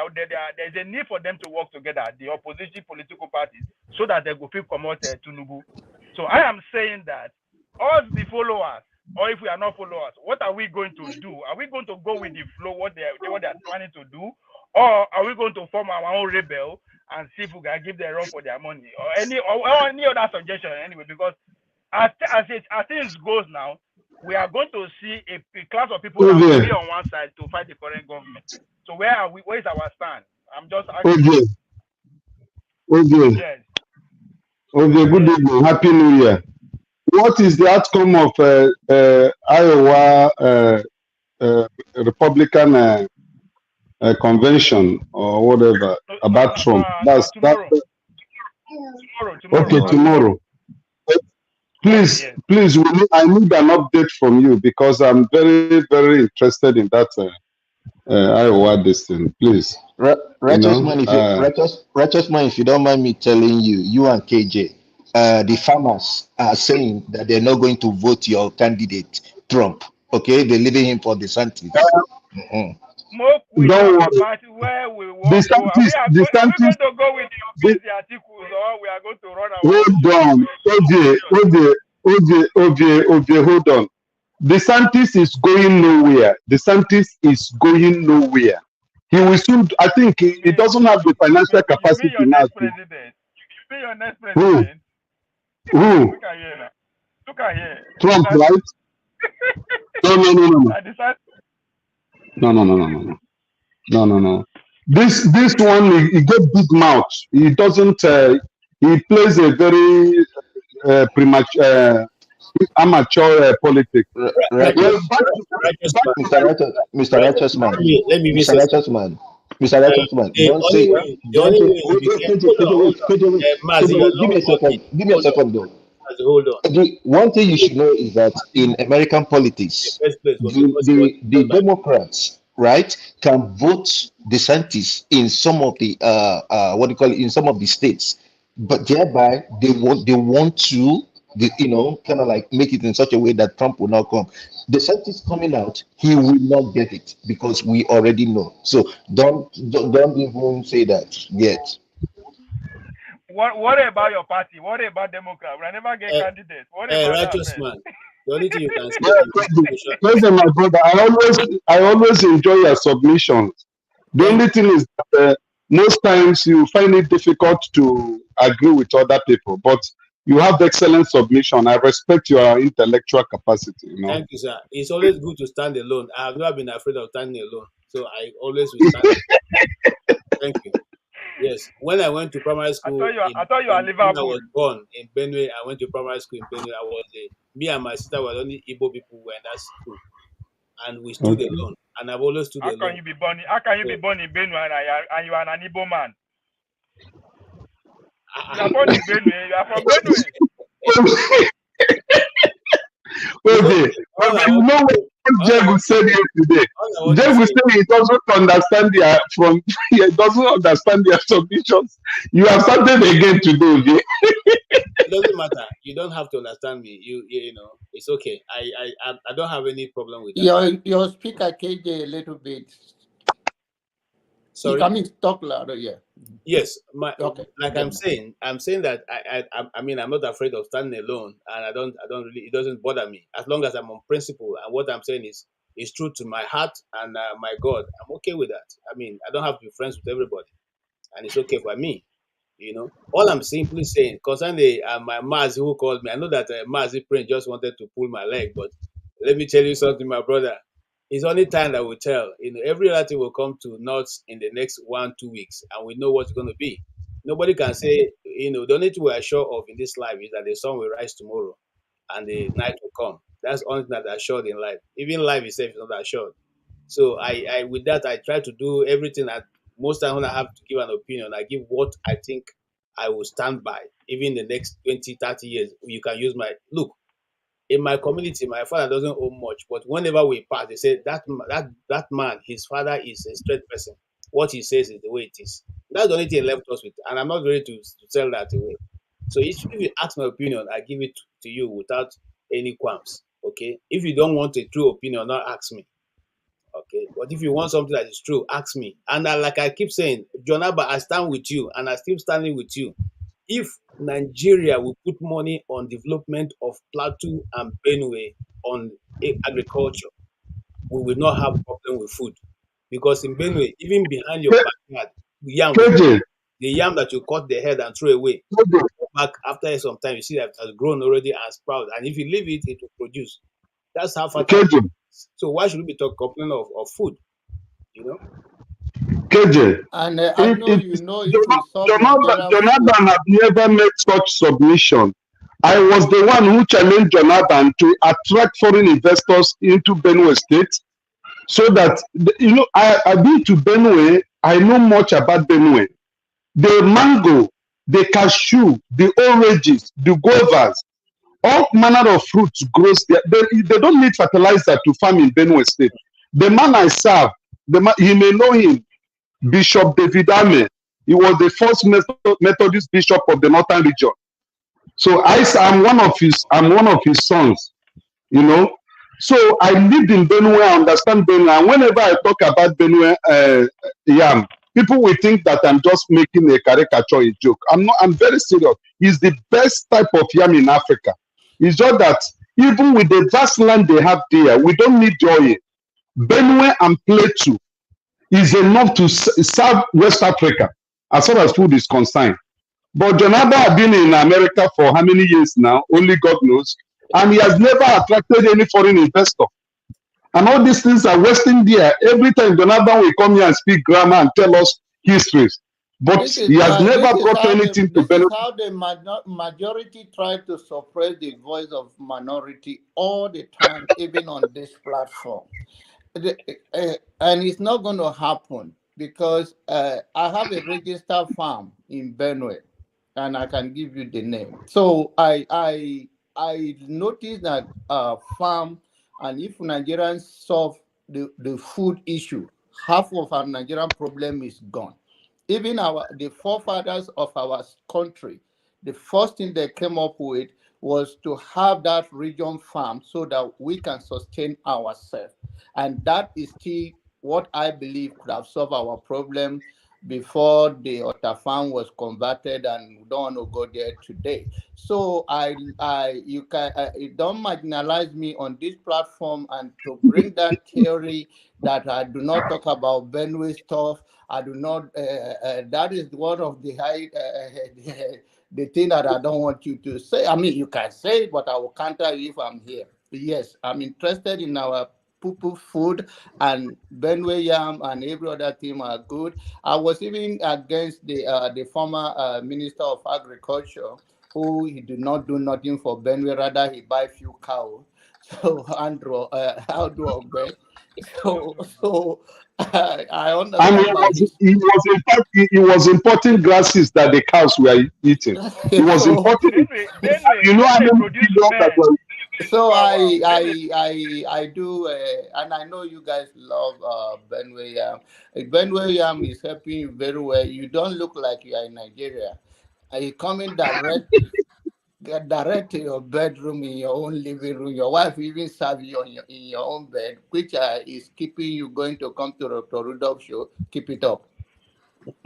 Jesus Christ. All right. Jonaba. Thank you.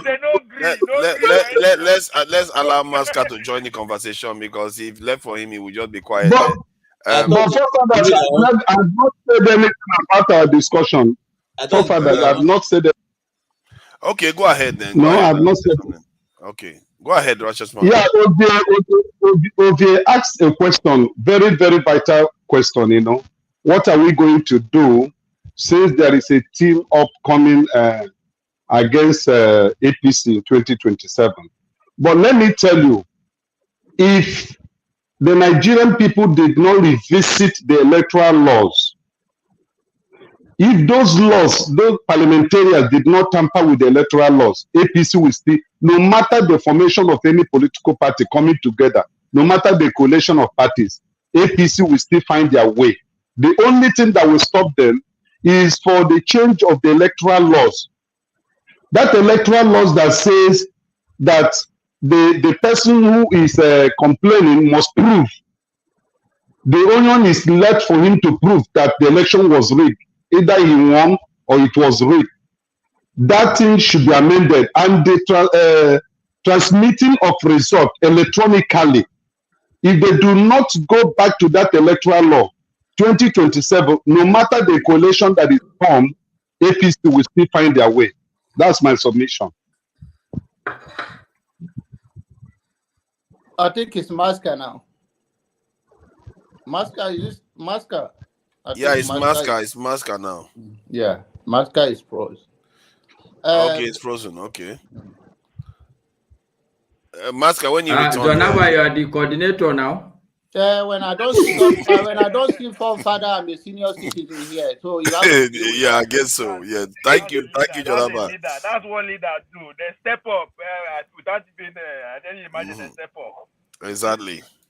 Stop waiting for me. Step up. Stop waiting for me. Masca, if you are still there, go ahead. See, accuse him. His line always shaking now that you accuse me. Already go off completely. That's what he's happened. delayed. Yeah, he's been there all this while. Only when he wants to talk, that's when this happens. Okay, the Blackstone, welcome. Yeah, Where let's do we allow go the from? Blackstone chime in. I think you wanted to go No, back to the Bumi, topic. I don't trust Bumi. Bumi is becoming an I agent. Pick up. Okay, you want to say something, Bumi? Yeah, I wanted to say something. Good evening, everyone. I mostly came in because you guys pointed out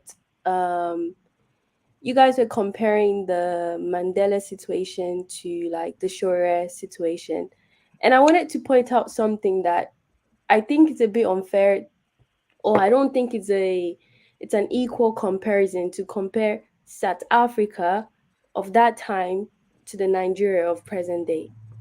I think when Mandela was still alive, there was an easy, I don't want to say easy, but the target was obvious. It was one group against another group. They were going against the apartheid system, the government and everything. So it's easier for people to come and stand together and fight against that. But you cannot compare that situation with the Nigerian situation. We don't even, majority of Nigerians don't even know. It's not like we don't know, but there's different problems. So it's like, how can we stand up to fight something when there's so many things happening? So I think Mr. Righteous Mas made a strong point about like the 2027 election, that you need to revisit the electoral act. So it's like, if you can't if we all don't stand up to like change that system of voting, how do you expect someone like a Shore to ever win an election? It's never possible, because at the end of the day, if the INEC president or whoever is in charge says this is who won, that's the end of it. So Shore, no matter how much he campaigns, or no matter how he decides to collaborate with whoever at the top, if they decide that this is who's going to end up winning, that's who's going to end up. So if he can go and collaborate with our ancestors and come back, if they don't want him to win, he's never going to win.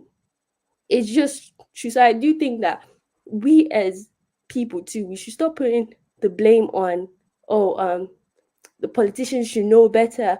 We too, we should know what the situation is as people. If we don't know what our problem is, there's no way they're going to be able to solve it. Mama H.O. always says that the real Nigerian problem is there's the The oppressed and the elite. The oppressor. oppressed and the oppressor. Exactly. But I also think that's so vague too.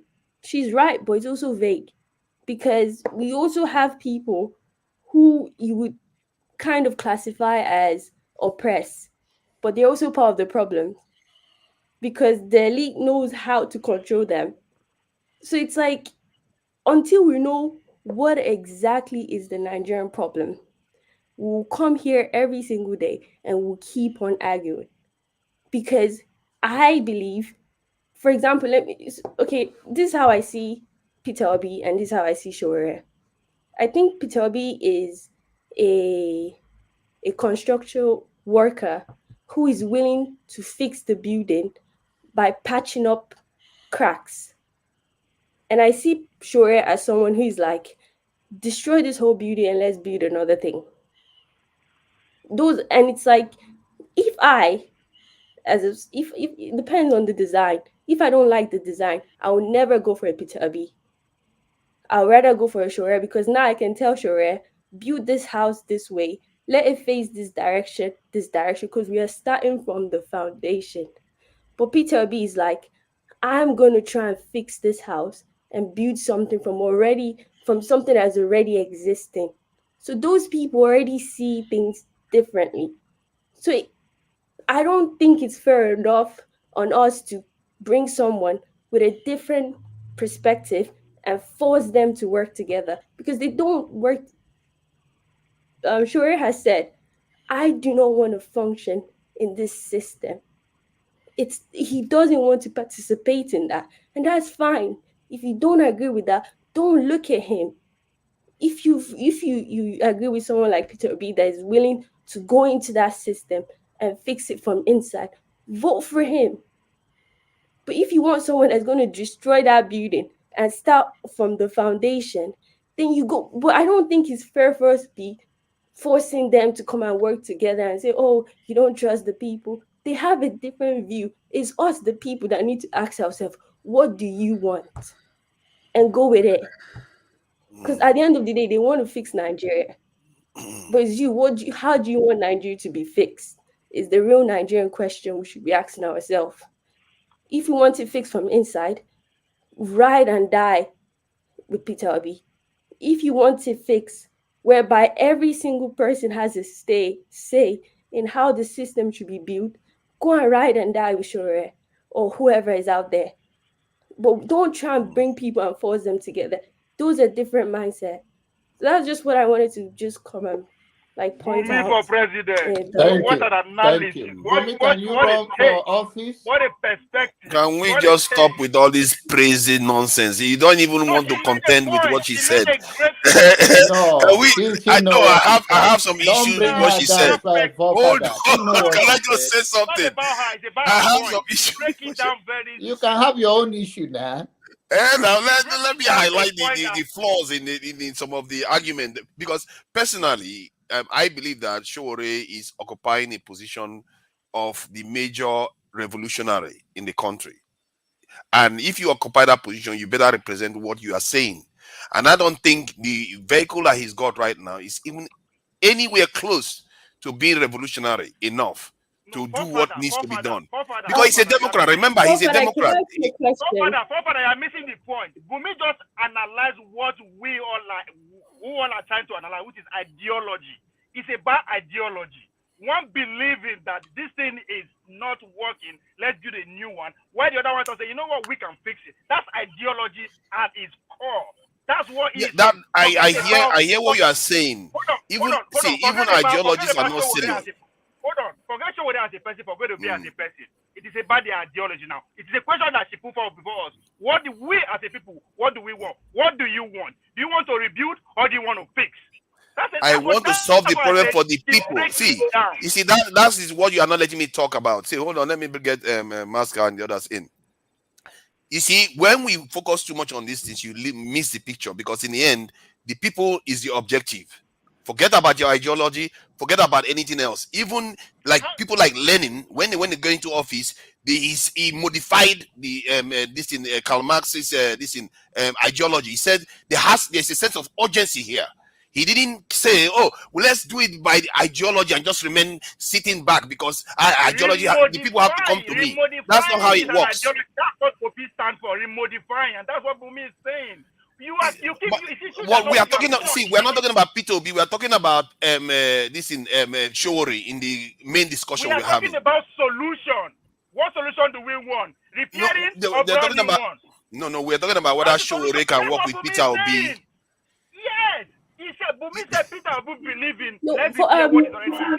But my issue with that is that Showore is occupying a position and remaining intransigent, not moving at all. But you have a choice. If you have a choice, what about you? If you have a but the choice, people are suffering. It means that he has to make way. He has to make way for a replacement. You now. No, I agree with you on that. He's not stopping anybody. Who do you want to follow? These are two different people. Who do you want to follow? Then I will advocate for a new one to emerge, because what he's doing is fine. That is fine. That is what Bumi said. Fair he point. Said whether you go with him or go with anybody we want, and any idea that one of support. See, you know what they call gatekeeping? You know what they call gatekeeping? It's like some people. You don't let me talk now. This is solution, and she has put the solution before you. Choose one. It's not as easy. You like that because you know that was going to stagnate us. We will never win against the Kabals that way. You guys should have allowed forefathers to finish talking by now. Nah. You see that? No, forefather never stop talking. Steph, you can talk.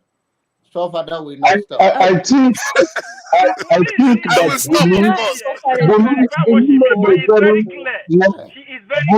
Bumi made a very intelligent submission, but she missed it. Obi said, "I will destroy the old system not to repair. Obi never said, I will repair. He said he will destroy the old system. That is our own view of seeing it. That is our own view of seeing it. So it's okay for what you say. Let's move to somebody else. It's an ideology. Yes. Can I say something? Master is here. Can we let her say her piece, please? Go ahead. So, in regards to be honest, I don't know why we're putting all the focus on Shura, because forefathers, almost everyone can point out that Shura didn't win a lot of votes in this election. Okay, he doesn't even have the magnitude. He didn't. Wait, so he doesn't even have the magnitude to change anything. So the fact that we are thinking that he's the one holding Nigerian back is very outrageous, because when you look at the number, I asked my auntie, and I was expecting her to know who Shura is, because you're Yoruba, you should know who he is. She was like, who is that? She didn't even know he was running. I'm like, how don't you know? And I know, and I'm outside the country. So it's like, No, it's not Yoruba, it's a job. Forefather, can you stop? You need a bedway, yeah? See, I'm not saying anything though. Yeah, go ahead. I want to say. Sorry, that just man, please. I'm sorry. The person holding Nigeria back is not Shura, but it's us. We need to decide. See, I like Shura, and if I would be Shura, but I need to understand I cannot force Shura to go and meet Peter Obi, because I also like Peter Obi, but I have to think about what kind of solution do I want. But I understand what Forefathers is saying in terms of like, people are dying in Nigeria. It's not a joke. Like, the Nigerian situation is getting worse and worse. So we don't have the luxury to take our time. And that's why we as Nigerians need to sit up. And it's easier for me to say because obviously I'm in the diaspora. Things are harder in Nigeria. But it's up to the people to decide what solution do we want, and we have to ride and die on it. If it's the Peter Obi solution, go full on it.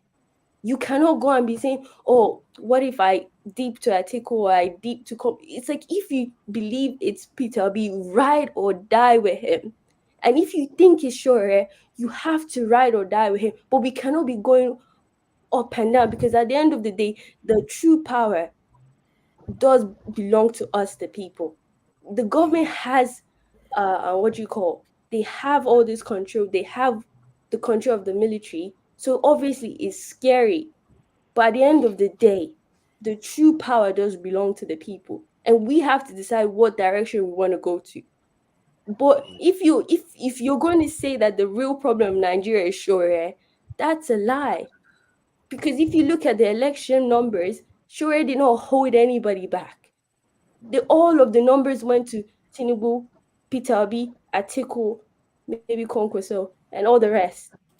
It didn't go to him. So we need to decide and stop putting on him. It's us. We voted for those people. I get your argument regarding Showore not being responsible for the fate of people. It's just that a lot of people put a lot of hope in him, and when people look at this in Peter Obi and Showore, they feel like you guys should just slap your head together, put your personal and ideological stuff aside, do it for us. That's what people feel. Can I ask you a question? Can I ask you a question? But what they believe in on is what we I think Masker needs to speak. Masker needs to speak. Yeah, it's only please don't ask me question. It's back now. Yeah, allow me. Yeah, Masker, please go ahead. Yeah. All right, thank you and good evening, everybody. Once again, well done, Bumi. I would want to start from where the discussion is at right now at the moment. I think Bumi has a point. The truth is that the whole idea about democracy is options, choices, and ideological divides. So what she's putting on the table is that as a people, Showore given Nigerians an ideological choice. So yes, maybe I also will agree with forefathers that the issue at this moment is really not about choice. It's an existential issue. So whatever ideology we're talking about, we need to put it behind and deal with the existential issue we're having. But I think, having said that, she has a very solid point. It's important that we understand that there would be need for ideological differences, or else everything just go back to the same place, which takes me back to the point I came on to just make. I think we are focusing too much on players. Righteous Man made a very important point. Forget about who is agreeing with who. What is really important for us is that on that election day, there has to be some sort of semblance of accountability and some sort of, what word will I use now? Reality, let's put it that way. The numbers add up. We must find a way to make sure that on election day add up. It does not matter who we vote for, who we like, who we don't like, but the numbers, what people vote for, should be realistic. We should see it on ground. And I therefore will go to the point forefather make, that I think the responsibility of all of us to begin to conscientize people to sit down and think, how do we checkmate rigging on that election day? I had suggested at some point, even these diaspora people, the first thing people can do, put some sort of technology together and then put the infrastructure on ground on that election day. Let there be alternate numbers. This is not government numbers. This is not INEC numbers. This is not APC numbers. This is not PDP numbers. This is not EU numbers, but this is Nigeria in diaspora numbers. Let's say a civil society number.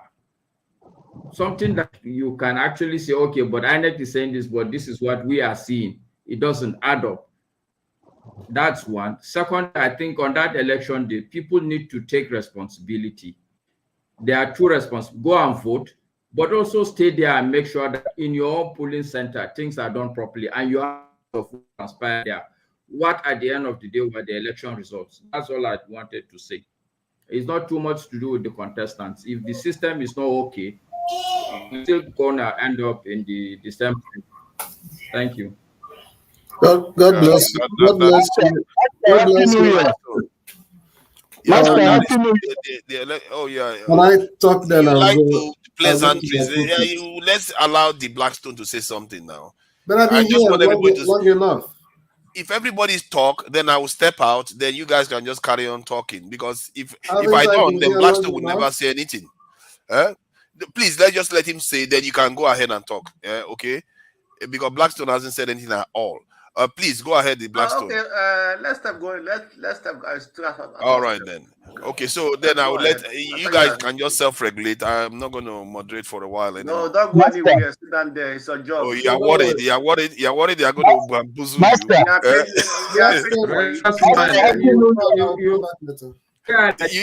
You should take them on now. You should be able to defend yourself and have your own statement yourself. So I will let you guys self-regulate. Okay, thank you. No, Steph is not here now. Steph. Okay, Steph is gone. So, all right, thank you so much. I said, what would I say? Good day, good evening, good everything to everybody on the panel. Good morning, isn't it, in Germany? My brother Blackstone, good evening. Happy Sunday. Good evening, Mr. Righteous Man. Waiting good. Bola Tinubu is still in power. I don't know why. I don't know why you so much love Benue people. You didn't marry a Benue woman. And the Blackstone. Just hold on for a second. Kwakwaso, did the Kwakwaso guy win Kanu, or is the APC guy? The PTR. It's Kwakwaso that won Kanu. Kwakwaso won. Thank goodness. I was really worried about that, because if APC has a Kanu, it's going to be an uphill task. Okay, But so if you want to go by what his cousin, Kokoso cousin, is saying, he's saying that they give back the judgment to NNPP because Kokoso went to beg that he's not going to contest in 2027. He went to beg Tinubu. Okay. So that he will not contest in 2027. That is what his cousin is saying. This is not me quoting the Kokoso cousin now in Kano. So we see if that is the agreement we have. Time will tell, Abi. Either they go run on that article or they go contest. We see. Wow. Okay. Blackstone. Okay. All right. So about taking this in this issue. Good evening, Master. Happy New Year. And thank you, how is your Blackstone. side? Yes, sir. We did. So Everywhere is okay. thank God. So what I take on this issue is that let's know that the issue of Everywhere is not okay. politics is righteous man. You should be grateful to God. Everywhere is okay. We will survive. I was coming to Kaduna to Ito before the event in play to happen. I have to return back. But what has Plateau got to do with Kaduna? But you invited me, now you said I should come, then I will get enough to. I'm still here now. You righteous should come, man, please righteous let me man. talk. I beg. Blackstone, sorry. So what I'm about to say is that politics is a strategy, right? And one thing I always say is this: we talk about systems, we talk about institution. Systems, institution, it is people that make it work. One thing I think we have lost in Nigeria, we have lost our values. And since as long as we have lost our value, it's very difficult, right, to fathom or to have a value that we bring into that political arena that will change anything in Nigeria. We also that the people is the core, the people is the core issue here. If the people do not have a value that can bring change, there's no how anybody that's voted into that office can be able to actualize his plan to bring a change into the country, no matter who that person is. Right? Because there are people who have their own interest and they're going to bring their interest into play. In every part of the world, their core value, family value, and everything matters a lot. I remember the 80s, what family value was, but that value is no more there. And what has actually killed Nigeria is the attitude of greed. Right? Attitude of greed. I want to be rich by all means. And the attitude of lack of empathy for the nation.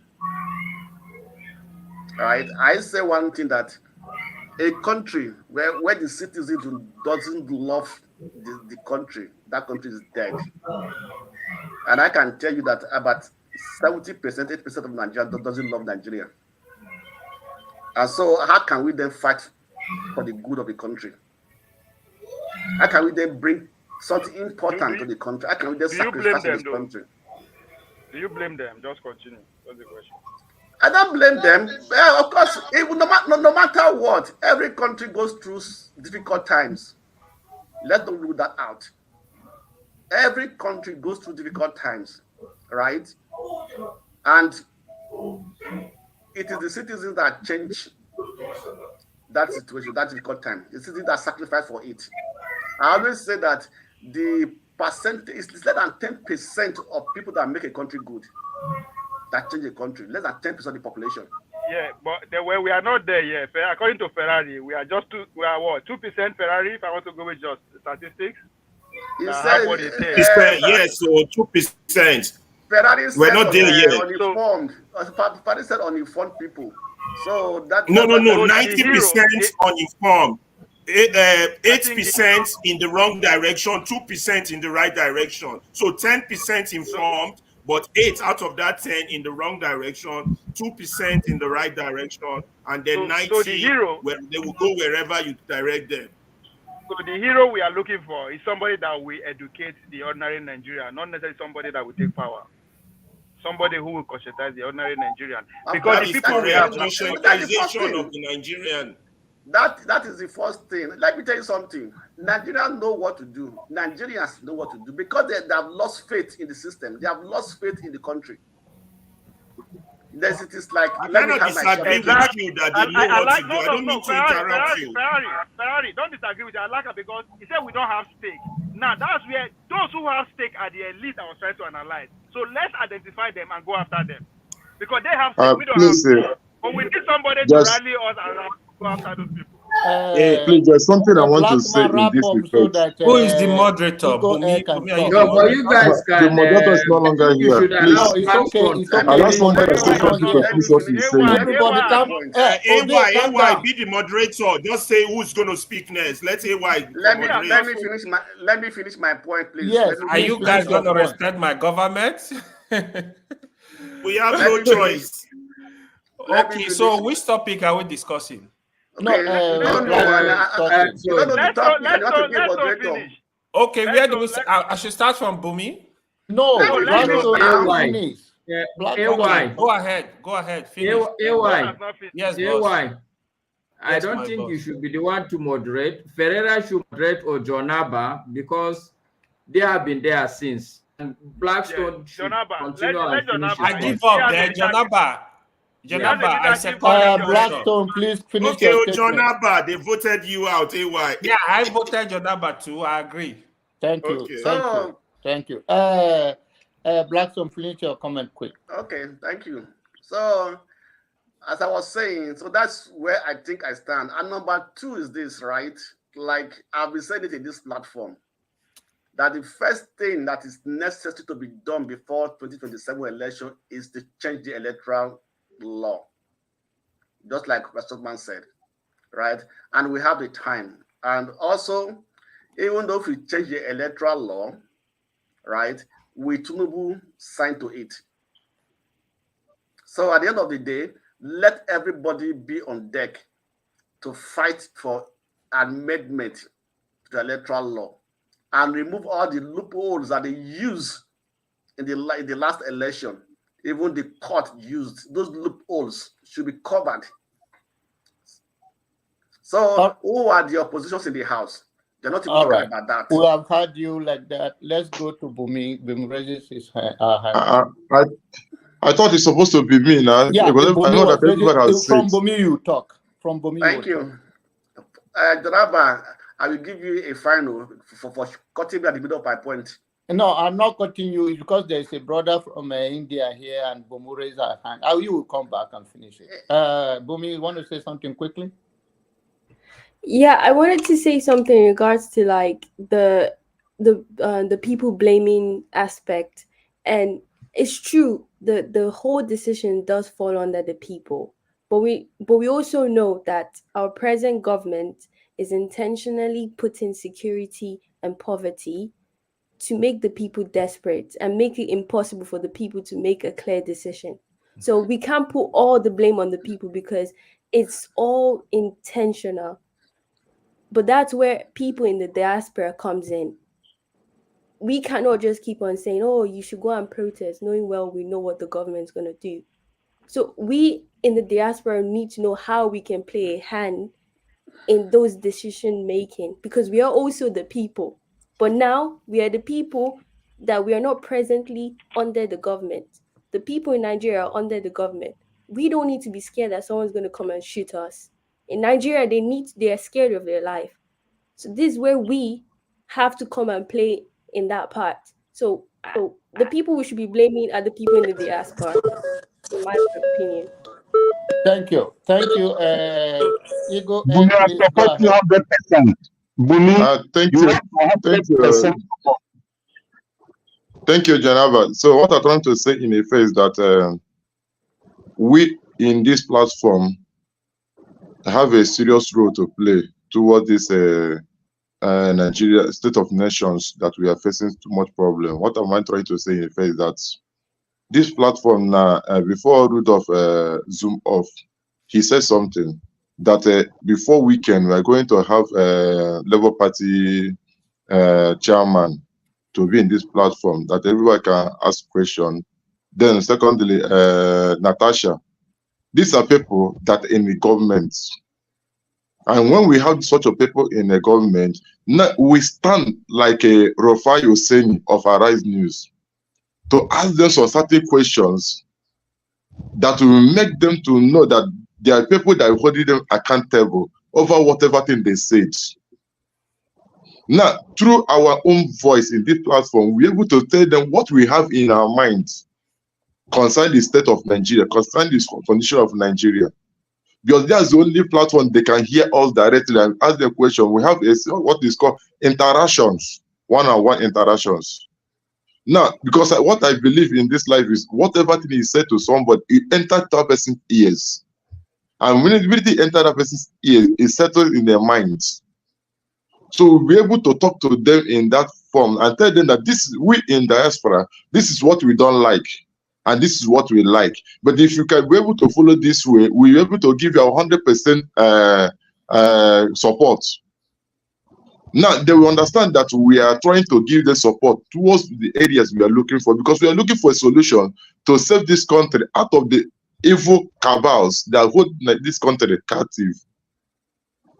Then the second thing I want us to talk about it is that we need to look for a platform to educate people from this platform, educate people concerning the state of Nigeria over some certain things that are passing through. Because one thing I know about this Nigeria, these cabals, what they used to rule this Nigeria is divide and rule. They used to divide and rule. How do I mean by divide and rule? They will come with religions, they will come with ethnicity, they will come with a different platform. And when they bring it, they bring disintegration among every one of us here. And when they bring it, we begin to fight each other. So we need to use this platform to educate our brothers and sisters who are in Nigeria and ask them to understand that do not allow these people to use so and so thing to create confusion, create problem between you and I. That we are one. We are looking towards one direction to save this country. Thank you. But when we come in this platform and begin to tackle each other, begin to fight each other, then how do we educate people that is watching us? So thank you so very much. Yeah, thank you for your submission. Let's go to AY before it was AY. Can you go ahead? Then we come back to you. I saw you. Yeah. What's even the detailed topic you guys are discussing? Oh, you're not following. Go to the next person. Listen okay, first. Then keep listening. The enemy of progress. Let's go to okay. Enemy of progress. Okay, go to the next one. Before you go, let me give AY what they are discussing. They're discussing about how to effect change, that there is 90% of the people who don't know much, and there's this 10% that know, but 8% out of those 10% are in the wrong direction. Statistics. That's a statistic. That's not correct. That's a statistics, not correct. Well, we'll debate that later. But that's Nigeria one-on-one. It's just we don't like argument. Let's just move on to move on. It's just we don't have to debate every time. It's okay. Oh, it's just trying to come up with your own data. Basically, what the discussion is about is that how can the 2% convince the other 8%, and then what can people do to move the country forward, focusing on solution and not debating each other. Okay, go ahead. Nigerians are something else, I swear. Chinyere, is that Chinyere Mo? Go ahead. Okay. So, greetings, panelists. First of all, I want to speak from the perspective of somebody that just left Nigeria. A few months ago, I was in Nigeria. It's not even up to a month. A few weeks ago, I was in Nigeria. And I will tell you how things work there. We are dealing with a particular set of people in power that neither obey the Nigerian constitution nor listen to the people. So whatever education you want to give anybody in Nigeria is just bullshit. When I say bullshit, I mean bullshit. No matter the kind of education, no matter the medium through which you drive it home to them, they can't do nothing. They can't do nothing. Because for them to be able to do something, then those in power should be able to, should be ready to listen. When you are dealing with a particular set of people that cares not about both the Nigerian constitution nor human life, my brother, they only care about that power. Those honchos in power, they only care about that power they're holding. They don't care about any other single thing apart from that power. No matter the kind of education you give to people there, you are wasting your time until the leaders becomes ready to listen. And they are not ready to listen to any single person. They don't care about how you feel. They don't care about what is happening to you. All they care about is power. So that's just, see. I'm not trying to view it from the nihilistic aspect of it. No, I'm not trying to bring in nihilism in the Nigerians into the travel of Nigeria. No, but I am saying things exactly how it is, my brother. No matter the kind of education you give to people in Nigeria, nothing will change, nothing will happen because the leaders are not ready to listen to them. So Thank you. But do you know the problem we're having in Nigeria because we lack history. We lack history. We lack history in Nigeria. Allow me finish, please. So I strongly see. I've taken my time to have an introspective examination of what is wrong with Nigeria, and I've come to realize that what Showore said is definitely the only thing that will bring about change in Nigeria. And that is that the policies and the behavior of our leaders will lead as we make people erupt one day. It must be a revolution that will change Nigeria. I pray it will not be as deadly as I see it. I pray it will not be as deadly as I see it. But only a revolution can change their mind. And apart from that, no matter the kind of education you give, no matter what you say, those people are not ready to listen to you. You are nothing before them. That's just it. Even if you want a revolution, hope is not a plan. You still have to plan for it. That's what we are talking about. Now let me tell you something. You can't see the revolution that will happen in Nigeria. Wait, listen, Ferrari. The revolution that will happen in Nigeria will not be planned. People will get to their lowest low. Believe me, people will get to their lowest low that they will start stealing politicians, and they will not be afraid of their life. Let's hope your plan. It will happen. It will happen. It's not my plan. It's not my plan. It will happen. So already said that the policies of the leaders will make people erupt one day, and people will get to their lowest low. They will push people beyond their breaking point, and they will bounce back. Please, there is nothing you can say. There is nothing you can say to people. There is no education you can give to people. The politicians are not ready to listen to any single soul. I agree with you. What if I tell you that if you push Nigerians to the wall, they will dig a hole in that wall? What if I tell you that? They have not really gotten to their limit. Okay, thank you for your submission. Can you turn your mic off now? Thank you so very much. Righteous man, then I'll come to Wale. Yeah, this my very young brother made a very good submission, and with the other brother that spoke before him, you know, Ferrari made a very clever submission, but sometimes the problem I'm having with Ferrari is that I don't know whether he wants to superimpose his thought and wishes, you know, upon people. He wouldn't want to listen to see from the other angle whatever anybody is bringing on the table. That's just what, but he's very intelligent man. He brings his submission very fantastic, but he doesn't create room for listening to another person and seeing a point from what that person is submitting. The Nigerian issue, thank God for that brother that just spoke. You see, we that are right here in Nigeria, we are in a very better position to tell you people what is happening and solution to the problem. Those of you in diaspora, the only thing you are doing that is good is that you are sending money to your family members and relations. Outside it, I disagree with you, righteous man. So speak for yourself. I am in Nigeria, and I don't agree that we in Nigeria are the right people that have a solution. I'm just putting record straight. That speak for yourself. I don't agree with you. I differ with you on that. It's okay. Your mic work when you come to interject now. Yeah, your mic has not been working.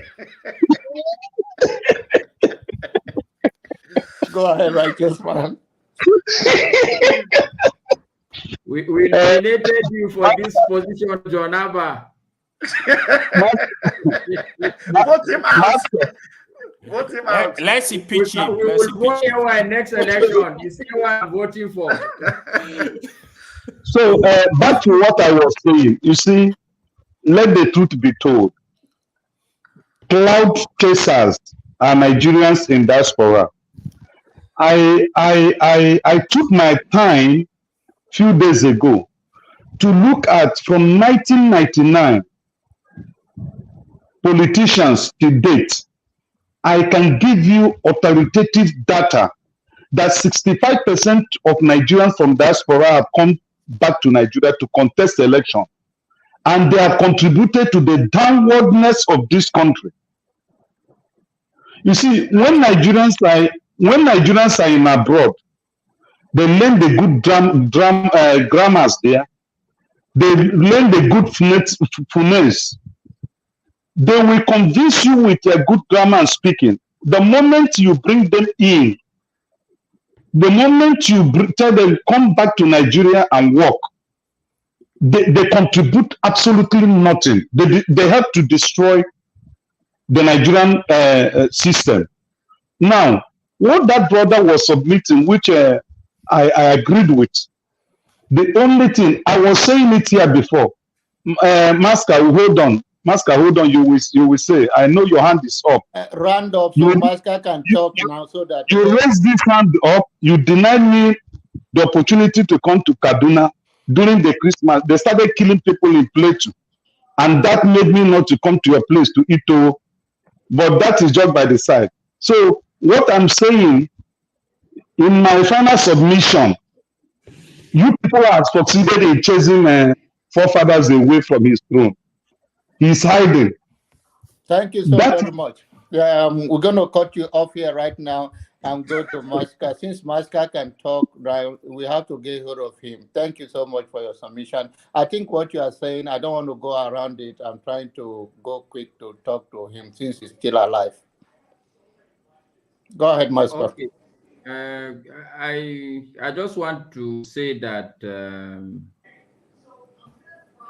righteous man's position is a bit flawed, because that you see the problem very clearly and you understand the problem doesn't mean that you are in the right frame of mind to propose solutions. My reason is very simple. We that are here in Nigeria, what I've realized is that we are so subsumed into the problem that our capacity to proffer solutions is actually minimal, fairly speaking.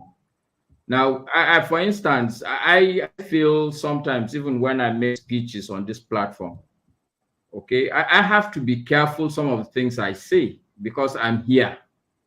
But somebody who, can you hear me, John Abba? Yeah. Okay, good.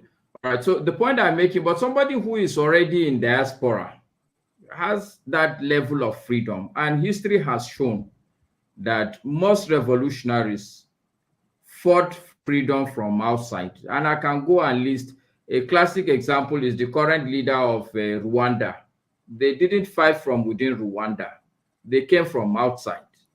Okay, so there's that history also.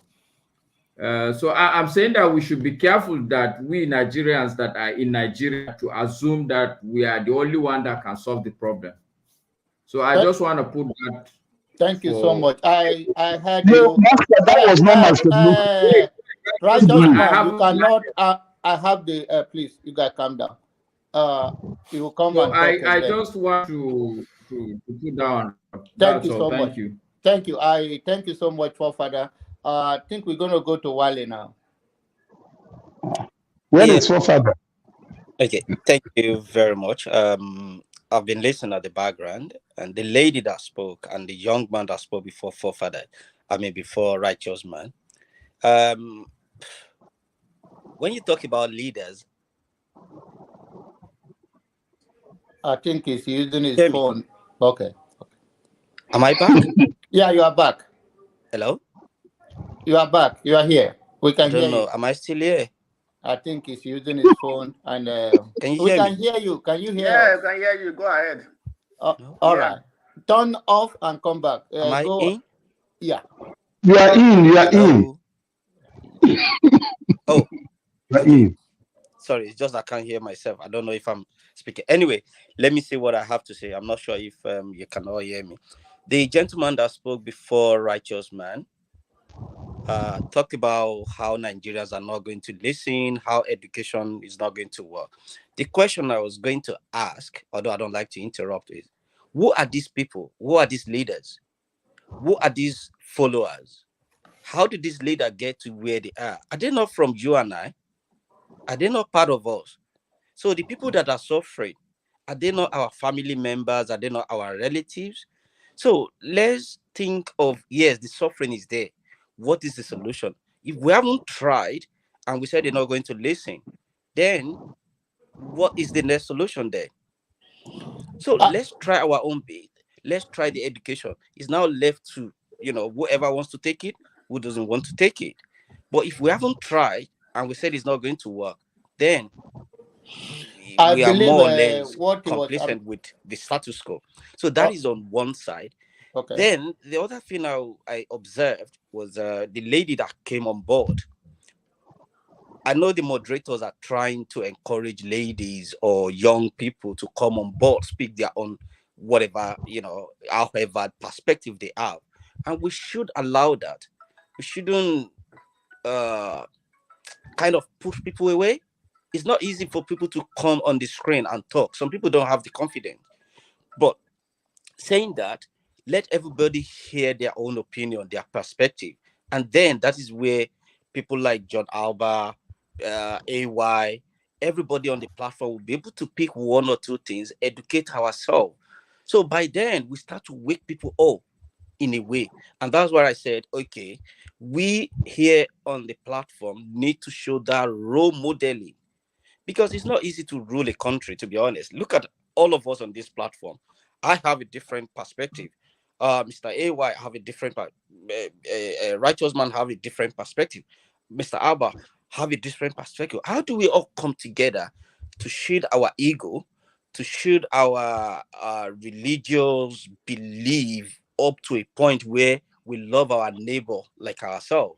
How do I move away from my own ethnicity and understand that someone who is not from my tribe has their own wisdom as well? How do we come together? How do we live together? It's just like me trying to marry an Igbo girl. She's brought up in a different environment compared to me. How do we come together to raise our kids and making sure that I'm right, she's wrong, she's right, I'm wrong? So it takes two to tango. But we need to understand that if we want peace to reign, if we want to move forward, we need to kind of ask ourselves a very critical question. What I'm doing to Mr. AY, is it the right thing? Will I be happy if it's done to me? Or am I being selfish? Or am I just a tribesman who doesn't care what happened to other people in as much I'm not suffering? So those are the questions I do ask myself anytime I want to deal with anybody. But then I will be very, very observant to see that, are you actually thinking the same way? I have a choice. If Mr. AY or Mr. Alba want to do something to me that I don't like, I have the exit. But if I don't say my mind and just be part of that evil, it's just a matter of time before the evil will come and haunt me. So that is one area. I just want us to keep thinking in that direction if we really want These are peace. evil So people that secondly, can't get me. when we look at the young people with the knowledge they have in terms of other things, we need to bring them on board. They need to come and say to us, okay, if bank decide to do something, the technology that is evolving every day, These young people, they are very, very intelligent. And that's why you see some of them going into Yahoo Yahoo or going into Big Brother or entertainment. They are very clever. Let me provide our solution. They don't really have time to be problem. ranting and discuss. They just want to find a way to make their own life better. But we can educate and orientate them I think you have in a way. So that's just my submission. I'm listening to everyone. It's good. Let me provide solution. Thank you so very much. I think I want to talk about that young man that talked, and I know he cannot hear us, but the young man was saying that Nigerians have not been pressed enough, that when he get to a level, the reaction will come without anybody between a rock and a hard place. But Ferrari to be was honest, saying I'm not sure if Ferrari was saying that that even if Nigeria is pressed to the wall, they will dig a hole instead of facing the problem, if I understand him correctly. So I think that is what is going on here. Let me say something, Jonaba. Sorry. Let me just do something. Go ahead. In all this, we are just talking about things like that. We that in diaspora, right? We are talking about solution. What solution are we provide? Well, are we profile? What solution are we put on the table? Exactly. What we have said. Let me finish.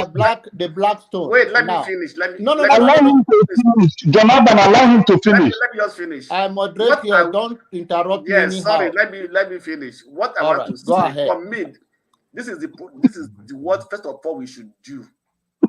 We should fight for diaspora voting. That has been on the table for a very long time. And we are here talking about finding a solution, but we're not talking about what to do. We should fight for diaspora voting. That's the first thing. We must participate, we must be a part of the voting process in Nigeria. So let's start from somewhere. We are talking around solution. There are things we should put on the table. Start from somewhere there, and then before they go home. It's a part of the voting process.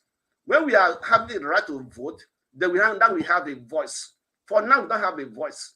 I don't think we can be able to educate anybody in Nigeria. People don't have no food to eat, who are suffering. What are we going to give to them? That we let them listen to them? Mute yourself, forefather, righteous man. Mute yourself. So what are we going to tell them? People that are suffering to find food to eat. I don't want to tell them. So let's fight for our own rights first of all. That's the first thing. Let's fight for diaspora voting. Let's present the bill has been in the House. It has not been passed. That bill can be raised up. You can talk to every legislator. Let them put out that bill. Let them go for it and let them pass it. Then we can vote who we have to vote for in the next election. And so after you vote, they rig it and then what? Listen, no. We don't need your vote in diaspora. We don't need your vote in your country. Okay, now the Blackstone. Listen. We are talking about, I think we should be understanding that certain things that we are all saying, people are listening around the world. Your submission was a nice submission about looking for diaspora's vote. But we are also saying that in the system where we need an outlet to create awareness. You are not a politician and you are not there. And so if you are not there, you are not part of the insider, it's hard for you to make any change. Remember that the Nigerian politicians we are talking about, they are the lawmakers who put what is not there. So we are saying, okay, what we're going to do is that anybody can champion the cause of, okay, how do we start it, mobilizing the people, educating the people, and have insider who can vote. And we have tried it, and I think the LP tried it. I don't know. I don't want to go there because you're going to erupt something. I don't know whether when there, the few ones that went there, whether they refused to take the money. Jonathan, question. Please, I want to ask you a question, Jonathan. Please. Go ahead. Please, with all due respect, can anybody in this platform tell Nigerians and the whole world what the diaspora Nigerians contributed towards the last election? Forefathers can answer that. Thank you. What about all the money they I send to think Nigeria? All the most of money they P2B's contributed to Peter campaign, Obi. What came about all from the How dollars they are come sending you are into not aware of Nigeria? the money? Yeah, I'm surprised. I'm most of surprised. P2B's I mean, the campaign type I was of think from question we Nigeria ask forefather, sources. sometimes. Ferrari, I We think are talking forefather about the are being money. You're disingenuous. just talking about the money. Because I mean, I'm People sorry eat to be that calling money. forefathers. That money goes I into mean people's righteous pocket. man. Righteous man have said on this platform over and over that for Nigerian things to change, the diaspora have a lot to do with it. I don't know why he come up with the percentage of 60-something% now at the diaspora problem, and he can say he have a system that he never shows, that the statistic that he never mentioned even one person's name. But I will give it to you. I think it's not easy to moderate here. Let Jonaba. forefather, let me try and Sorry, moderate. Sorry. Janaba, you What you I do was me. saying, let me clarify Janaba, you myself. do me Wait, PDP. what I was God, saying. No, I think go ahead. Wait No, first. go you are ahead. You are Blackstone. the You one are that doesn't know. Blackstone. Hold on. AY, You let me connect clarify with myself. Blackstone to do me AY, PDP. wait. Okay, AY, Let go me ahead, clarify please. myself. AY, let me clarify myself. Please hold on. Can you hear me? Excuse me. Let me clarify myself, right? The amendment that they did to the electoral law, how many times did Buhari rejected it? People put pressure on it. We have CSO. We can work with the CSOs. We can work with the non-organization, non-profit organization, and so on and so forth to push it. We don't want to. If we have people in the House, the legislature, the Senate, we can also talk to. You understand me? Those people are there. Thank you. That bill has been there on the table in the House, but they rejected it in that assembly. Exactly. That's what we are can saying. bring it up again. So what I'm trying to say, John, is that what does that mean? Because it's there and they rejected, so we should leave it. Wait now, let me finish. Listen to me. What I said, that we have to push for that bill to be passed. Okay. Okay. That I'm saying, we have to push for it. You understand me? Thank you. We have many people in diaspora who has influence, who has people in the House. We have to work. We have to find them out. And then also the CSO and everything, who also push for the amendment to the electoral bill until they force body to sign it into law. We can also do that. Let's start. If you still have time, we have a long time to 2027. We can start that. All right. Let AY start. Forefather, I'll take a break. Thank you. No, don't take a break. No. You can carry on. Actually, you can carry on. AY, please, is your Don't turn. mind this local. Okay. He's just a troublemaker. No, I see me carry. No, me, I did support AY, please, is your turn. Please. After now, don't do me wayo. No, you are the one that don't know the topic and you have been watching, and your brother Ferrari was trying to help you. I get the excuse. It's okay. Especially Blackstone. Okay, thank you. I will always fight you. Don't worry. We'll be friends. You, guys. The thing is, yeah, part of the stuff Blackstone was saying, right? So the issue of Nigeria is kind of, it's gonna be a deliberate issue. We have to be clear of what we really want. The role of opposition cannot be overemphasized, but unfortunately, we have a very dominant opposition in the Senate, in the Rep, in general, even politically. The opposition, they are not doing enough. Like, the only opposition I really know, APC, when they were in opposition, they were good opposition. I give them that credit. That kudos. They did well. They were really a good opposition in terms of how they were protesting the organization, how they gave tough time to PDP then. But PDP, unfortunately, they went to sleep. Maybe they don't even understand what is opposition. They just want to come to power. They are not doing anything. Labour Party, again, it seems it's only Peter Obi that is speaking, but Peter Obi is not Labour Party. The Labour Party is a party.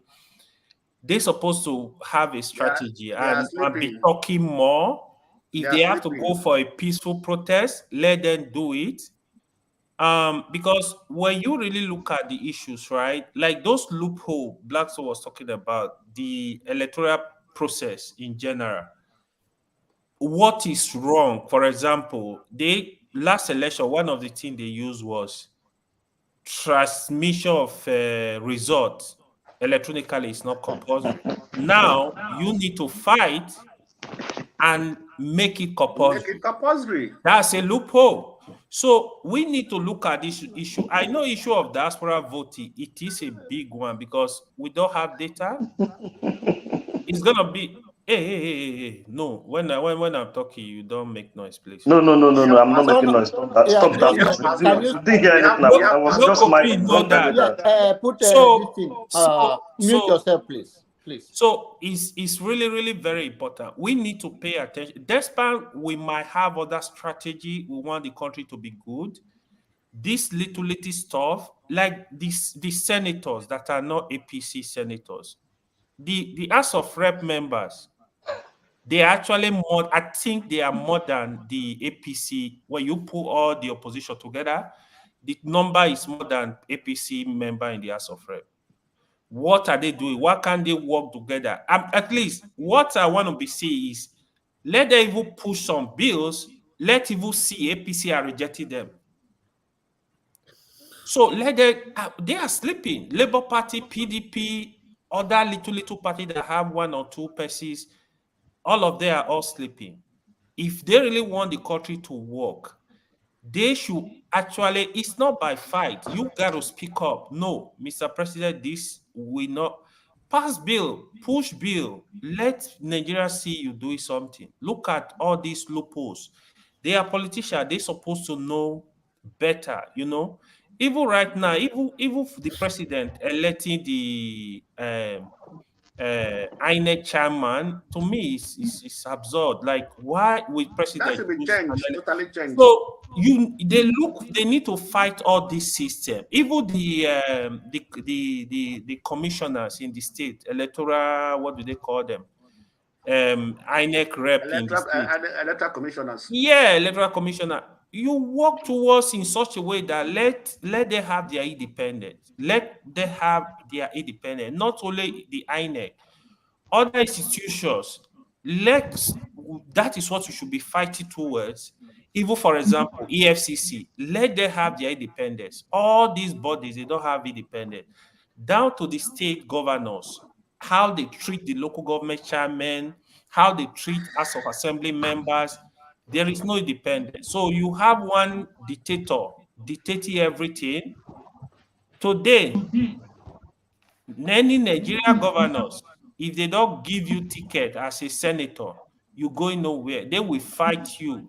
They are the people, they want to control everything in the state, you know. So also what we see in the federal. So if we can look for these issues, these loopholes, these issues we have and try to be resolving them gradually, I think we could be making a lot of progress. To me, it's a lot of progress. Instead of us looking at everything and just trash everything, we might have other ways to. Because if for example, if you fix the electoral system, you will see in no time we'll start actually Nigerians will have the power to elect their leaders.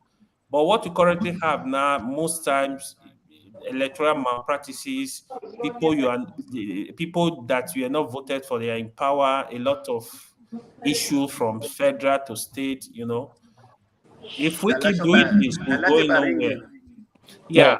Thank you for your submission. Thank you, Mr. Janamba. Thank you, AY. Thank you for your submission. Maska, you want to say something before I go to Loco and Tone? I got Loco, don't come again. Well, I just wanted to do a lot of pushback on Righteous Man. You know, he also said that 65% of the people that came from diaspora created problems. I still also want to disagree, because there is a lot of example of people that came from diaspora. They sorted out some of the bigger issues the country. A good example is I did not 100%. Okay, so I'm pushing back on that 65% also, because I would say it's an arbitrary number. It's a finger in the air number. It's just a helicopter figure. It's based on no evidence. But having said that, I am just going to give example. I'm not going to dwell too much on it. Whether it's 1% or 100%, it doesn't matter for me. But the whole idea is that we need to acknowledge that the diaspora people have a role to play in solving the Nigeria's problem. That's all. Maybe I think I should just leave it there so that we won't get into number arguments. You not only get into a number argument, your speaker Let may us go say, off. okay, let me ask everybody a question. Please, a question for everybody. No, just a question for everybody. A question for everybody. Do we all know, do we all remember the activity or the impact of NIDO when Jonathan was in power? The Nigerians in Diaspora Organization, NIDO, they call them NIDO. Yeah, NIDO. We know how active they were at that time when Jonathan was ruling. So I want to ask, what killed it? No, NIDO is still existing. NIDO No, the activity in Nigeria. I know that time we were always going to Nigeria to do conferences, to do meetings. It was Abike Dabiri that killed it. Okay. All right. Loco, do you have anything to say before I go to Tone? Okay. For me, what this other guy said, what's called Okudike Chinoecherem, about going to Nigeria, and when he got there, he was like, man, these guys are not ready to change at all. You see, it's correct, very correct, right? Some people are saying, yeah, it was the leaders and this and that the revolution that will come, it's when Nigeria will fall to the ground of the ground. And when Alaba said no, they will dig a hole. There's a limit where you can dig a hole and you jam solid rock. And the only option you have is, I can't keep myself, I have to fight back.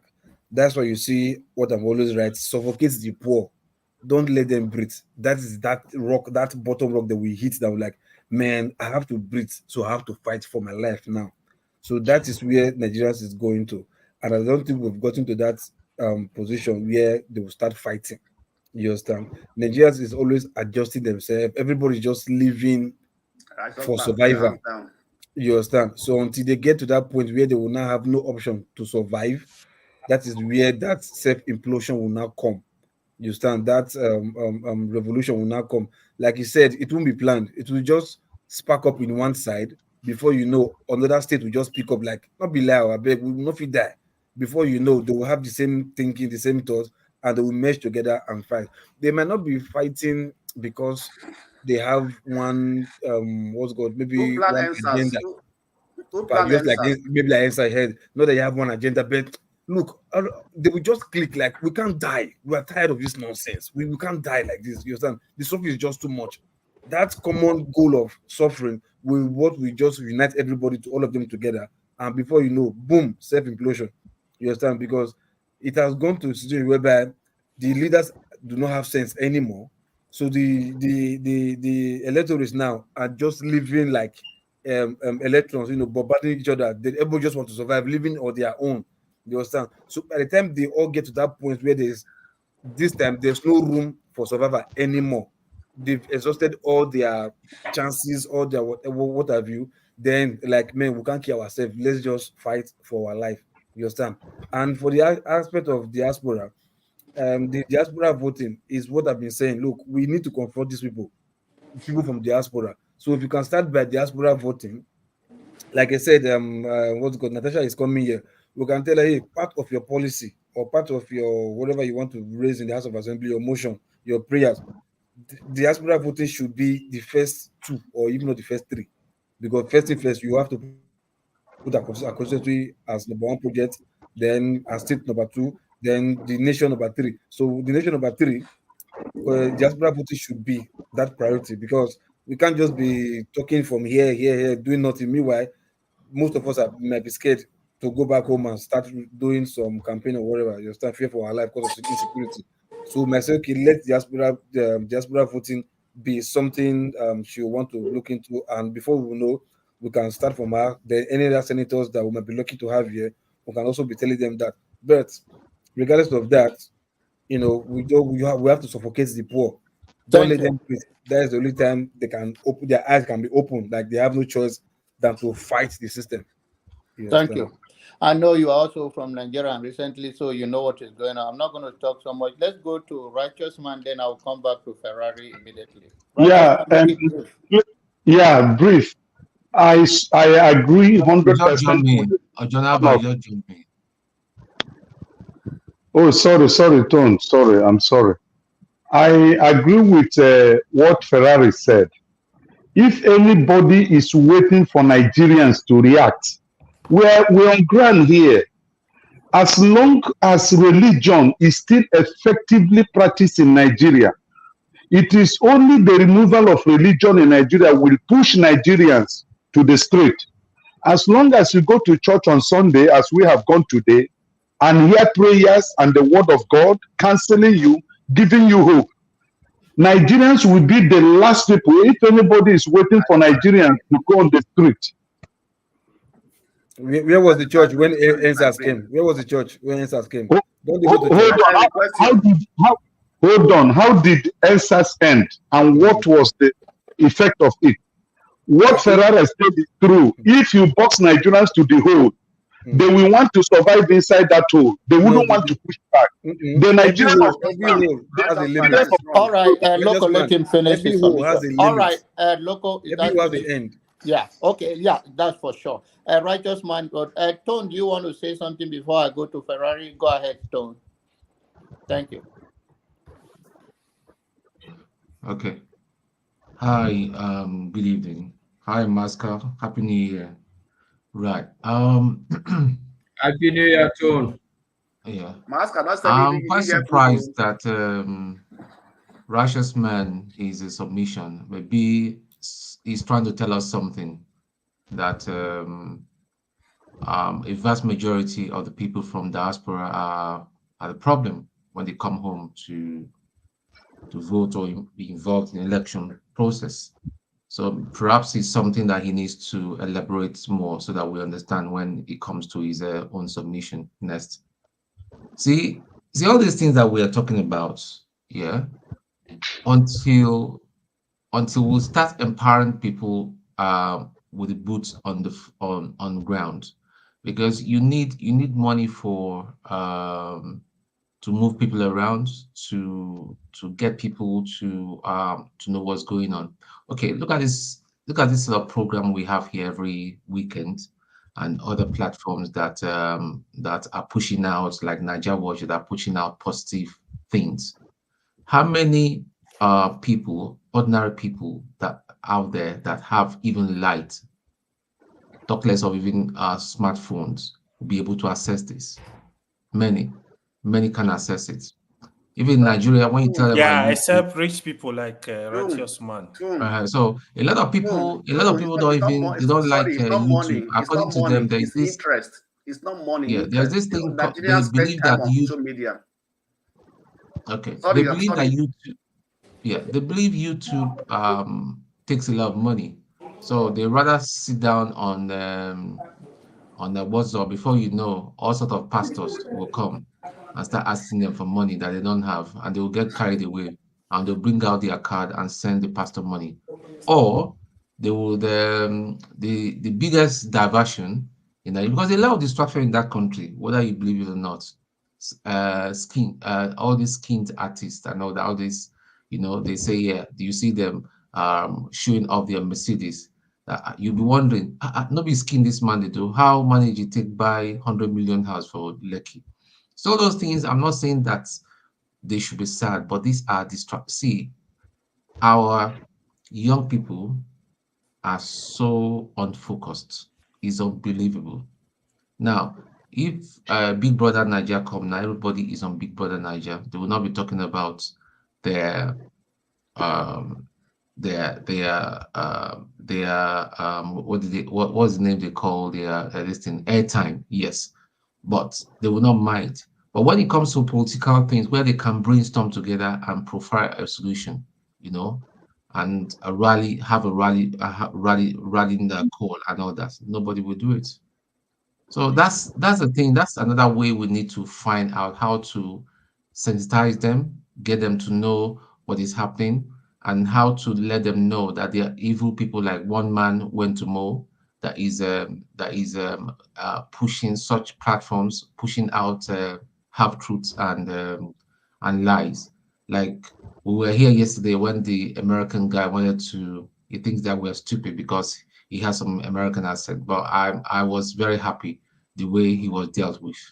Well, I couldn't stay any longer because I had to go to sleep. It was rather late because I had to be in church this morning. So these are the things that we need to, because if Chinore Nyerem said that people can't just come out like that. Come on, people are not people. The youth are they're so distracted. They rather go somewhere and chill. Last time I went to Nigeria, my junior cousins came to see me.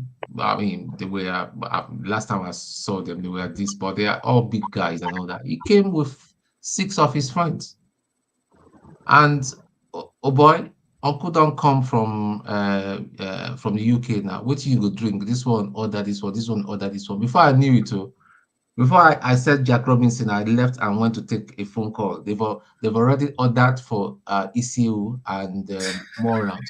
I'm not saying it's wrong, but courtesy demands. You go pay now. You don't come. Yeah, you but go courtesy pay. demands that at least you need to run it by me, because they believe that I've got a bottomless pocket.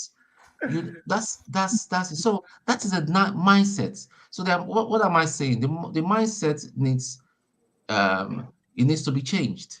It just needs to be changed. You know, we need to start That's from the the biggest grassroots, because it's problem. The grassroots mindset is people the that biggest problem. we are hoping that they will go out there and do the needful. They will go out there and vote and all that. See, Blackstone, I heard you say that our vote count. Yes, but if they cannot make the vote of the people on the ground count, how much less us that is abroad and all that? They will rubbish it. They will just bin everything and just burn it. So that's all I've got to say. Thank you.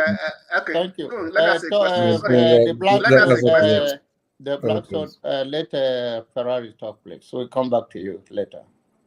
Thank you. Yeah. We Nigerians, we love miracles. We love magic. We love instant gratification. But we always refuse to understand that for you to get a positive result, you have to put work in. When that young man was talking and he was saying, there got to be a revolution, blah, blah, blah, nobody's disagreeing with that. But go back into history. Check the whole world. Go back to the time before the world was created. There has never been a revolution that was not adequately planned. You're hoping for a spontaneous revolution is a delusional position. Now, your job as people who know something is wrong is to continue to educate your other people who don't know how to react, and then prepare the lambs so that the lambs can become lions. And that's the point of all this conversation, not to argue with each other, debate with each other. That's not the point. The point is the Nigerian people, as presently constituted, are not ready because they've not been prepared. And I keep repeating, 90% of Nigerians are just followers. They follow what the traditional chiefs say. They follow what the politicians say. They follow the people that are destroying them say. They follow what their religious leaders say. Okay, And let's simplify this now. Why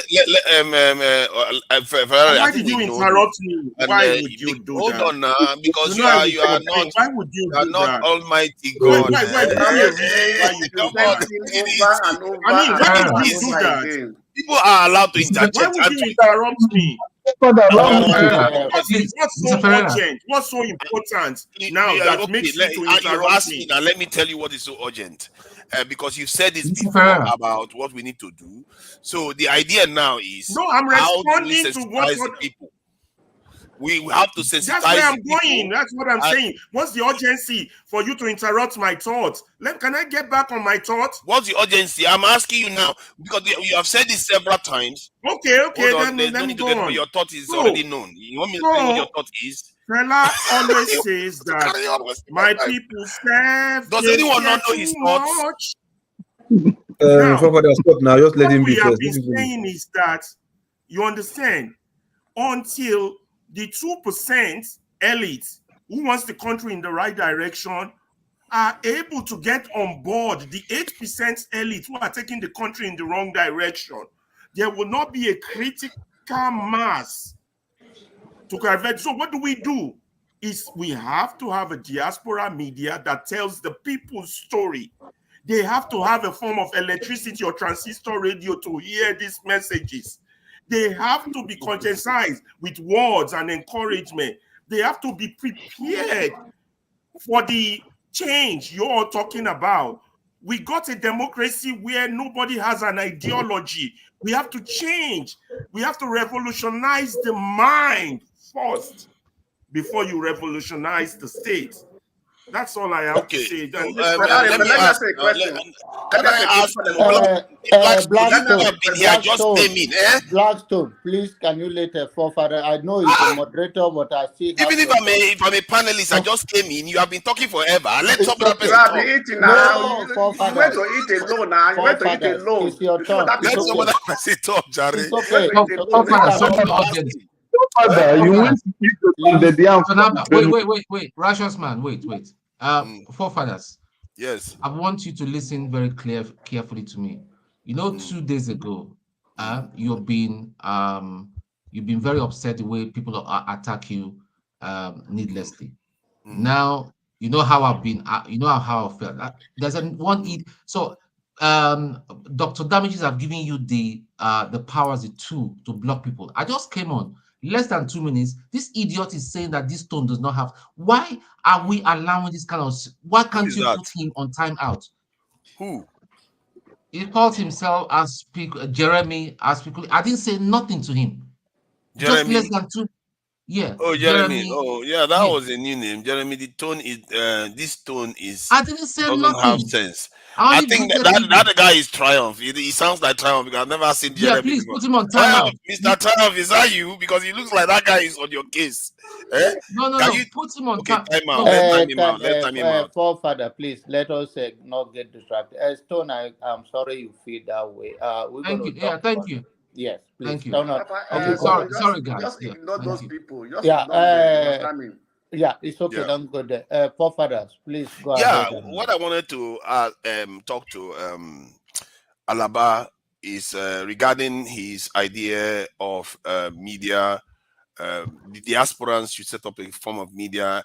The media aspect generally is fine. I think that one is well understood. I think I understand that. The area he mentioned that I feel like we need some clarification is where people can be able to listen to us through the radios.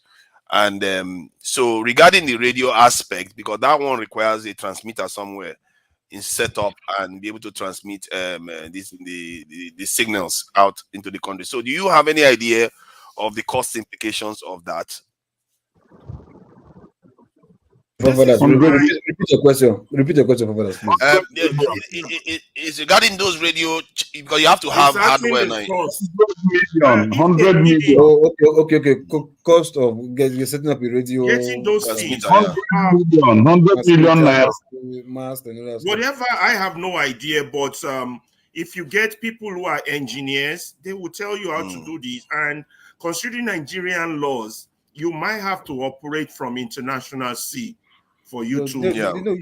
Because you have to operate from international sea. It's not as expensive as you all think, because it's not going to be that expensive. There are transmitters everywhere. But you just got to get the engineers and the experts involved. Like people always say, these are conversation not on this screen. But if you are not such if you are not behaving like Agbo, maybe we'll be able to work together on things like this. But every time you are trying to wrestle me down, what is because you're a nationalist, and sometimes I don't know where you stand. Just like to wrestle people. I agree with that idea. Hold on, what you said the right time, I have a question for you, please.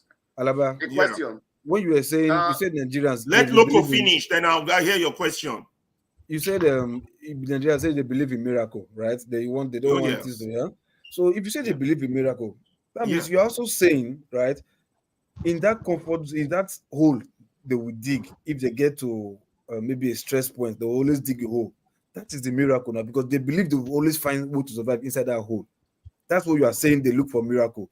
But in the case you know that there's no miracle that is coming, We even know, if but they don't know. you will There's know a that, man, difference. I have no choice than to fight. We know. That's the 2% no. You see, you got to know who you're talking about. What about that Nigerians now, the larger populace of the electorate? You understand? Yeah. That they look for miracle. That is why they can't fight, they can't do any harm. So that miracle you're talking about now is because they don't want to do anything. That's why they're inside that hole. You understand? Yes. Thinking that a miracle will happen for them to survive. So nothing will bring them back around. So but by the time there's no miracle, and they know that no miracle is coming, you understand? They have no choice than to that means it doesn't work like that. You see, when you have been permanently conditioned as a slave, you got to go and read all these things. When you have been permanently conditioned as a slave, your reasoning is different. There's a way the brain works. That's why fella said, so policeman go slap your face, go talk. I get one child, I get one man. There's a way the brain works, okay? There's a way the brain works, right? Just let's put it like this. See the way Peter Obi just came. Not that he said anything fantastical, but it was just like a wave that just came and spontaneous revolution. Let's agree to disagree so that Blackstone can ask his question. So I don't see it happening. So it will get to a state, right? Now it will no, enough is when enough. Would that state be? Because the way it works is that those suppressing them will always give them palliative.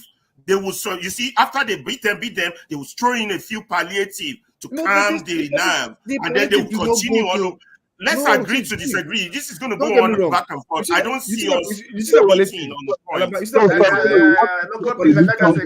This argument with question. Let me ask a question. So you always be referring to 2%, 8%, right?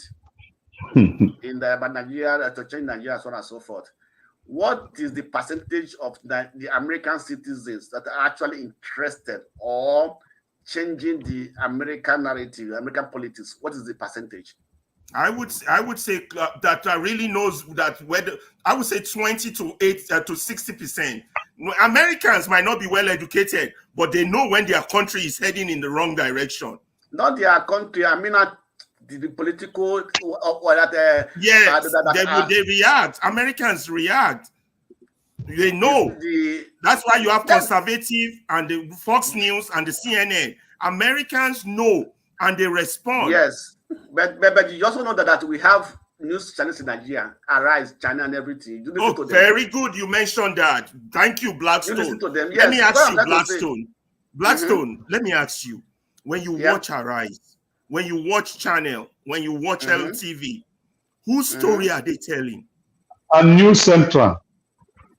Whose story are they telling? Tell me. Which story? They are talking. Are they telling? Listen, I'll give you option. I'll make it easy. Don't give me options. No. Don't give me options. Okay. They are talking about the Nigeria problem and the Nigeria political problem. No, you're wrong. You don't know. You don't know. You're wrong. Blackstone, let me give you my answer. You've answered. When those people are talking, listen. They are talking about the elite problem, the political elite issue. They don't speak for the masses. They don't speak for the people suffering. They don't speak for the country. You have to understand this. And those are the best. And Arise is one of the best. They don't speak for you. VOP? Do you follow VOP? Which one is BOP? I don't know BOP, but it's not a debate. VOP. I don't like debate. I mean VOP, the voice of the people. FM, voice of the people. Oh, the voice of the people too. I have watched it several times. Listen, there are words you can't use. They will cut you off right away. Sir, you can't say that here. Sir, you can't call that. When your press is like that, they don't speak for you. You have to understand that. They speak for the politician and the rules the politicians have established. Are they not working according to the law? So that's where we are saying that the law should be changed. Who's going to change it? You or the people enjoying it? You got to be pragmatic. Answer. Excuse me. The people enjoying it will not change it. It's the people that has been affected that will change it, not people that are enjoying Which it. people? The same people we said are going to dig a hole. I don't like going in circles. I got to get off. Which people? The same people we say are going to dig the hole? I'm confused. Enlighten me. I cannot enlighten you because you have your own belief, and nobody can. It's not my belief. I'm stating practical facts. Let me ask you a question. If you have a counterpart to what I'm stating, tell me. Question. Wait, how many? Do you actually carry your phone and discuss with Nigerians and have their opinion personally? Absolutely. Let me tell you, 96% of Nigerians I know don't even know this program exists. How about that for you? No, how would they know before? How would they know in the first place? Is it? Now you're going around in circles again. Excuse me. Is it the late program on YouTube? It's not the late program. Nobody will know it. So what do you think? How many followers do they have? No, You're confusing me. How many followers? I think we are just going back and forth now. It's not helping. Yeah, it's going around in circles. No, yeah. I'm confused. The Blackstone, the best time when Blackstone is doing his best is when he's talking about something he wants to talk about and he comes across. But this one where you're arguing with him, you're not going to get anywhere with this guy. But Chike, I've not seen Chike before. No, who's arguing with me? No, the truth is that. No, let's be frank and sincere. This is not the only platform on YouTube people follow. If you say 96%, why must you use that kind of number? How many followers do we have? Is it all to 100 million? No. What do you mean by that? Okay, thank you. Platform. See, I'm not sure. Chike, I think I've seen Chike before, and I think he wants to say something. And Dan too has come in. Tone hasn't said much. I don't know whether Tone has said something because I wasn't here for a bit while I was, it's all right. It doesn't matter. Point is, Dan is here. Chike is here. Chike, please go ahead. Please go ahead. What do you think about what you've heard so far? I think he's talking. Ferrari is saying that we should have a kind of media to sensitize the people. In other words, a lot of people believe that the diaspora has a big role to play in transforming the country. Your audio, you need to unmute yourself. Okay, can you hear me now? Yeah. Okay, yes, I completely agree with that. We haven't done, as people in the diaspora, we really haven't done too much, to educate people back home. We have a big role to play. And if we don't play that role, things going to change eventually, but it's not going to. It's going to take a little while until we understand, the power that we have, that we can match, these criminals in Nigeria that call themselves leaders. Until we have the role, we understand our role. Not just to send money to families. That's very big. That's a big deal. But yet, that's as far as changing the political system in Nigeria, we have to do more. We have to do more for us over here, to actually understand each other, to not fight each other. Because if we don't, for instance, would what's his name, Tinubu, comes here. And if we want to plan a protest, are we going to have counter people, people counter protesting us? Or are we going to agree that, look, we don't like what this man is doing. We don't like what these people are doing. We need to stage a protest against them each time they come here, instead of fighting each other. That's something that must happen. Second, I am a Showore supporter, and that man has done so much for Nigerian people. We may disagree from the aspect that how he comes across sometimes. But one thing we must not forget is that man has gone to jail several times. As we speak, he cannot leave Nigeria to come here because Nigerian government still has his international passport. He cannot come here. He cannot travel out of Nigeria. For a long time, I heard you guys talking about how he didn't win election, how he didn't win. How could he win, when he couldn't travel outside Abuja? How could he win? So let's be fair. Let's be fair to Showore. If those of us here, if we wanted to work so hard for Showore, he could have won that election if we gave him full support by contributing. If each of us has contributed, say, $20, we can show those people, these criminals in Nigeria, that we can match them dollar for dollar. I see. Let me ask you this. You see, because Yes, there's sir. this guy that is in prison right But now. hold on, but he was giving money before in the last 2019 election, and they accused him of Is he embezzling the local? Is he money. local? Is he local? Now I'm I just want telling to you, ask just no, question, and he wants to ask question on top of no, my I'm not question. asking. No, hold on, I'm not asking. I'm just telling him that 2019, right? Money was donated to for Showore's and whatever I campaign. said if everybody contributed $20, I'm not talking about how many. I was part of his campaign, so I know what you're talking about. How much was that compared to the number of us here that The point I wanted to add to it You before can mismanage more. You can Loco mismanage jumped money. on top of my question. Loco, the trouble you are looking for, the day I'll catch you, you see. This thing that this boy is looking is anytime I want to ask question, he jumps on top of it.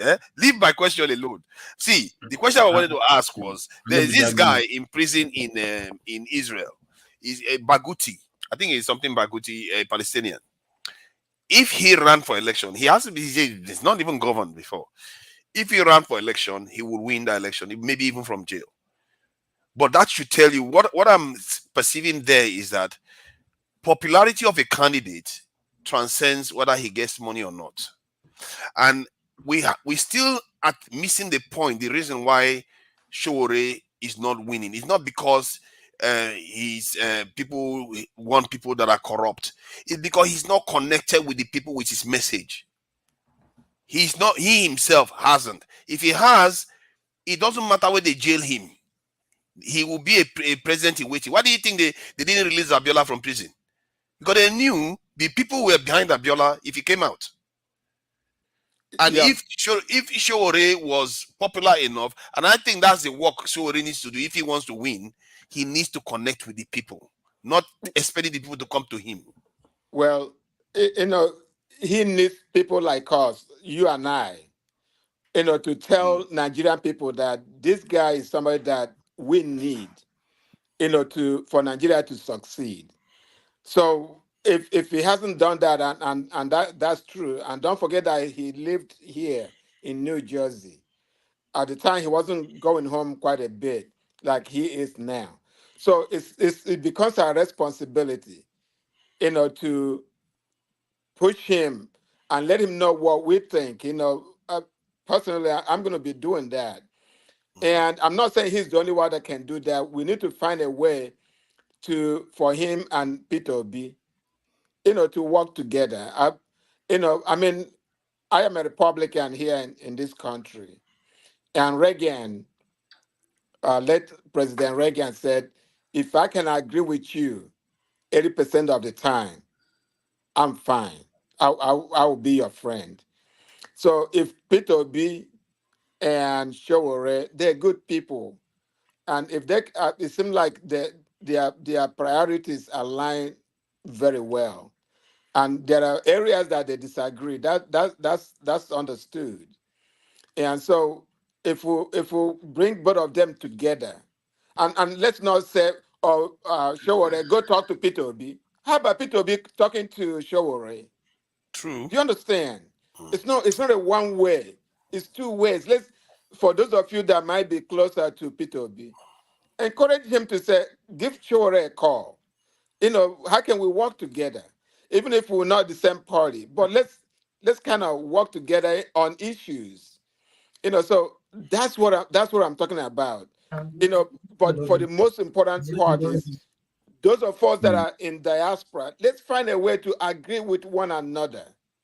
And again, if we can agree 80% of the time, that's very, very important. And Thank so you. that's my I contribution. think you And have I spoken think very well, because there was a Showore supporter that came today that wasn't countenancing P2B and Showore working together at all. You must know him. I think he ran for governorship too. Dr. Chidi, yeah, no, Yeah, yeah. we're good friends. Yes, I understand. Mm. But the thing is that, as it is, I'm very practical. As it is, we cannot win. Showore and I and Dr. Chidi and the few of us cannot win without the rest of the people that we need to win. Exactly. So that is why that makes it important that we must find some people that agree with us 80% of the time. You see the way you think. If that kind of thought won the argument in Showore's camp, maybe the story of this election would have been slightly different. But that is the problem. Dan, please go ahead. Yeah, thank you. I don't know, is it Chike or some bro? Respect to you, man. Because that you say that I'm also a Showore supporter. Before we thought popular support P2B came up, let us support P2B because of what he has done before for Nigeria, for Anambra State. I never know who he was, but when they started giving us what he had done, and that is all those type of people and all those type of guys. This is what we need in Nigeria at this moment. People who are stingy. Not stingy in the sense that you cannot help, but at least you don't waste, And I wish this your thought today will get to Showore and P2B, because it's high time they get together and so that people will now really back them. Because for P2B, for me, I said it yesterday, he's a coward, because I don't know why he don't want to risk the prison. Showore, you said he should have been in prison. They shot him the other day on the leg. I was watching live. I don't know if it's not a live gun, What but did you just say that P2B whether he was a coward, he should risk the prison? Come on, of man. course, now, forefather, without that, nobody can change the system. If P2B has been in prison, for example, right now, what we are talking now Why should he is... be in prison? Why should he be in prison? Yeah, You let me shouldn't tell have you to what... be in prison now. Excuse me now. Now you ask me a question. You asked me why I said that. Because if he had led the protests, like Showore had been leading a lot of this thing, maybe by now they would have thrown P2B in prison. Because when the uprising starts, they will look for the leader of the uprising. That's what I mean by maybe he don't want to risk prison. Because I remember after the election, somebody asked him a question. Or I Kwasiba, P2B said, no, India no go here for so long. Oh, why okay, get you weapon? And that statement really got me angry because for those who don't speak, for those of you who don't speak, wait now, for those of you who don't speak Igbo, I'm saying that they asked him, do we start destroying? That means, in another sense, revolution. P2B said, no. These people have been here for long. We use style to remove them. And that is capital no. Foul. You cannot remove those people, Tinubu and co, from that system without somebody sharing blood or one of our leaders going to prison. I thought P2B would have stood up strong because he got overwhelming popularity and support from all Nigeria. Even he was winning in all military barracks, to tell you that those with guns were behind him. So what Chike said, I really hold on to that because I'm a 100% Showore supporter. But we need P2B because he's a man of the people. He has done something. Showore is a man who don't compromise with anybody who doesn't believe in him. And what he believes in is revolution to save Nigeria. Showore loves Nigeria more than anybody in this platform, including myself. Yes. So, and he has risked everything. So what Mr. Chike said, I didn't But think of you it see before. all the things you are saying about Showore now, when I hear him talk, I don't get that vibes from him. Maybe because I don't follow his history that much. No, forefather, your case is well overstood. You don't like that guy. So No, it's not. I'm telling you, maybe that's what Nigerians are seeing from him. No, because people like you don't speak for Nigeria. Forefather, now after you go say, man, this you go say you go cost me now when I try. No. Why would I cost you now? I'm saying that so many people didn't vote for him, maybe for that reason. That's sorry. You should listen to it. That's sorry. Forefather, show worry. To be honest with you, I've said it. To be honest with you, if Nigeria really want change from the norms, it is show worry. Oh, please. If Nigeria, I don't see that when he talks. I Let don't me know why you explain all to you. believe this. Let me explain to you. Let me explain to you. Let me explain to you. Nah, you are wrong. You wrong, no worry. You wrong. Let me finish my point because they will not let you talk. Let me finish my point. Okay. Let them finish. I will speak. Let me just land. You know, this is why I'm talking about Nigeria. Sometimes when I see Nigerians, we come to this platform, we think we are united. The GK say let us contribute just a common $20 to support a good cause. I saw some people shaking their head. Look at this brother who just joined telling you, nah. This is the problem of Nigeria. We hate the truth. And that is why Nigeria has no future. People will be laughing, telling that Sore is not the right person. Who is then the right person? Nobody likes the truth. And that is why nothing can change. When we see a righteous person, somebody who can deliver us, you will see Nigerians coming up here telling you that Sore is not. Who can save that country? See, you might believe it. Okay. You might, maybe you have seen things that I have never seen. Can you, Loco, you need to stop it. Loco, if you carry on like this, you are being disruptive right now. Listen. You are being disruptive right now. You need to stop it. You are not the moderator. Let me tell you one thing. You are not the moderator. You know that, don't you? I'm not moderating now. Then stop telling me what to do. Do you know why? Hold on. Do you know why? Behaving like assistant moderator. There's this guy. Stop it. Just hold on. Now let me finish. Now there's this guy called Rock, right?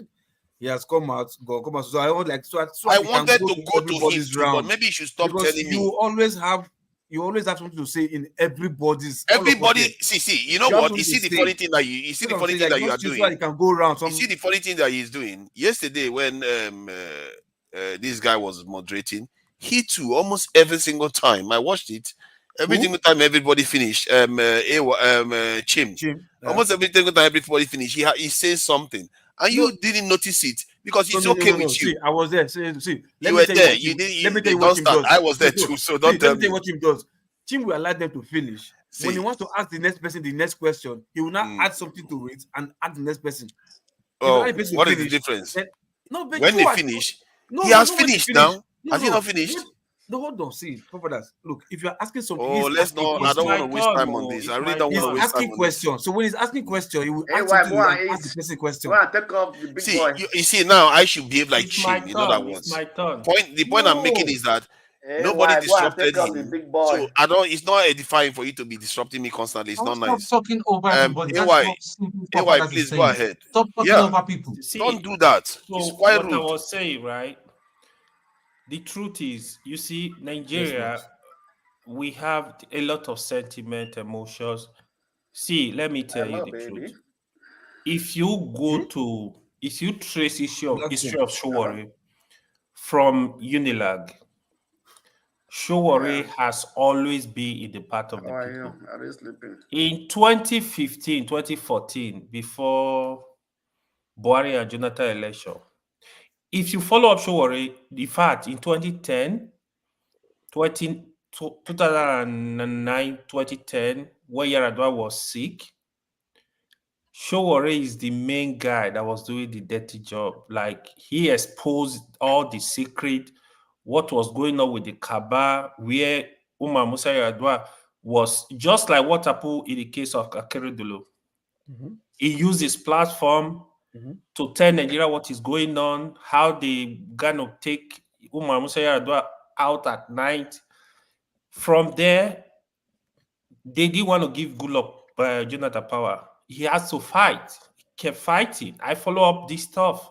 In 2015, then Buhari came in. Then people were like, "Oh, they bought Showore house in California. That's why Showore is fighting for what's it called? Buhari dead. 2015, the same thing. Showore fought for Goodluck to got into power. When Goodluck started misbehaving, that was when Showore turned against Goodluck government. He was exposing the corruption, what was going on. Then Buhari, of course, the APC got opportunity. Buhari came into office. Showore never stopped. When Buhari government, when they started misbehaving, Showore was doing the same thing. He was exposing the corruption. He was telling Nigeria what is going on. Then Buhari government, they arrested him. They charged him to, they restricted him to Abuja, which is the problem he has been passing through. But to be honest, you might not like Showore. Anybody might not like Showore. Showore deserve a lot of credit from Nigerians. Yes, he deserves. And hold on. He does. When it comes to leadership, I think this is where forefather is getting two things mixed up. Showore can sometimes behave like a student union leader, even right now. I also have problem with that. I think he needs to really stick to issue and try to leave petty things and try to be very presidential. Probably Nigeria will listen to him. I don't have any reason to tell you Showore is corrupt.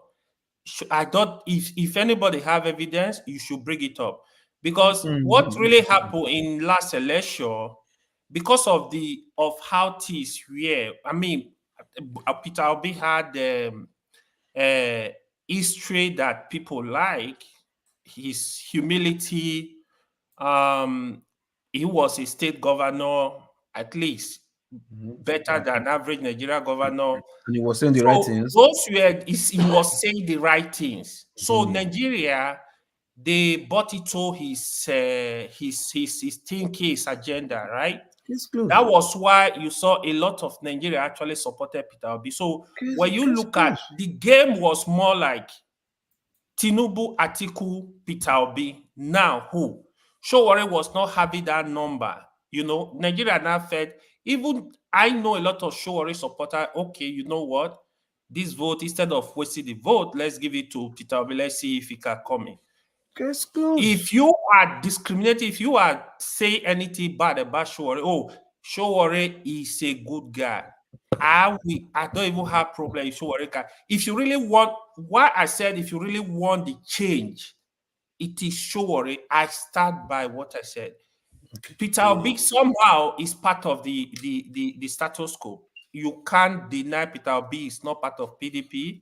You can't deny Peter Obi is not part of the. If I'm to add, if I'm to ask, if Showore comes into office, what kind of change should we expect to see? That is a different discussion. I can have that discussion for 1 hour because is it's a very different interesting. discussion.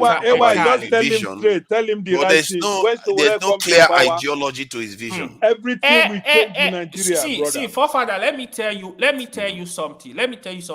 Again, I think it's the way probably Showore is putting himself out there. Let me tell you something. Showore know a lot about these guys. You see, these are our criminals. He knows a lot. He knows what is going on. He's very intelligent. He knows what is going on in Nigeria. Yes. I don't think maybe few Nigeria that we know what Showore know in Nigeria. Regardless, so the cabal, the criminal cabal, they will not even want him. They will do everything. Sure, but you are saying all this now. But tell us what his vision is. Ayo, leave the cabal. I'm talking about the people. The vision. Yeah, please. You see, because people want to know. I'm sure the viewers, at least 200 of them, okay, want to know what his vision is. Go and look at the tapes. Go and look at Showore tapes. Showore was saying a lot of things, right? For example, he will tell you he want to pay Nigeria living wage, right? Which is the view I also shared. But paying Nigeria living wage is more than just saying it. Exactly. He needs to explain how you want to actually. Why we have the money if they block all the corners? I know he has the money. That's just one thing. What else? We have the money. He said it, but forefather, you need to know really. Most of these politicians, they don't have ideology. The truth is, no, we agree. I agree with you. I looked at Showore's manifesto, and this is why I'm asking, because I don't want to judge his manifesto. You that supports him, what is his vision? Because if you cannot spell it, okay, let Chike come in. Chike, please, what is his vision? Fake guy. Everybody knows his vision now. I know his vision. If I hear Pim again. No, I know Showore vision. No, now because it will take time. No, let thing- Chike come in. But you can summarize now. Come on. The first thing and what he's passionate about was the Constitution. He so badly wants to tear up that Constitution and rewrite it. All right. He wants to make sure that every Nigerian wants to be a Nigerian. Sorry. You say he wants to tell the constitution. What does he want to write? No, just say maybe come up with a new one now. Yeah, but what is his vision? He has to have a vision that he wants Nigeria to look like. This man have a vision now. I'm telling you, I'm getting there. Please, I really want to know, because a lot of people want to know. But hold on, let me supporting him. Let him go, please, so that we don't Can you let me explain what I'm trying to say, Loco? We'll understand back later. You don't. It's not only you. There are viewers that are not watching. Father, you don't want to know. You just want to interject. I beg you. Father, let it go. Let it flow. See, if you don't like the way I'm moderating, you can leave, please. This is not by force. You should allow me to talk. This is a session where I need information. Enough of these people distorting our conversation. Enough. I'm not having it. I'm not having it. If you're not gonna keep quiet, enough. Because what you are doing, you are stunting conversation. We are trying to understand something here. You're just blocking conversation. Enough of it. And that's the one that gets to me. Your conversation or Chike's conversation? No, I'm asking specific questions because we want to know about what Showore is offering. I don't know. When he finishes, let Chike answer. You are not the one that's trying to answer. Jesus Christ. Let Chike talk first. We'll answer him. Mind your business. Mind your business. You are not the one moderating. Let me ask the questions. Yeah, local forefather. Jesus Christ. Please. Okay, forefathers. Please, because I really want to understand. This is detailed stuff. I want details here. Because if Showore wants to tell the constitution, what is his plan? Does he want to create a unitary system or a confederation system and stuff like that? He's not stopping. No, he doesn't want to create a unitary system of government. He still want to have a federal system of government, but it's a federal system of government. First of all, he wants Nigerians to agree that they want to be Nigerians. Is there any part of Nigeria that wants to leave? He wants to give everybody that freedom. If you want to be part of Nigeria, instead of being IPOB or Duduwa or anything else, if that's your choice, you can leave. But he wants a stronger Nigeria. He wants Nigerians to write Nigerian constitution, not the copy and paste. And this is his words, not the copy and paste from America to, they call Nigerian constitution, even though they left some American ideals in it. So he wants Nigerians to rewrite our own constitution. Let it be organic. Thank you. Yep. You see, that's what I wanted to hear. I wanted to know what he planned. He says it's a federal system. He wants it to be organic by the people. That is something I want to know, because just say he's going to rip up the old constitution doesn't tell me that. So Absolutely. Please go ahead. And he wants to make sure that all these people that have stolen and that's what when I think about Peter Obi, I love Peter Obi really good. I think he's going to make a good president. But the difference between him and Showore will not let these people that have stolen Nigerian money go free. It's not going to let them go scot-free. Every one of them, he will probe them. He will make sure that they pay up all this money that they have stolen. Because it is so unfair, it's so wicked that we let these people steal so much that people are suffering, and we just let them get away with it. And Showore will not give a hoot who it is, whether his father, his mother, his brother, who stole money from Nigeria, will cough it out and will pay for it. That's the thing I'm supporting him over and over again.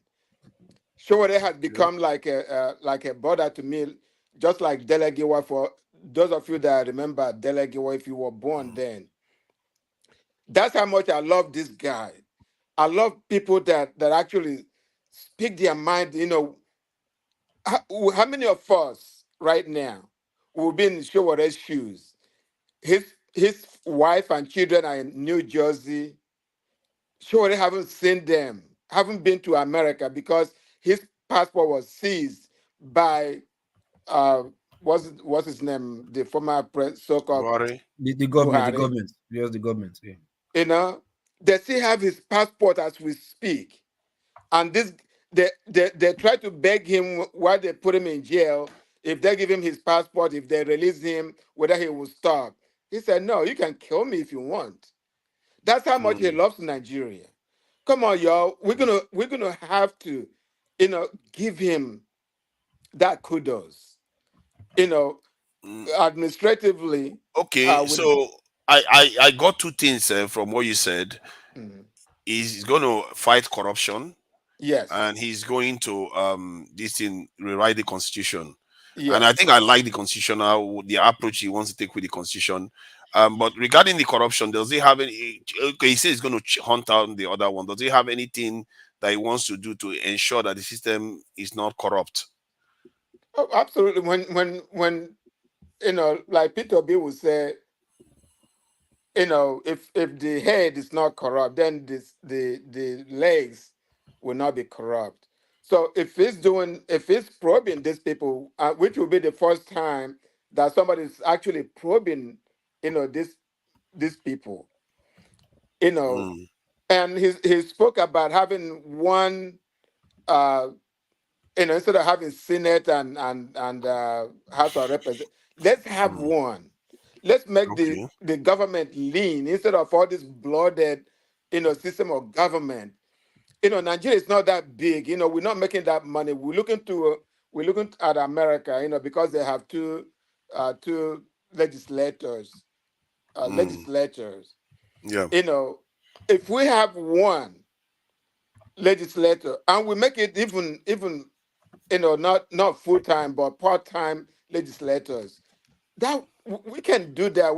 We have to make it come from us, not copying the whole thing from America and run it like and we don't know how to run it like that.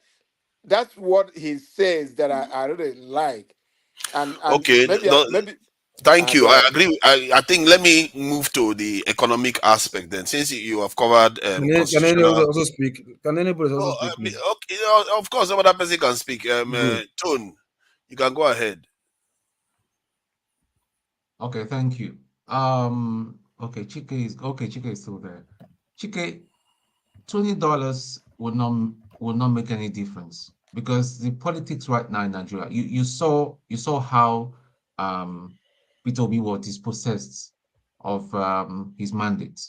Okay, so if you're telling me that even every single 80% of people should put $20 together, is it $20 that is going to make the judiciary do the right thing or the electoral commission do the right thing? No. No, That's my a very friend. It's not that's a about very no, wait. You correct me. Let me finish.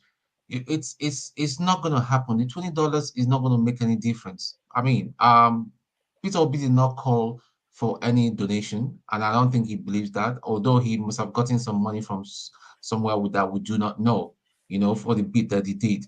See, Shore is one guy I respect to some extent, but lately it seems to me that he has positioned, he's talking from a place of jealousy without even knowing it. I Because it's agree. like Peter Obi has taken the shine out of his popularity and the way he talks, and he doesn't even know. I'm not saying he's a bad person. Don't I still respect him. I still respect and salute his courage. Okay. I I wish agree. every young person in Nigeria would be fearless as him. And that's the only way you can confront these people. So see, the position of Nigeria is a very complicated one because we find that people are towing the militant position as sure, which I completely believe because I don't think is a gentleman. We cannot get these people from being a gentleman or speaking big English. They need to be expelled by force. Then, on the other hand, we have people that are advocating for IPOB, Yoruba Nation, and all that. We all have one common enemy. we need to combine and kick these people out, and then we'll decide, do we still want to stay in this union, or do we want to go our separate ways? Without it, we're just deceiving ourselves. So that's why I have problems. I come from the southeast, by the way. That's why I have problems with IPOB. And most IPOB supporters are delusional, because they just assume automatically that every Igbo person, when you're an Igbo person, they perceive you're an Igbo person, they say you're Biafran. Like the other day, I was speaking to someone, he said, "Oh, you're from the east." He said, "Where?" I told him, he said, "Oh, you're Biafran." I said, "Excuse me, don't mention that. I am not Biafran. I believe in the struggle, but I cannot submit to an idiot like Simon Ekpa." Thank you. I think Loco wants to say something. Can I respond to him real quick?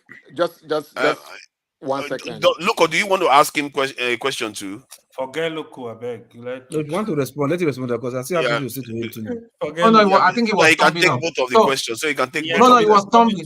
Yo, he was raising his thumb. So what I'm saying, let me just quickly round up. So what I'm saying, in other words, is that if we do not come together, there is this proverb. I'm not very good at our language. They say when you have one broom, it's very, very easy for you to break.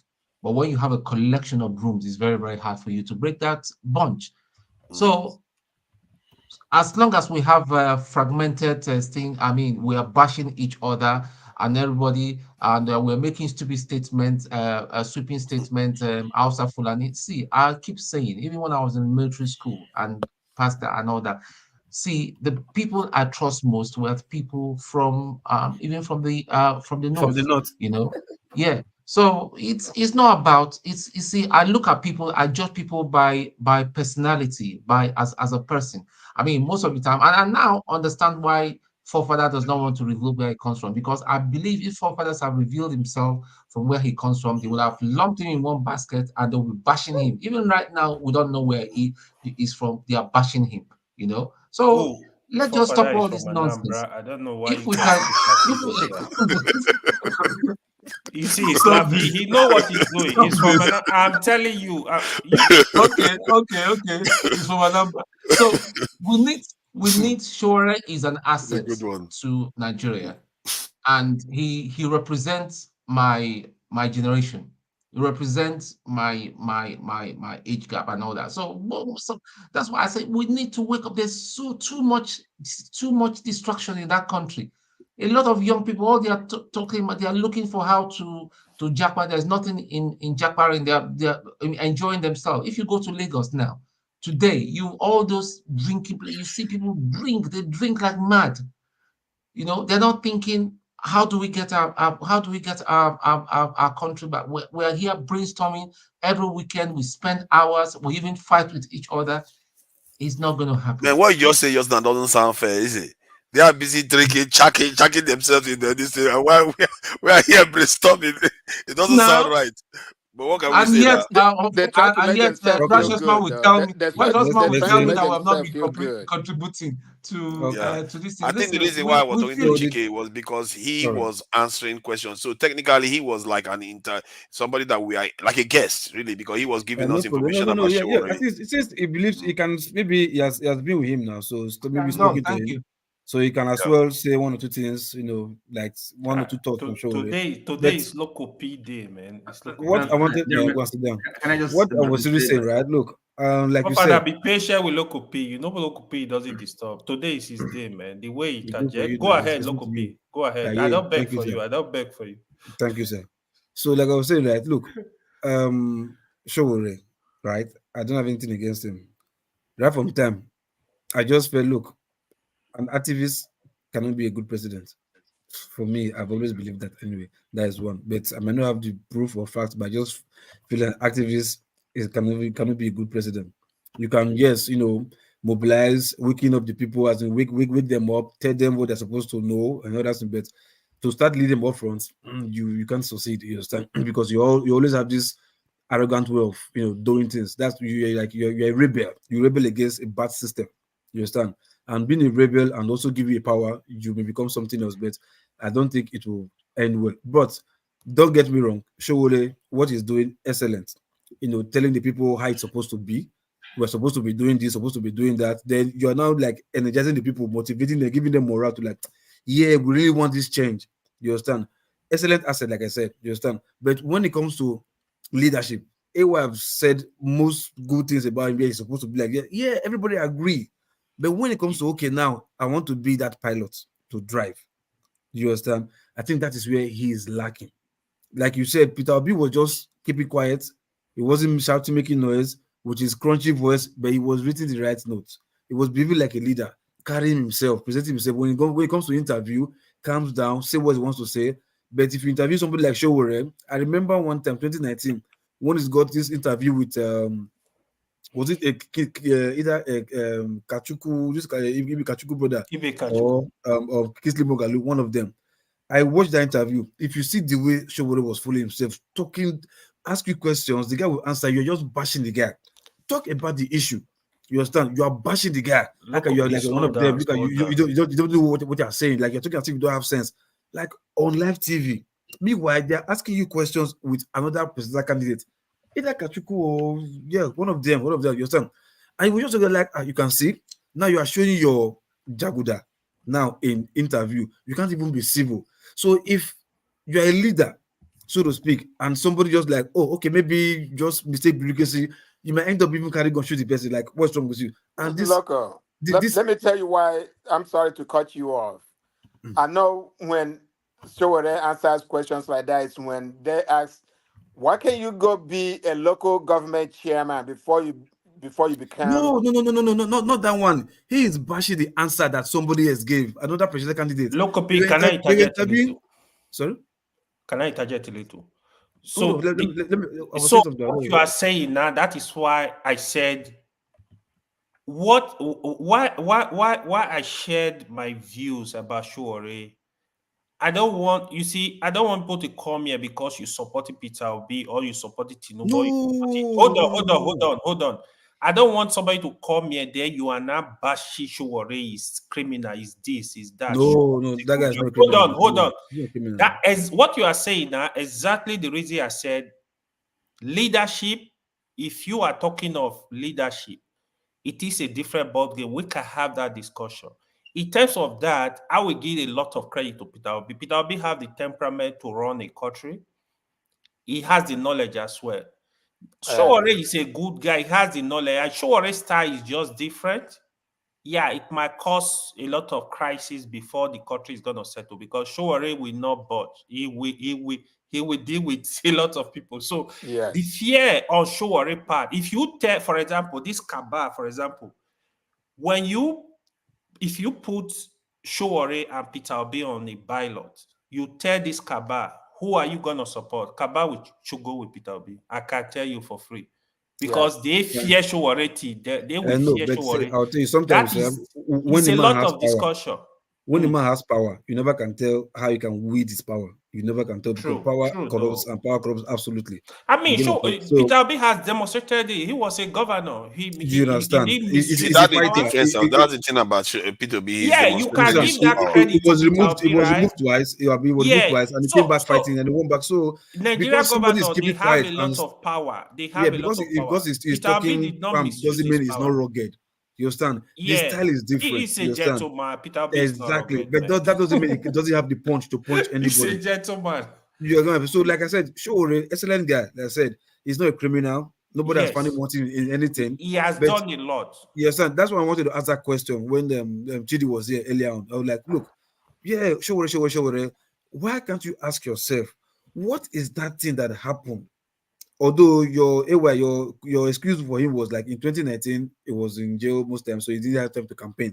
You get my point? No, I never discussed that. But was it something maybe you or somebody like that was Ovie. I never discussed it. Okay, Ovie. Sorry, Ovie. That he didn't have time to campaign, was in jail. That's why he didn't. He scored low. But even in the first election, you understand, he didn't score that much. He scored about 300 or something. According to him, he said they gave me 300 and something, whatever. That's what he said. That's what he said they gave me. So, but my question is like, in this time, for you to be speaking, and people are like, oh no, this time because of Buhari fuck up, we'll give you this time. They didn't do that. They just like a wave. They just wash everybody from Showore to Obi. Something caused it.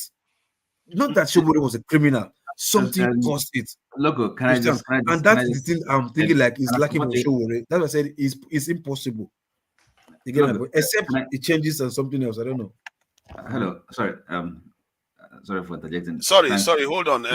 Wait, let me just salute. Let me just commend. Even if this guy is a bit of a pain, go on, wash your hands. But it's a bit of a pain. But what he said was quite insightful. You know, sometimes he comes across as if he doesn't say too much. But I think what he said about activism, that is interesting because I don't know how many leaders great leaders emerge from being activists. Yes, it's something that we have to question. I can tell which you one?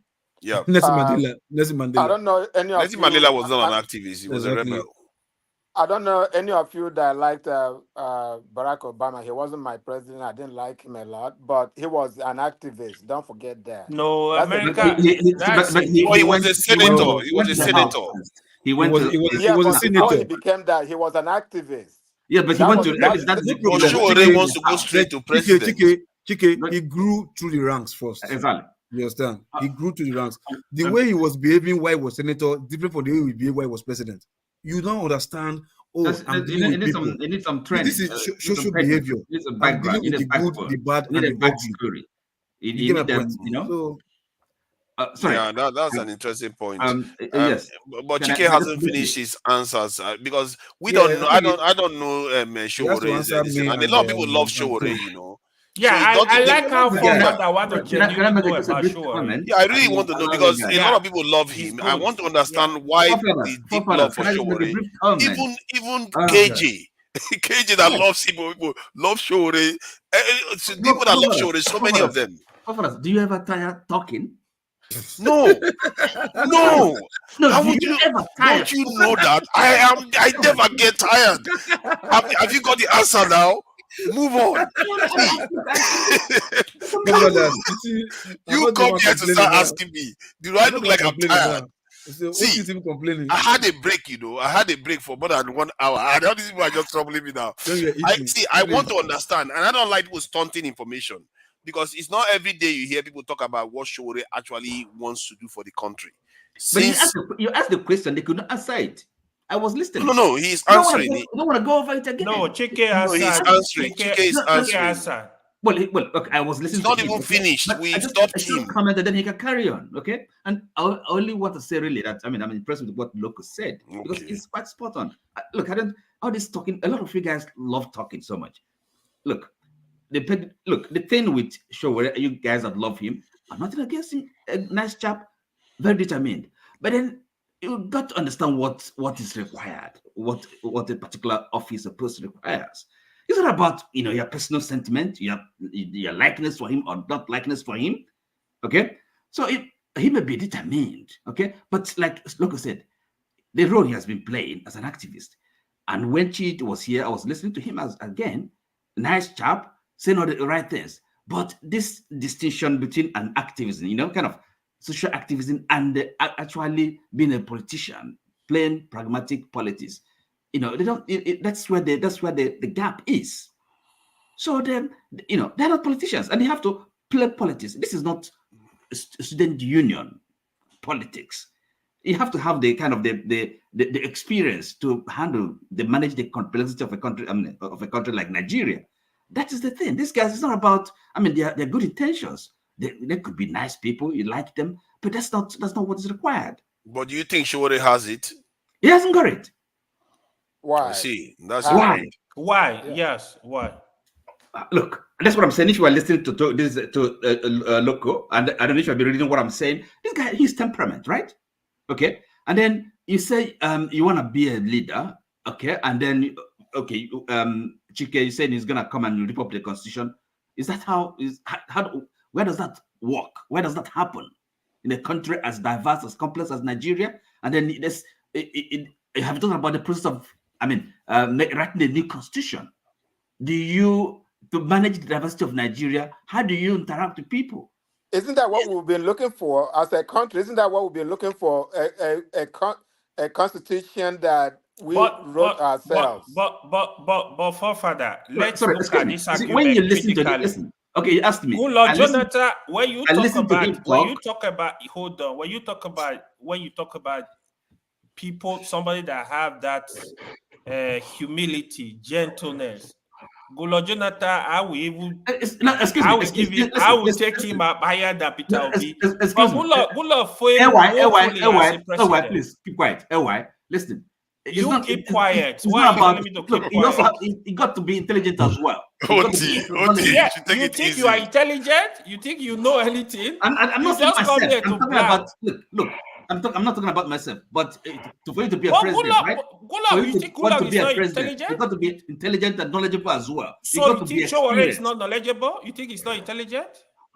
Is that what you're saying? I'm not saying he's not, but comparatively. Paul Father, can you let this young man Wale, we see you. Okay, continue. Wale, we see you.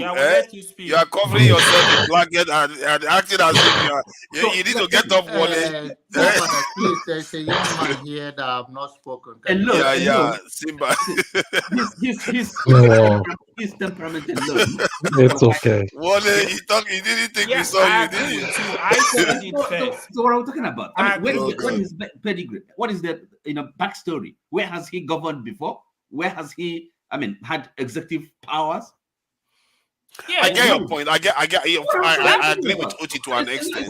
That's why I want to know why people love him. It's not only about that. People love the guy. You have to understand why. Loving him is not enough. That is not the requirement. You can love him. That's up for all I care. That's not what the office requires. Is maybe a nice child. Yeah, but don't you think that you should understand why? You ask him that question. It's not for me to answer, but I'm telling you that you should know what the office. Can I just say something quickly? Yes, please go ahead. Please go ahead, Simba. Okay. Thank Buhari, you for your patience, when Buhari was that's okay. Yeah, you guys are good.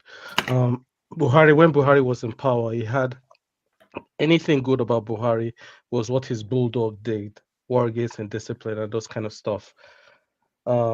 I think Sore, I've read what he wants to do, and he's on point. Don't get me wrong. But my problem with Sore sometimes is how he actually shows his cards to his enemies. You can't say you're going to fire every general and expect them to be calm about it. You don't show your cards to people. You have to learn to hold back somewhat. And he doesn't have that. I mean, he can be easily triggered during a debate, and he's going to explode and say everything. And so that's my my brother, sorry to cut you short. Simba, sorry to cut you short. It's not that he can be triggered. He triggers. He triggers. So Simba, you see, Fofana, what Loco and Simba, what they are saying, they are right. The truth is, I said it here. When you talk about temperament, Peter will be really, really clearly ahead of Showore. So, but what I don't want, the only thing I disagree when people were speaking this afternoon, when you call Showore, he removed Gulo Jonathan, he did this, he's a criminal. Now that's just crap. Showore he has done a lot to Nigeria, a lot. When I mean a lot, they can say people can say but yes, that doesn't mean he can work, him and Peter Obi. Peter Obi can look for a way to work with Showore, to be honest. He can look for a way. He's human. He can look for a way to work with him, to work with all the activists around the country. Have you seen when they ask him that kind of question? Have you seen his response? I saw his response. He needs to go into discussion with him. It's okay. It's okay.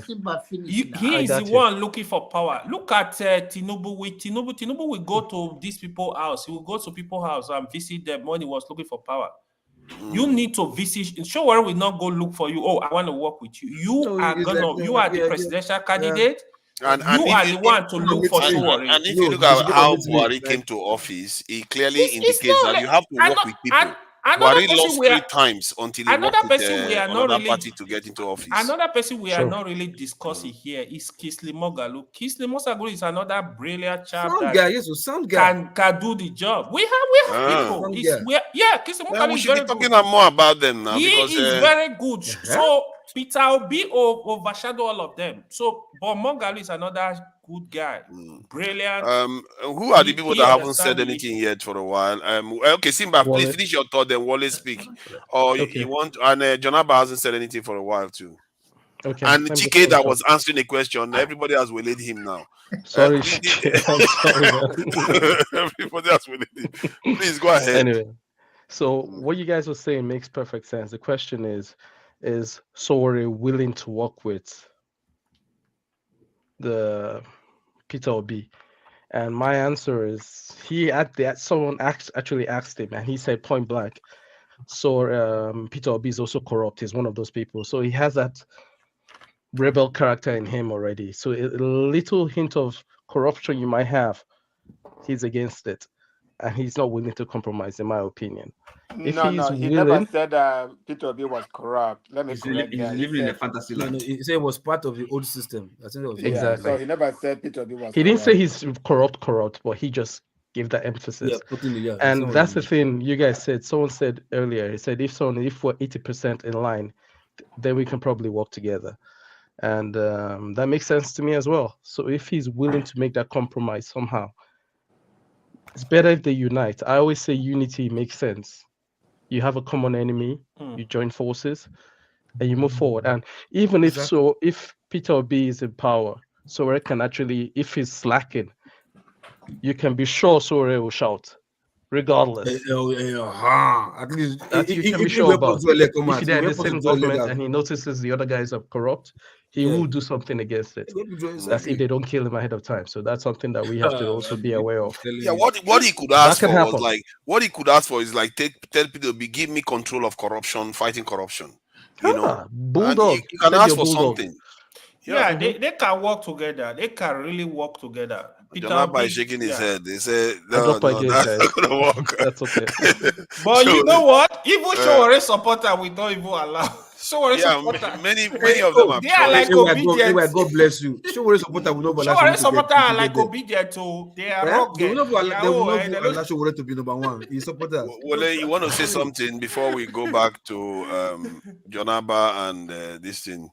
Okay, I think Jonaba was here before you. Sorry, Wole. You were busy. You were busy covering in Duve when Jonaba came here.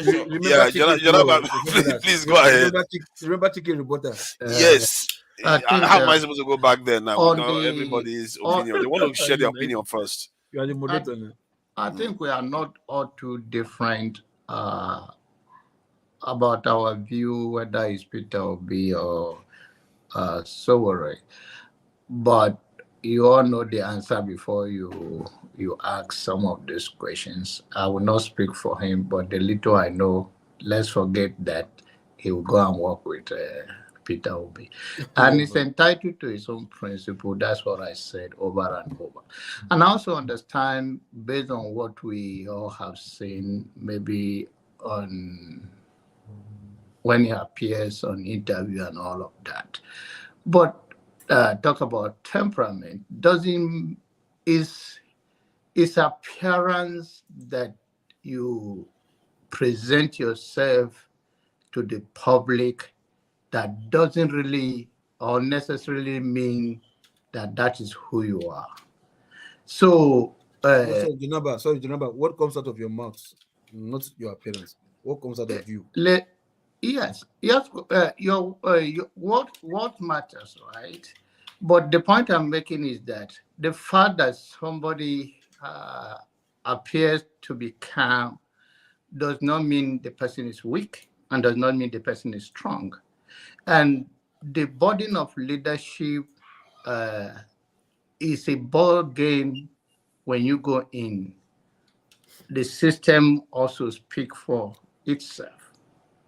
So it can go either way. A good person can go to become a bad person. And a bad person can become a good person where the system work. So what we all have been saying is that we have a system that is not fair. And we are looking for someone that can fix it. But the problem we are having is that who is that person? Some of you, some of us believe that the person must work together with the cabal to negotiate power. It's not just easy in politics or in any other leadership that you can say, oh, just go work with this person, go and work in the criminal justice system, go and become EFCC and fight corruption. The person that come have his own team, he have interest, he have people that are working behind the scene. So all of this is that, oh, we have come to agree on this platform that let us have a system that we can showcase people to Nigerian people and let Nigerian people make a choice for themselves. But we are saying, okay, we do, according to what I've seen here or heard here, especially from Ferrari, it's like, oh, about 2% of these people do not, they are the only 2% that can channel their thought and direction towards one opinion, and 80% or something percent are still not well informed about their decision making, that religion influences us, traditions influences us, that how do we convey our message so we can now change the mentality of the people, and then they can create an opportunity. Because even if the whole Nigerian vote one side right now, there may be a system that can deny you, or few people can make that decision. We don't have a system that can question it. So we also have suggested that we can have a diasporas, whether it's a network or a media, that even during the election, that people can say, okay, this is the INEC result, this is PDP result, this is LP result, this is AP result. It's not that it's going to work one day. But I think what we have problem with that, when we try things once and it doesn't work again, then we quickly change to another thing. Instead of perfecting the system we have, then we abandon it all over. And even in our government system, that's what happened. What is the difference between SS and EFCC? One says it's going after money. What is even the difference between the police and them? It's the same thing that the government do, that the citizen find out and we say, oh, anybody come and change things instead of building and perfecting what we have.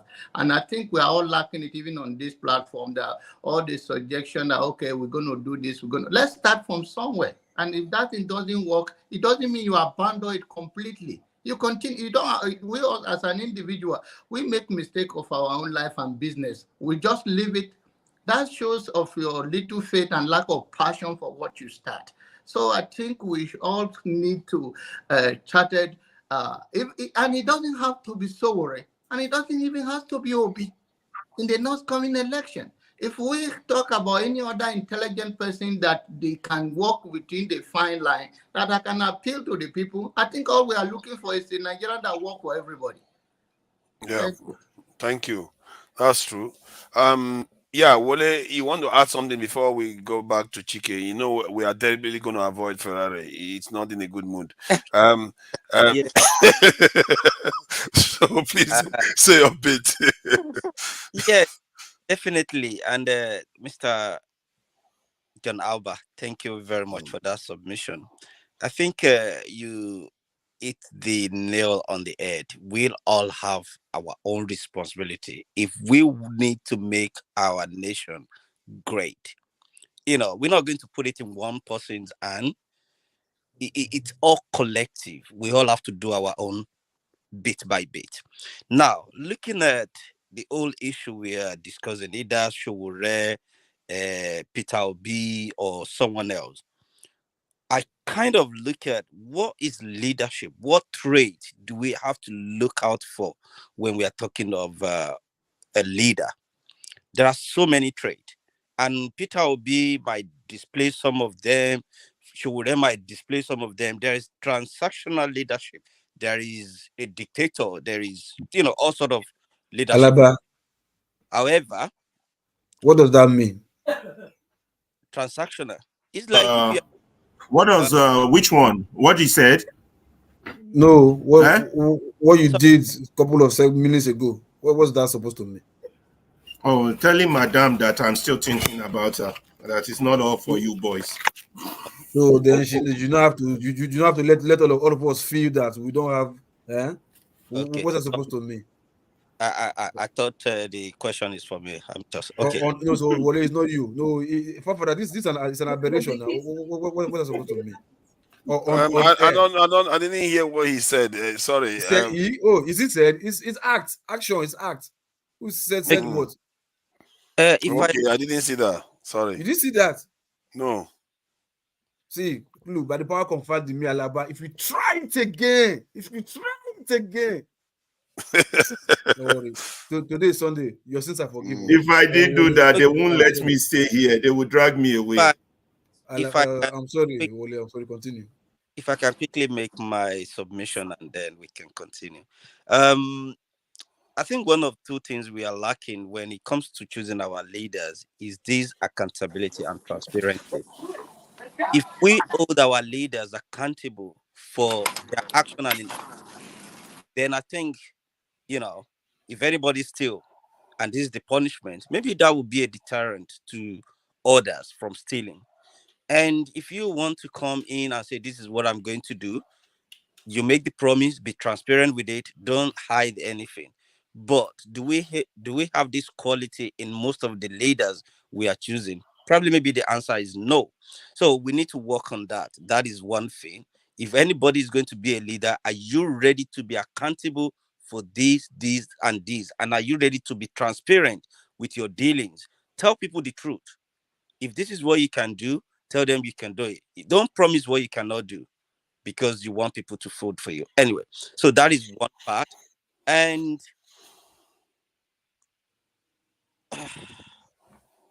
I think the way the country is, sometimes I look at it, I think, do we actually need to be one Nigeria? And I look at it like maybe the one Nigerian issue is just a fantasy. Maybe anybody who is going to be a leader might have to think of. Sorry, if I may quickly finish. So maybe we might need to start thinking of a region Nigeria, regionalism, let me put it that way. If the West or the Yorubas want to choose a leader that would make their roads look like, a dungeon, is their choice. If the Hausa want to be Alimonjiri and just want to do Rakadede for their leader, is their choice. If the Igbo wants to have a railway, they want to have electricity, they choose person who is visionary, then maybe Yoruba people can go to the Igbo land and think, oh, this is what they are doing. We can bring the ideas back there. But when we start choosing people to go to Abuja, someone who is from my region go to Abuja to go and sit in my Tama district or Akuru, and the region, the district where we're supposed to develop was languishing in what I don't know, maybe poverty or no development. The roads, they now claim 160 million to buy SUV because the road to their constituency is not butterable. Does it make sense? But if we all in that region and you want to sit there in the House of Assembly, then we'll see maybe you will be able to plow that road and buy 160 million. If we're not going to speak the same language, we both understand. But the moment they are in Abuja, do I even know which constituency they come from? Do I even know them? No. So maybe we need to start thinking of a leader that will promote regionalism. Maybe that will bring the cost of governance or whatever down. So those are the ways I really want us to start thinking. When you say regionalism, what is the powers that are not present in the current states that is going to be present in the regions? It's too you will not see it there. Whatever you see in the federal, you see in the region. Because they depend on the revenue coming from Abuja. No, Abuja is not getting revenue. His revenue is coming from the state. The state will have to send the money to the federal. And so imagine when the state keep the revenue. The revenues don't make too much of a difference because they will still get similar revenue. So what is the key difference? But each state can actually generate something for themselves without. But they can do that now. They are doing it already. Like Lagos is doing. So what is the difference? Can I ask? Same though. Lagos can generate natural resources. Okay. will be in the should they do will the be same? controlled by the states. So Okay. anyway, I don't know. I'm not a government. Where the resources are. The way Nigeria is right now, for states to control everything they've got, is going to be very, very complicated, and you're going to have a lot of problems. We need the radical. We need serious fundamental restructuring. That's what it means.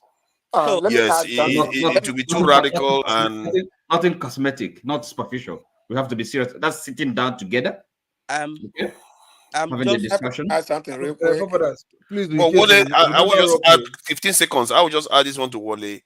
What I see in our states right now are very powerful states. People think the states are weak. I don't think so. The governors are too powerful. They defy the president even. Of course, yes. So who else? I think Rock has been going in and out. If you remember. Yeah. Let's allow Rock to say something because I think he's got a woman next to him there. Yeah. It's Alaba that caused it. It's Alaba that caused it. It's Alaba that caused it. Rock wanted to do what Alaba did. Don't he wanted to infect everybody. Okay, we'll finish what you are saying, so we'll let Rock say something because Rock has been going in and out. Yeah. If I can stand up what I was going to say. I want us to kind of look at this platform and see if we make forefathers the president. Why do you keep saying that? I think you've done that twice today. Are you trying to kill me or something? What is that? Don't do that, please. Okay. I take that back. If we make Mr. Alba a president, Mr.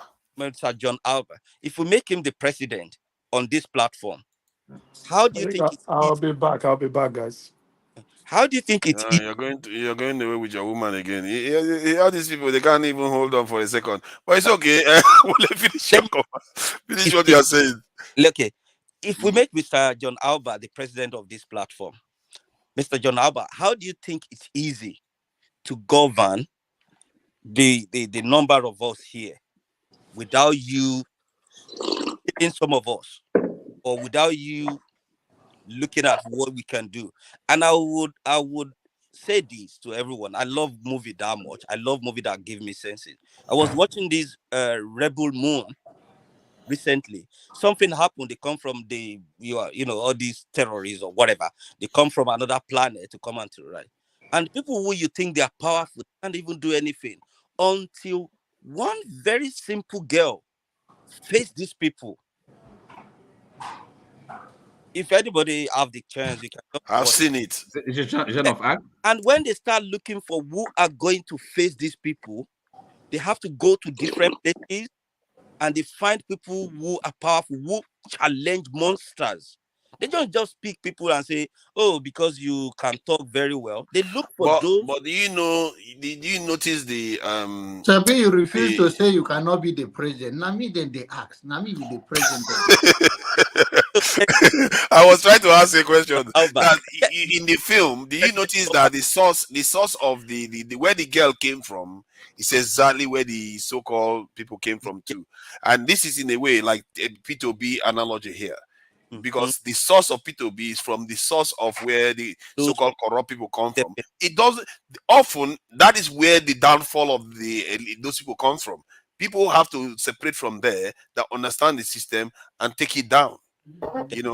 So, forefathers, thank you very much. If anybody have interest, you can watch it. But Mr. John Alba, answer that question, please. I would take Ferrari down. The first thing I would do. He has his own usefulness, though. And of course. No, I'm just kidding.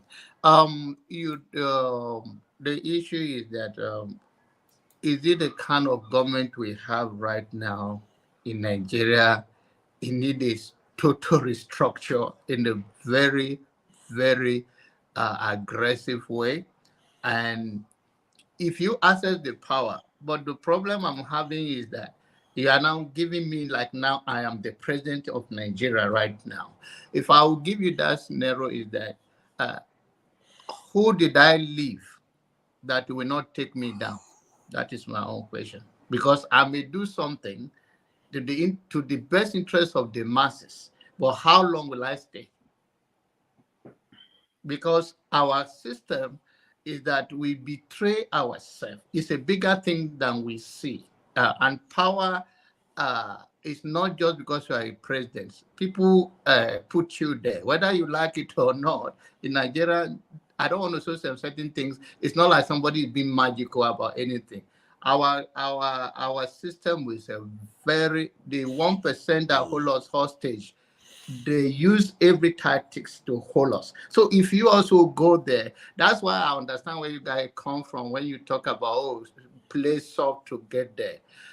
It's a lot of compromise, and I was so not disappointed, but I was so surprised when that guy says that a lot of things go down, and forefather will say, "Tell me, I know they bury cow, but human being? Are you kidding me? Even local government chairman people die in Nigeria." Exactly, that's true. That's true, actually. So I was So it's like, not exactly new. Yeah. so it's a brutal thing. So right now in Nigeria, even if you make me God of Nigeria, I don't want to be. Yeah. Why not? No, because you take a radical approach to turn it. The mentality of Nigerians on the street, even when you are doing the right thing. Let me tell you one scenario. I don't know. I'll tell you this story. I went to Nigeria. They claimed my container, and for some reason we were going on the road in the convoy of those cars. The police was pulling us over, so I was a little bit, I couldn't take it. So agitated, like what the fuck? Like, yeah. So, and the citizen was like it's a normal thing. Why give the from lower jaw, give exactly. me money and Give go. the normal thing, let them go now. So they were telling me, people were sitting, the man was sitting in his house. He said, "Why are you arguing with police like that?" I said, "No, I'm not giving you a dime. I do not steal this guy. I brought money to this guy. I bring investment, and you cannot go after the big people that mortgage your life. Me, I'm not giving, and you are not supposed to be here." And I tell the police guy that you are not supposed to be here. You know you are doing illegal business. So will you hear what? So what do you want me to do? I pay the duties. I have the temporary paper to drive this car to that place. So what do you want?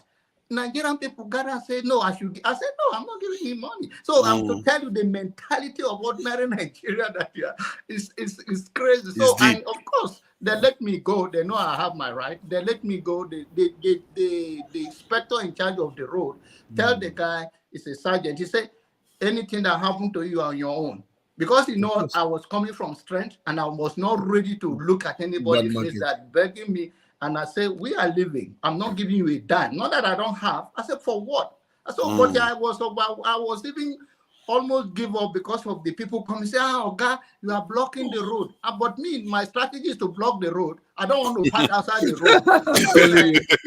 Block the road. You convince everybody. Bring attention to it. So my strategy is no, nobody. Everybody. So later the crowd was too much. The police have to run away. How long ago? How long ago was this, and where again? In Lagos, of course. Yeah, I had that experience when I came from Port Harcourt to Lagos. I had the same kind of shock where they say bribe. I didn't want to because it didn't make sense to me. But everybody was clued on. You have to pay, and I did pay. Oh, I'm telling you right here. And that was years ago, decades ago, actually. Yeah, but it's still the same thing today. Nothing changed that much. So it's not easy to govern the people where the mentality is a total reform. From everywhere, the church also participated in where Nigeria is. The politician will liaise with. It's a big thing. They started preaching and bringing people's morale down. It's not easy. Mr. Alba, thank you for answering that question. And just to quickly conclude, there was a saying that said, I rescued 100 slaves. I could have rescued more if only the slaves know that they are slaves. So what you're trying to do now, you're trying to say, you people, this is not right. But now they turn against you to say, okay, this is how we do it here. Okay. So how are we going to rescue people that are not even want to be rescued? But I saw some improvement in what Janaba said when the officer next to him said, it's on you if anything happens. In my time, that was not going to happen. They will double down and stop you there and take everything from you. No, over that. Rivers State Police, they are brutal people. Rivers State Police. Now they become brutal. Those days they were not. Those days when I was there, they were not. Ferrari, okay, Ferrari, go ahead. Thank you. I'm going to be I just to as a backup. as a backup to what Abba said, look, apart from all the other ones we're talking about, media this, orientation this, education that, and all that, in all honesty also, for that country to change, to have an orientation, and I'm not talking about going out politically fighting and marching, we need the cooperation of the religious leaders. It's too bad that most of them are embedded in it. If you look at the struggle in America, particularly the civil rights struggle, it was majorly championed by the religious leaders, the Martin Luther. Well, actually, there was a lot of Baptist preachers that were against Martin Luther King. If you know the stories very well, a lot of Baptist leaders were against. It's a tussle. It's a war. It's a battle of wars. And then on the Muslim side, you have the Nation of Islam involved in the struggle, although they have their own internal fracas. So, and also when you go back again to South Africa, you have the likes of Desmond Tutu and all that. Nigerians are extremely religious people. It doesn't mean they are righteous, but they are very religious. So as those of you are thinking, those of us who are thinking of changing Nigeria, it's a movement. It has to be a movement. It's not going to just happen overnight, guys. We have to form partnership, no matter how we hate each other. So I'm surprised the likes of Obi, Showore, and the rest have not formed strong partnership with most religious leaders, because you do need them to get political power, whether you like it or not. And in this case, you might have to lay down the rules and say, look, we're just not only interested in political power, we are interested in reorientation of the people. That reorientation can come through the churches, through the mosque. You know, you see this political, if a military guy takes over now, this are hypothetical. If I take over now as a military guy, cool, maybe I'm lucky. I would get in touch with all the political leaders, I mean religious leaders, and let them know you got to use the truth in your book to reorientate the people. That this is the direction we want to go. We don't want to go the old way.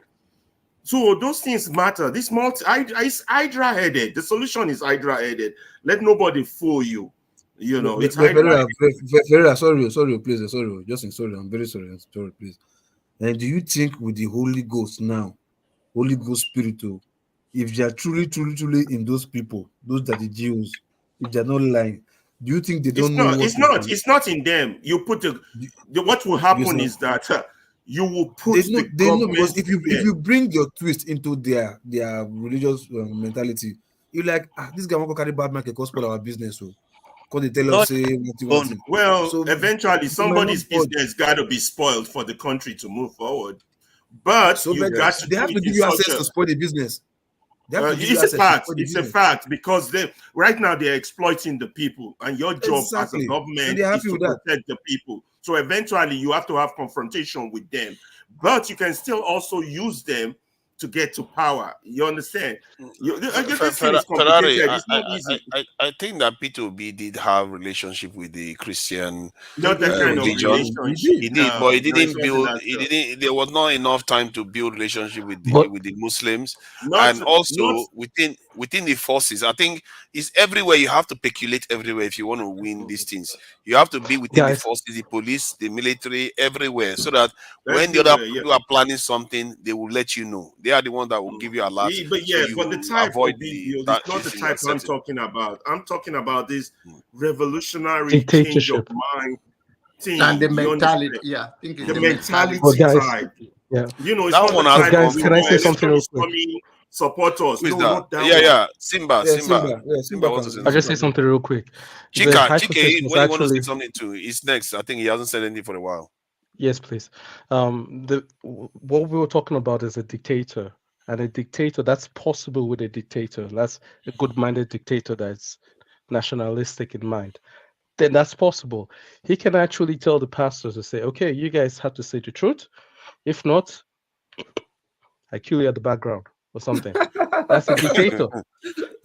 And most of what Nigeria understands is that's hardcore. Exactly. Can I push back a little bit on that? Alabama finish best now. Sorry. You don't So finish anyway, your sentence. I want to push back a little bit. You said it's only happened with a dictator. I'm saying no, not really. It depends on the political skill of those who want to change the system. You understand? Those are the part of We are even alliance. saying before I you get to understand the fully what you're power. saying. We are even talking Before you about get the to power. mentality to get to the power to preach to the people, to give them their self-esteem, and all this one can make them. So we are not talking about if I become a president. Before you It's become like, a yeah, president, which is mean it still has to be through the voting voting ballot. It's a system. two Yeah. different things. If I come into the office and I want to change the Already, mentality, I then can I'll do go it. after the people. It's a different thing. Yeah, I think different we thing. have Yeah, it. exactly. Before you I get know to where you guys are power, coming from, you're but right, Abba. Yeah. Simba, have you finished? No, Yeah, not yet. guys, I was just about to go to the point. But so generally, the reason why I'm saying this, and we have a phobia against dictatorship, but I have to explain. Most of the Western world was developed based on that same ideology. Yeah, of course. Yeah. A monarchy or whatever. So when you have the infrastructure and infrastructure in place, and the industry, and people learn to have that maintenance culture, then you step back and let democracy flourish. Democracy cannot be injected in the country; it has to come out organically. And you have to have That is the quite structure true. in there. And But you know that's what I all like have to about say. what you said? There are examples of it. You see that in South Korea. You see that in Singapore. You see that in many countries that are Your democracies best now. friend, your Hey, best friend, Lee loco, Kuan Yew. loco. Even Your in best US, friend, Don't mind him, Kuan leave Yew. him now. Leave him now. Chike hasn't said anything for a while, and sorry. he was trying to give us information about some of the Nice policies meeting you of guys. I have to leave Showore. now. Sorry. Cheers, Thank you guys. for coming in. It's No nice to problem. see Bye, you. guys. It's always nice. I appreciate your Thank you. presence. Cheers, man. Remember to join us whenever you have time, eh? Yes, sir. It's always good to Will have do. you. All Bye, right. guys. Bye. Yeah, Chike, Yeah, I'm going to Chike comment on. sorry. Let me just say something about what you are quite it looks like you're a very good political mind. No wonder you are in the Republican Party. So please tell us more about Showore. Why people love Showore so much? Well, other than that, somebody was talking about, getting into government on a kind of a false pretense. And Showere and myself, I do not believe in false, building a foundation on a false pretense. That's not right. Yeah. For instance, or taking over a political system, a political government, as a military person, I don't believe in that. Showore does not believe in that, which is most of the reason I was supporting him, even though he's a firm guy. When he makes a decision, you're not going to worry about, oh, is that for real? Is that what he's going to do? Does he really believe in? And that I have, he and I, there are other areas that I really disagree with him. Once again, if you believe with somebody 80% of the time, then the 20% is not, it's not that bad.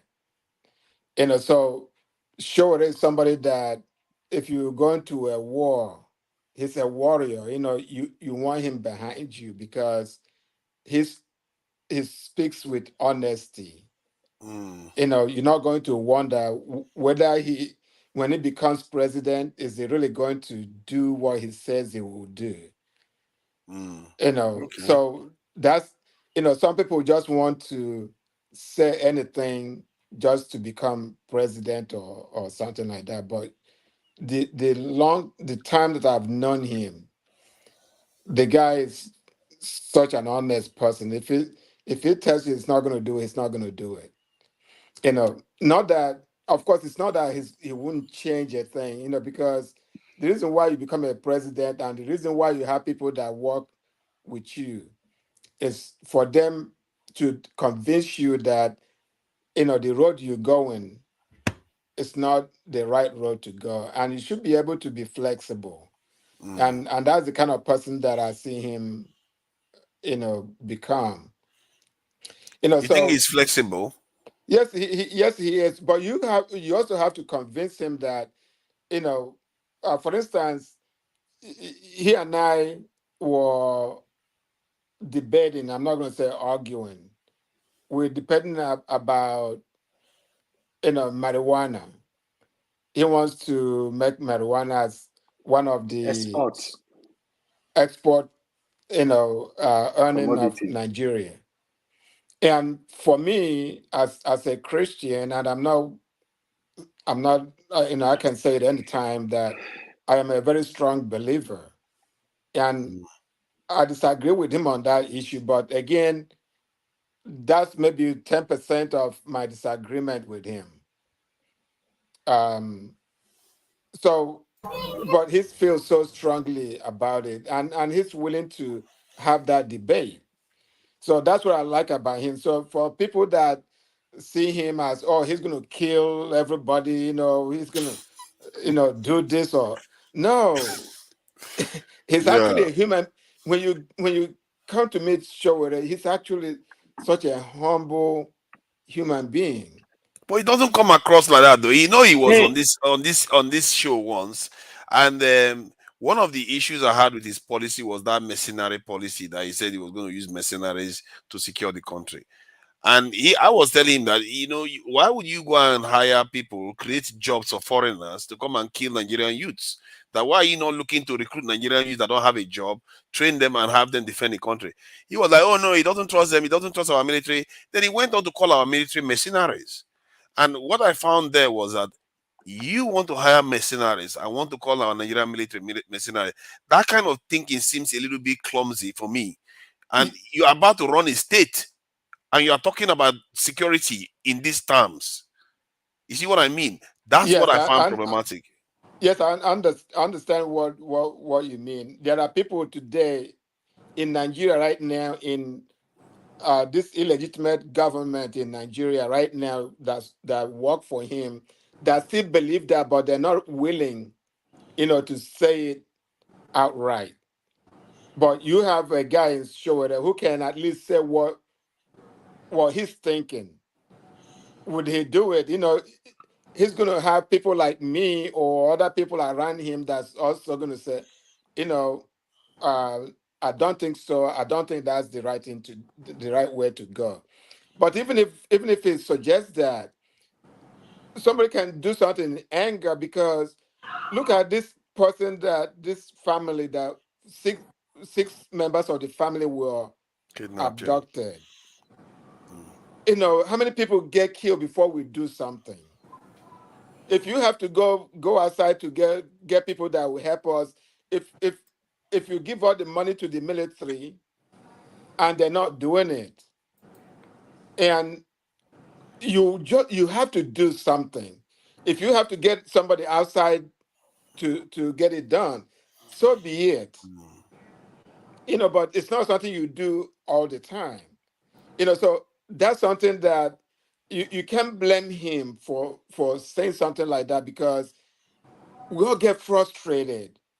How is it that our military went and bombed a whole village and killing that many people, and somebody will blame him for saying, if I have to go get mercenaries to wipe them out, those people that are doing committing the heinous crimes against people. We have Nigerians, living in Nigerian, place, outside their homes. What can you do something? If I'm Tinubu right now, I have to do something radical. Come on, y'all. If you went his This type of pictures drives me mad. Whenever I see exactly.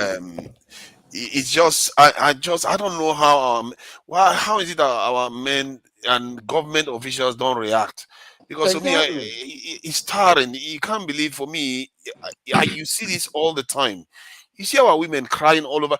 There are, what they call the white woman's tears in the West. When the white woman cries, the white man acts, so he doesn't Yes. waste time. But For we watch our women lament and lament. We just leave it. forefathers, I understand when Shore came, and even before he came, because your issue has been on security, and you are not different from what he says. Your own idea is that you can hire Nigerian to do that. His own understanding of the system, the corruption in the system, that is what is going on right now. Where are our military? So when people speak from pain, of course, he was dead by the military during Abacha and the rest of that. Locked up, people died by his side. His friends and family that protested with him. And then you look at what is going on in the middle belt right now, and you see, and you wonder, in a state like Benue State, we have a camp in where people are adopted from their own home or get killed, or they run to a camp to live. Where is the military? Where is the where? They don't have the people. They refuse to recruit. Okay, no, they do.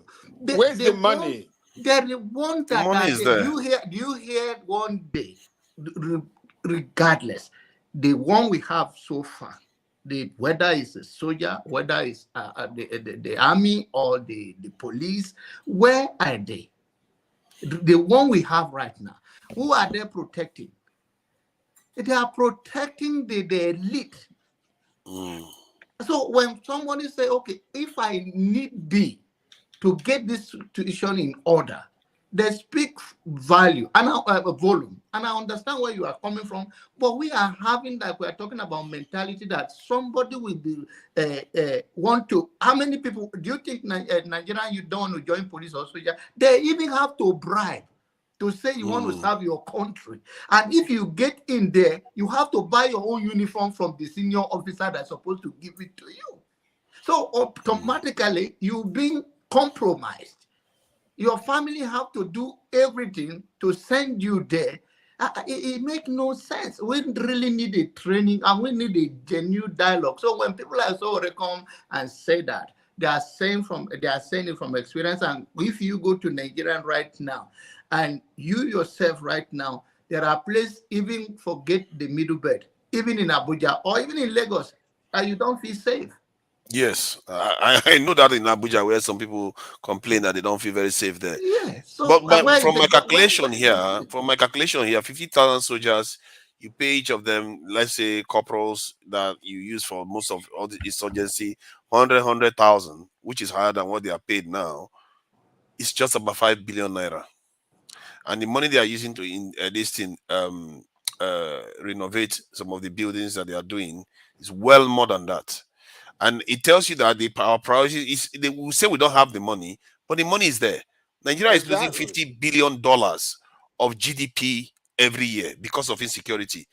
Tell me what other investment you can invest in security that will give you that kind of return. There's no other economic investment you can do. But yet, these our leaders refuse to do the right thing.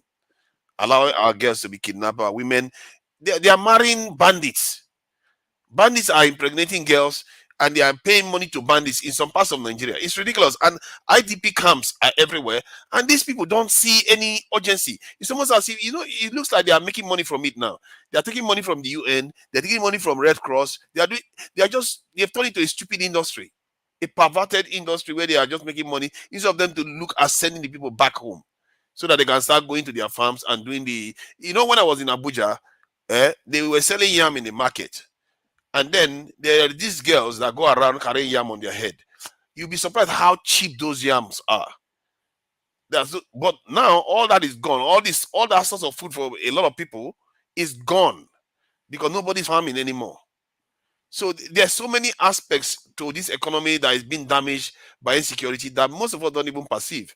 And these our leaders simply refuse to, and this is why I keep saying, just like Alaba is saying that we should pursue media, we should be pressing them to do these things. If we do it from overseas, they can't. What can they do to us?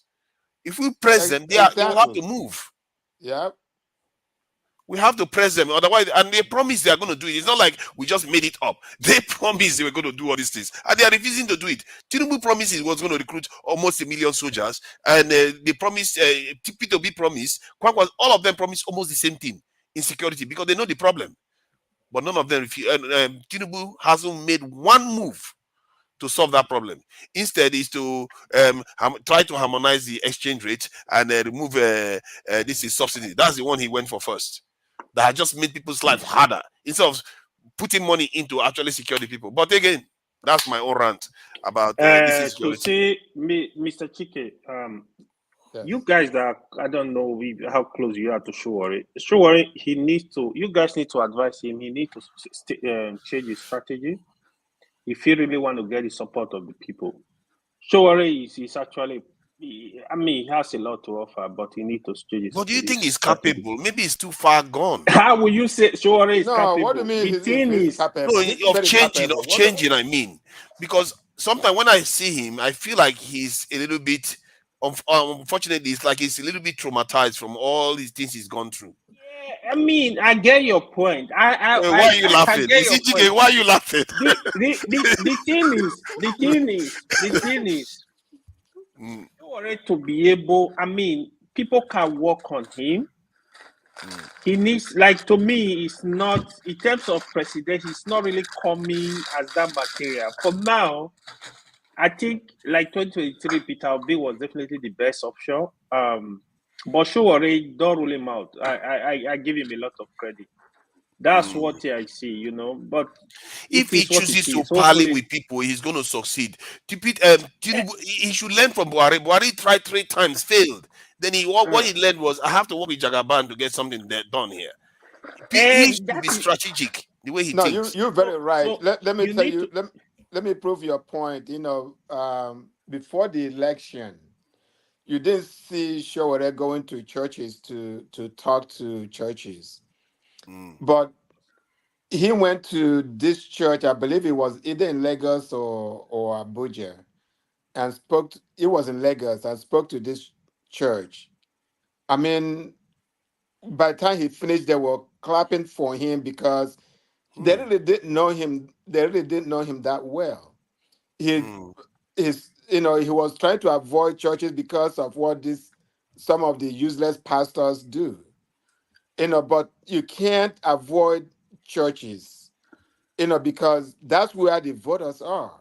You can't avoid mosques because that's where the voters are. So we're working on that. And I understand definitely why he didn't want to have that connection with the church because of what this so-called pastors are doing. But Peter Obi used that to his advantage. Yes, he sure did. Let me ask a question, sir. Mr. Chika, sure let me ask you a do the same question. thing. I agree. Chika, let me ask you a question. Yes, sir. If Showore become Nigerian president, how is he going to dismantle the cabal? He's going to execute them. No. He's going to start executing them. No, but you replace them with somebody else, with the well-meaning. Are the cabal in the government? No, are the cabal in the government? Yes, you replace the so-called government right now. Well, the people that are running the government, you're going to replace them with some people, that are going to fish out these people, making sure that they give us back our resources that they have stolen. That you hear him say that all the time. That definitely will be a strong foundation of his government. Okay, Those sir. Let us people- another question, sir. Another question. You see, hold on. Hold on. Let me finish my question. Hold on. I don't know. You live in America, right? Yes, I live in Maryland. Yes. Yeah, okay. Can you tell me the experience of Donald Trump when he came to power? With His all that friend? he said that he's going to dismantle going to drain the swamp. Yes. I think it is the swamp that drained him. And no, hear me out. What's the first thing he did? He removed the director of FBI. Remember, those were the swamps that he was talking about. And if he has stayed a second term, a lot of the Republican leaders would have been gone, because some of the Republican leaders were part of the swamp That's what I said. I said it is swamp that drain him. It did not drain the swamp. The swamp that drain him because all the people that he even appointed were even like working against him, bring that secret leaking out information. The Lincoln project, yes. Yeah, so that's what it is. So for you to be able to fight against the cabals, it's not easy. That's why I brought you that illustration. So if Oshowore is saying that he want to change Nigeria, so how is he going to not defeat the cabals and even the people in the government? Some of them will even work against him. Even the people even is some people that even appointed. Some of them will even work against him. The system the Blackstone, the system we have right now. Hold on. Let's take Peter Obi, for example. If he had become president, people are still going to work at no president, going to say, everybody, yes, of course, definitely. Yes. Anybody goes there, but the same issue. But Showore is strong, to where, he's not, if it's not budging right now, imagine when he's the president. So yeah. But I think the question the Blackstone is asking is, because the people he needs to implement those things, and most of them are not going to be on his side. But if you're not on his side, then you can see that his leadership may not last if he tries to do anything radical at all. Just like Trump couldn't do as much as he wanted to do.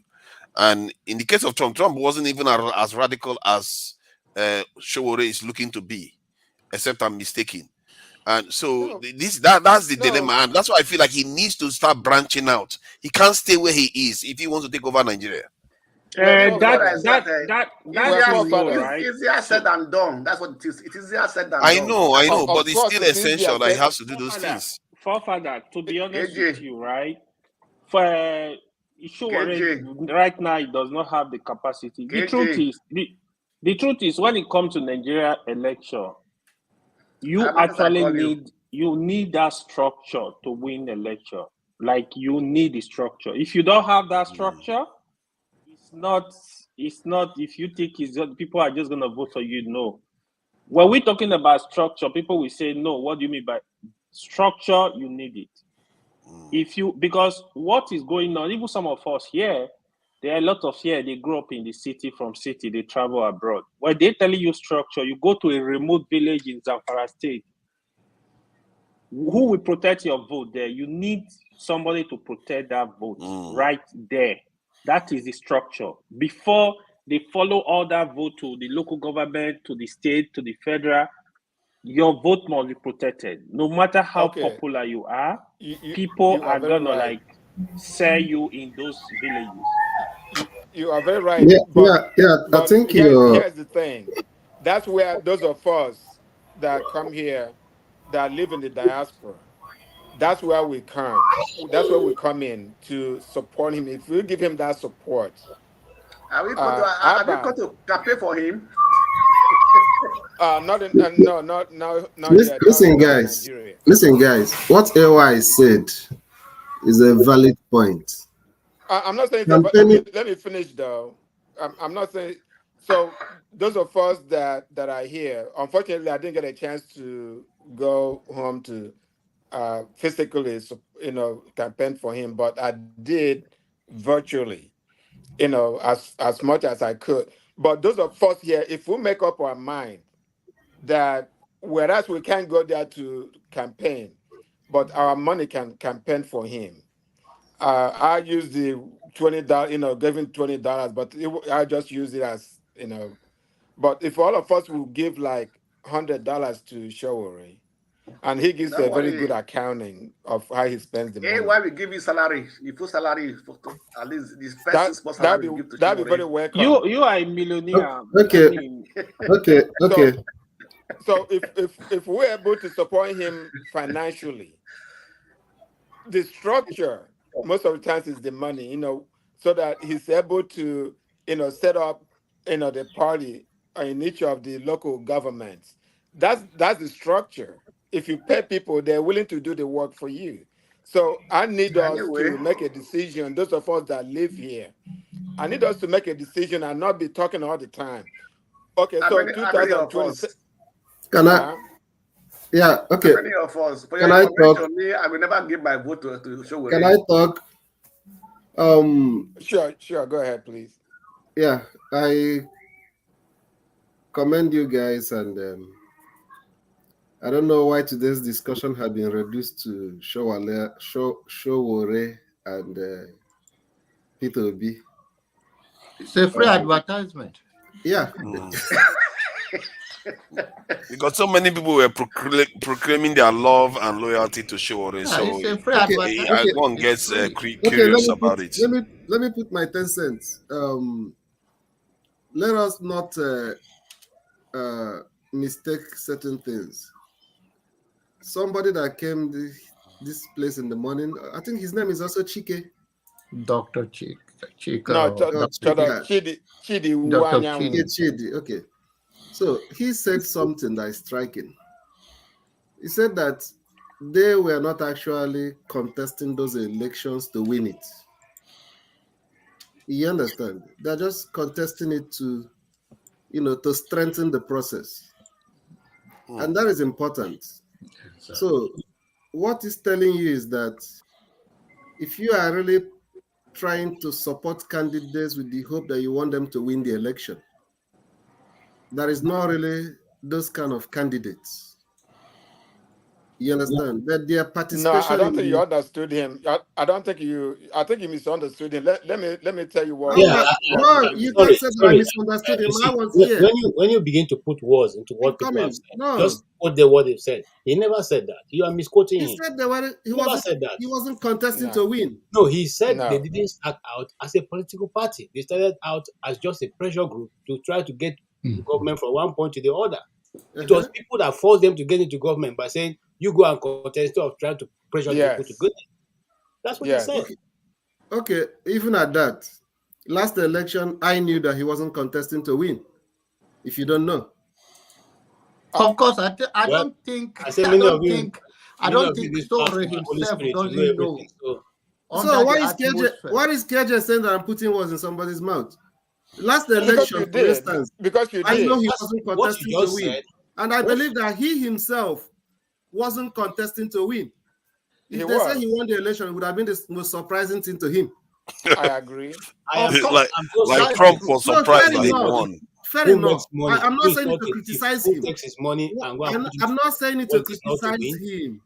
I'm saying it because I feel like some of you have alluded to that he have not really done the kind of groundwork that should have made him think that was presuppose that he was contesting with the intention that he's going to win the election.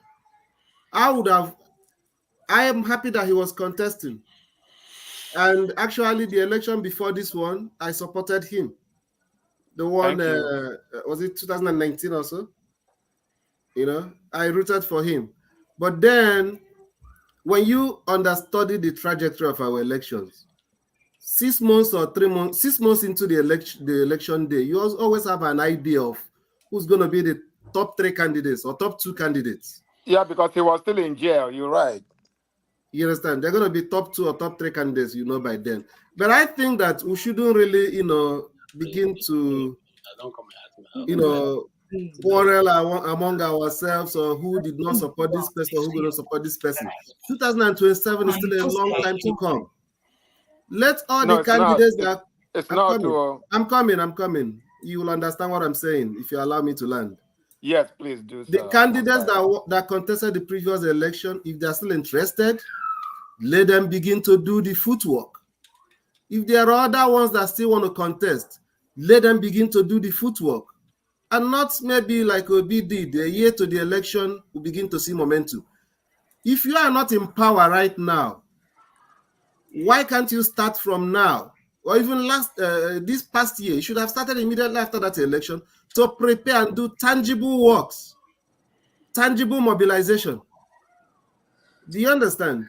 And for now, I think that the most important thing all these candidates should start doing is the electoral reform. With what we have in place today, you're going to do double the work to win an election in Nigeria if you are not part of what AY said, the structure that is in place. with the current electoral law that we have now, whatever is the shortcomings of the last election, it's still going to repeat itself again in 2027. Step. Guess what? Now I'm coming. What are those candidates doing?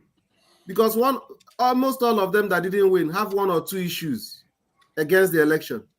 What are they doing as of today to make sure that after 2027 election, they will still not complain of the same thing? Okay, let me tell you what we're doing. This is not a dialogue between me and you. I'm just putting out my thoughts. But let me answer you. Let me answer. Can I finish talking because I just started talking now? Okay. When I finish talking, I'll be patient enough to listen to not just only you, but any other person. Yes, sir. So I think that the people that want to contest the election against the incumbent that is there now, in my own judgment, they've not done enough. They've not started doing enough. They still have the opportunity to still cover up the lost ground. But they have not seen any signs they are doing it. That's number one. Then number two, I think that us that is in the diaspora should focus more our attention in seeing what we can do to, protect the integrity of our electoral process, our elections, so that if it is possible, just the way we have it in some other in developed countries, maybe like for those of you that are in America here, this issue that they used to, manipulate us in Nigeria, that nobody has the right to nobody should call election result as it's happening because you are not INEC. We need to be able to have an independent media, just like here, like Associated Press, that can give you the result of an election. Locally. Once it is announced, once it's announced, either in the ward level and the polling booth, they can give you the report and document it so that we can all have something and not depend on INEC at the end of the day to cook up figures for us. That is my one Steph, thank you. Steph, let me add to what Steph said. Steph, that's very wonderful. I actually said part of what you just said this afternoon. You see, we need to throw. Let me just let you announce this. We are going to be running up in about 30 minutes time. Don't worry, you're going to carry on. Let me finish it. So, go ahead. So, what Steph just said, now we need to take this issue seriously and leave sentiment. You need to, first of all, like I said, Peter Obi, for example, I don't know what he's really doing now. What I expect Peter Obi to do, Peter Obi need to build more alliance, especially in the northern Nigeria. I wish he can work with somebody like El-Rufai. Konkoso, to me, I think they should just let Konkoso is strong, but if he can work with any of them, the vice president does not have the power to pull votes from the north. That is one. The second thing is, Forefather, I don't know if you follow up the Supreme Court Supreme Court governorship election tribunal in Kano State. Yeah, I heard about it. What happened? Let me tell you what happened in that case. After I was telling you when after Tinubu and Peter Obi case, I was telling you of Wole Olanipeku. After that election, they drafted Wole Olanipeku to represent NNPP candidate. Wole Olanipeku is the best undisputed tribunal lawyer in Nigeria. Ask any lawyer in Nigeria that understand what is going to tell you. That guy, most of the cases, if you follow up Nigeria cases, he is in charge. He delivers at Supreme Court level. He doesn't make noise, but he's very good. He was the game changer. I heard people say, "Oh, they would have bunkered." No, he was the game changer. That guy is very bright. I'm surprised that you're talking like this. No. I'm very surprised. This is sad from somebody coming from you. Opinion. This is my opinion. Hold on. I'm talking from what I know. So, like Peter Obi can really build, expand his supporter base. In the South, I think Peter Obi, if you conduct election today, he will win election in the South. He has less work to do in the South. Maybe he should focus on Southwest. Southeast, Peter Obi would definitely win the election. Middle belt is doing very well. The core north, Peter Obi need to penetrate those areas. I don't know if you want to work with Atiku, but for me, if Peter Obi make attempt to work with Atiku will not let Peter Obi contest. I can bet you for free. He needs to find his path and build his own alliance to be able to no start matter all this talk, no matter all this talk, if there's no electoral reform, wait. Blackstone, you know, Tom have been trying to say something. Please go ahead, Tom. See, you're saying that Wole Olanipekun is the best tribunal lawyer. With what sort of judiciary? With a corrupt judiciary system. Yeah.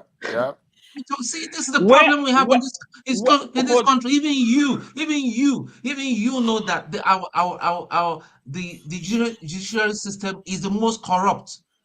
We know. I This is the guy that speaks and but it's better to try though, Tone. Is it not better to try than not to? So you need to calm down. You can do better than this. Because APC didn't win in Kano, did he? APC no, it didn't was win NNPP. yeah. It was NNPP. So He represented even if NNPP, the judiciary is corrupt, it didn't favor APC, did it? No, wait, what are you talking? The Supreme Court lashed the appeal court heavily, bombarded, in fact, hammered their head because their judgment was wrong, totally wrong. So Nigerian judges, they are crazy the way they judge people. Yes, because that was very wrong. I think. I agree with you, Blackstone. Yes, why I think whether on that case, my question to the Blackstone that is asking about, or did someone says, okay, I think it's my friend Steph. Peter Obi too would be surprised if he won the election, because the Nigerian space election, the one we are talking about is the system to checkmate them that we don't have yet. Until that system is in place, the cabal will be in charge. So for you to even win the election before you decide anything, you have to break the cabal. And that, I don't know the approach from anybody. He said that you're gonna appoint me, I will break them. You're gonna appoint me. He said that before you even get there, you cannot even get there. You can't even cross the line. It's either the overwhelming Nigerian go out beyond doubt that the whole world is seeing that almost 90% come out, that it become unbearable, that even their wife and their children will tell the person that will announce and say, do you see these people? 90% of Nigerians came out to vote. Are you going to go and announce to them that this is not the winner? That is the only Nigerian people that can do that. Why? One. Secondly, if you don't go that route, which is very impossible because of divide and control, except you go and negotiate with them. I know people say, oh, you have to kiss this person hand. Then you go back to, then the argument is the same thing like Godfather and forefather is making, that, oh, for the greater good, do anything. So instead that you go that way to negotiate with them so that they can give you go ahead before you even start. Because you have two ways to go about it. If not, which people are we talking about here? The people we are, which people are we talking about to go and negotiate with? Follow your t-shirt, okay? Follow your t-shirt. Unstoppable.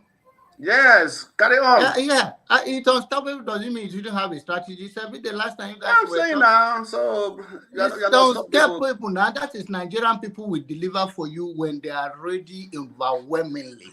But the issue we have right now, they divide and control. Okay, how many people register? We are 200 and something million citizens. Do we have up to 100 people registered? The question I wanted to ask you, the question I wanted to ask you was that when you said you have to go and negotiate with some people, whom are these people in your own mind you are talking about? Who are the people that you guys believe ran the election? Those are the individuals within Nigeria that are doing it, but in reality, they too answer to other people. So okay, who you don't negotiate with them. The people that they listen to overseas, those are the ones. So when you tell them, whosoever that they are talking to, and the people tell them that, you know what, our people have made the choice, it's too overwhelmed, you're going to risk our life, and the life of our family. Because there is no way we can go out there where it's 80% have gone this direction, and you are telling us to go with these people who will be roasted on the street. That is the point that we is are true. here. That is one of the what reasons you why are we saying are is correct. If 90, in short, if even 70%, even yes. 55% of Nigerians are strong and adamant, Yes. they will overturn any system. Yes. Easy. And they know that too. And even the so-called puppeteers, what they tend to do when this type of situation occurs is that they are going to now sit back and wait for an opportunity to strike back again and take control again. That's what they do. They are not. But at least there is an attempt. At least Yes. that break the pride that is Yes. impossible. I am not Obi supporter, but at least I like the fact that a third party challenge these two parties that have hold us hostage for years. It's a big improvement, right? And if you can believe that if it go a little further, it will become difficult for anybody. These are human beings that live among us. Do you think you cannot just do something when the whole world is watching you? The people will tell you, say, we cannot do that. Do you think their family don't talk to them? Do you think these people that are just good, they will see the energy? Well, I don't think, and that's why we are talking about the media. And I think that is one of the fundamental reasons why we come here, talk all the time, that at least it's getting to the ear of people when they even have light. I still think that there is that 5%, 5 to 10% chance that Nigeria, as this year, last year and this year, has passed a point of no return in terms of that we could start seeing incremental positive changes happening in Nigeria, including some of the stuff you are talking about. Yeah. We start seeing incremental improvement because of the things. There are too many things aligning right now. And with all the refineries coming on stream and people becoming more conscious of security, the Continental Free Trade Agreement is coming in line. That is what you a want lot to of things see. in coming in line. That is what you want to see. Have you heard that even the refinery come on stream will not even have impact on the price of a petroleum product? Yes, but it will have a massive impact it will have a massive impact on the amount of foreign exchange that the government has now. That is where the big one is, because we don't spend money buying petrol anymore from outside. The dollars. We have to get it's gonna help us though. It's gonna help us anyhow. It's gonna help. It's gonna help. Even for it to be available for citizens to move around. No way. Yeah. If Dangote refinery start working, it's gonna help. It's still better than. There's other benefits. So there are other benefits that they often don't even mention about. Our petrochemical industry too becomes alive, because there's a lot of chemicals that come from that refinery that we normally use, but we don't have access to. But because they are doing it now, Nigeria can start manufacturing those things and maybe even exporting to the continent. To be honest, if Tinubu is sincere about anything he want to do, I think things are working in his favor. He can take advantage and just work for Nigeria. You would think he's trying to destroy the whole opportunity he's got. That is what I'm saying. If there is any sincerity, he's ready to do anything. Nice meeting you guys. I hope we see. It has some advantage. Thank you for coming in. You see all this one we're talking about. If Tinubu can put Nigeria in line, my friend KJ, if Tinubu can put Nigeria in line, like forefathers. Jonaba, okay. Thank you for coming in. If Tinubu can put Nigeria in line and try to even do what Nigeria wants, Nigeria go up. They go vote for Tinubu now. Exactly, that's the thing. Everything he wants, he doesn't even have to rig the election. He just has to do the right things. After 2 years, let me tell you, after 2-3 years, Nigeria see 70% of light a day. Nigeria will vote for Tinubu.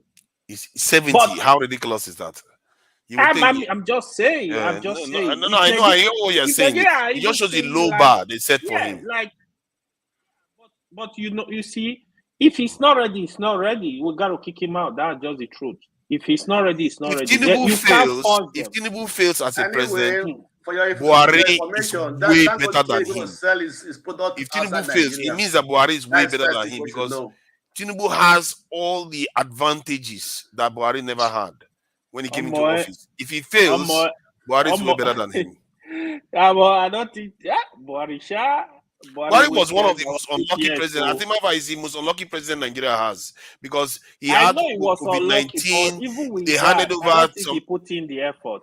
I don't think he put in the effort. If you see, you know what? The other day I was having a discussion, and what occurred to us was that some of the things he's laid down, and he's been saying it, the infrastructure that he has laid down, is very, very strategic and important for Nigeria. Like, if we want to do heavy manufacturing and some of all the petrol that Dangote is going to be transporting all over the place in Nigeria, the roads are not sufficient. You have to have rail network, and that's something he has done.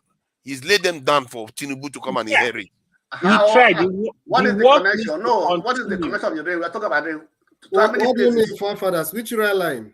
Rail line. You know they are fixing the eastern one. They are fixing the eastern one. There's one going through. Which eastern one? Which eastern line? Oh no, the eastern rail one, the one that goes to Kafanchan. Don't say that. Don't say that. No, it's true. Don't even mention eastern line. Why you? Don't mention it. Go to Kafanchan. It's true. Don't play politics here, please. No, but it's true. I can show you the link. It's on net media.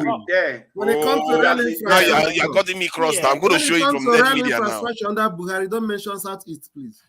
It's on net. Oh my God, it's on net media. Net media. That guy, you know, he's not a big fan of the APC. Going to East now, actually. He's there. They are fixing it. I've traveled on that rail line before. I know from Port Harcourt you can get to Enugu all the way to the north. I use it from Port Harcourt to Enugu. I know that rail line. But let them build rail lines. These are not cargo lines. These are passenger lines. So they're not used for cargo, transportation of cargo products. These are passenger trains. You know, it carries everything. It carries everything. Number two, Dangote is going to sell his product outside Nigeria.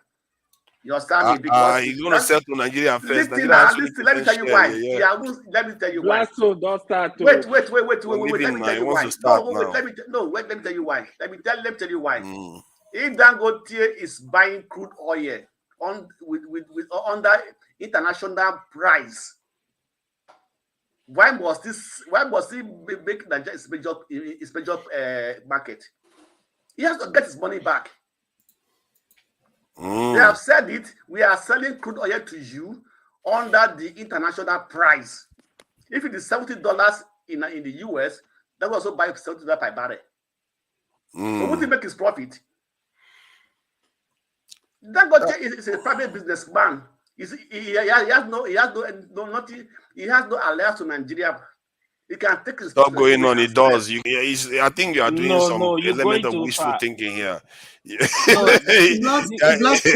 Have you forgotten that Nigeria government invested in the company, in the refinery? 20%, which is not 20%, not 40, 20%. 20% is equivalent to, because the refinery can generate twice the capacity that Nigeria needs. So it means with that 20%, Nigeria can get almost 40% of its fuel that it needs. So you see what I mean? Make we see first. They are giving 6 million barrel now. They are giving 6 million barrel. Let us see. We shall see. Let me show you the real Eastern rail line, because it looks like some people are not aware. Story. I believe you need to stop, you know. I don't know what's wrong with you. I think that's it then. Hi, welcome everyone. Net media. Construction work has finally started on the Port Harcourt-Maiduguri Railway, otherwise known as the Eastern Rail Line. At the time, it felt like the railway project wouldn't be executed any longer because it's been a long time the contract was awarded to the Chinese firm handling the project. It looked like getting funding was a bit difficult for them, but finally, work has started.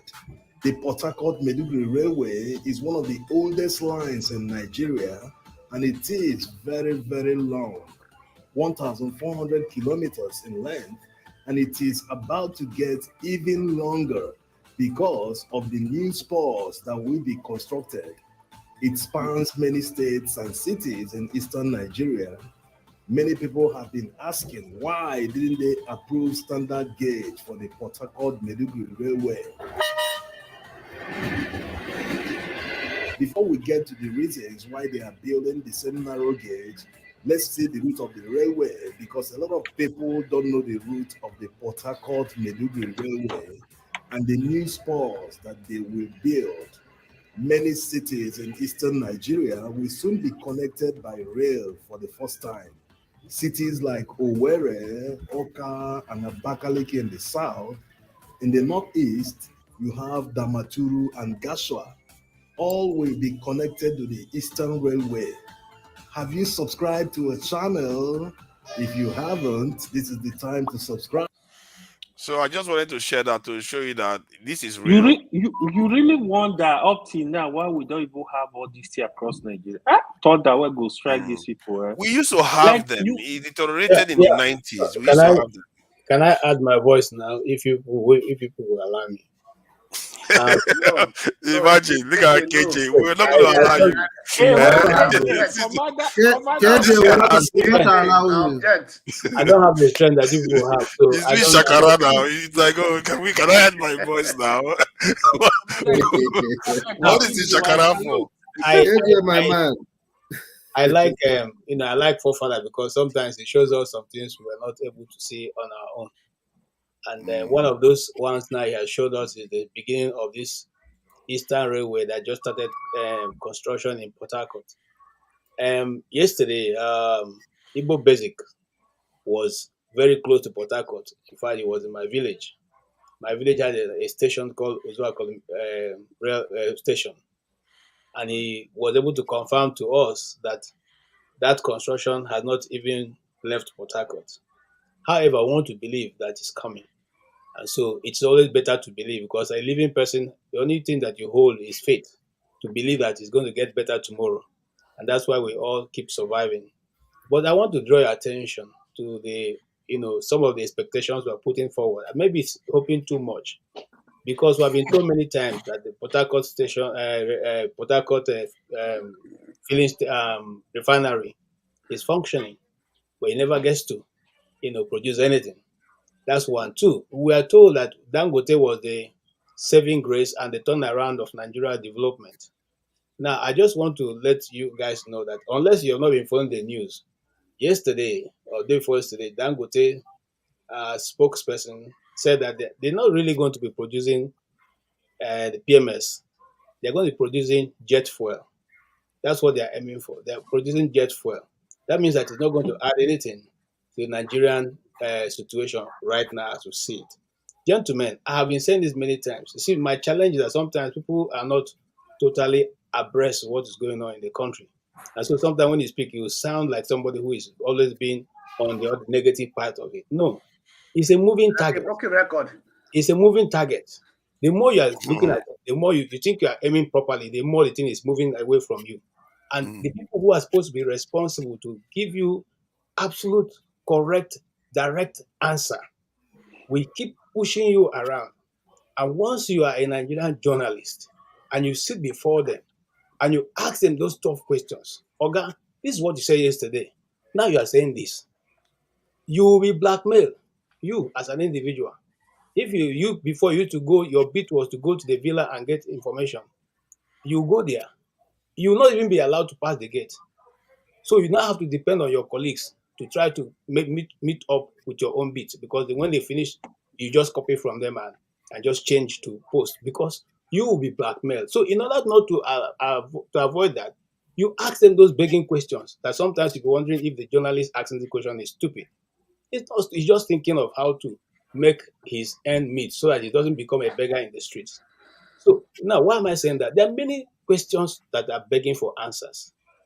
Okay, but is it that those people are not seeing? They're seeing it. They're seeing. You see, some of the things that Chidi was saying here, some of the things we have done in the past. You even need to write a story and give to your foreign counterparts to publish because they look. I give an example, a personal example, and I won't go further from that. When Yaradua was about to, that's when I started being afraid of the system called governance or the establishment. When Yaradua was about to be elected, the night before the election, a friend of mine who was working with ABC News in America here called me and said my name was given to him to work with me when he gets into Abuja, and he has an interview with Yaradua. Now, so I should get ready when he gets in. We will go there. I want to tell you a clear example of how some of things happen in Nigeria. So when he came, he said to me, you know what, since we are going to the villa, let's rent that suburban, suburban, the big suburban, that American suburban. It's a Ford, so big. So I know. Let's rent suburban. And I said, but just the two of us. He said, yeah, you know how your people think. Let's rent suburban. So we rented a suburban that was totally black and tinted. I'm telling you a true story. Now we got to the residence where Ajaokuta was staying, awaiting the result of the election. And I said to him, why are we coming to interview him? He's not even the president, And how are you sure? He said, my friend, you just relax. These people already know. This interview are going to record right now. They're going to play it at 12 midnight today because they know that by then Ajaokuta would have been declared president. Well, for me, I was a bit skeptical. Election, they never even count on yourself. You say already know who will win. My brother, how does this thing work? Anyway, now let me shock you. When we got to the gate of the place where he was staying, okay, somewhere in Asokoro, the Nigerian journalists, whatever you call them, all of them were locked outside of the gate. I'm telling you a true story. By the time we got to that place with the suburban, the gate was open. They didn't even search us. They didn't even ask us what we are coming for, who we were, what we were, whether we carry ammunition or whether we come to kill them. They just swung open the gate. Wow. To my amazement, the guy whispered to me, "So what I tell you?" Okay. So we went in. As soon as we got in, who did we see inside? Al Jazeera, BBC, CNN, and then ABC. I hope you understand it. The rest of the Nigerian local media, including their NTA, was outside the gate. And we came there and we said, hey, we are from ABC News. And we have an interview. We were quickly ushered into a waiting room. And we set up, did our interview, and left. We were given express. Now, why am I saying that? That's the way that the local media is treated. So sometimes we need to appreciate those people who even struggle to put in, some of this effort to get out some information that we get. Information that we get. It's difficult to work with these people. That's how Nigerians are treated. Not only local media, Nigerians, that's how they are treated by Nigerians. Well, that's what I'm saying. Yeah. In every sector, they see a foreigner, they prefer into a Nigerian. That is all. That's what I'm saying. So in the context of what we are saying, you see, some of the look, I'm trying not to discuss Shore and P2B because as far as I'm concerned, that part of the wrestling match has been contested and won and lost. It didn't surprise me. That's why here on this platform, I always said this was going to be the result, and I'm not shocked. I would have been shocked if P2B was able to win.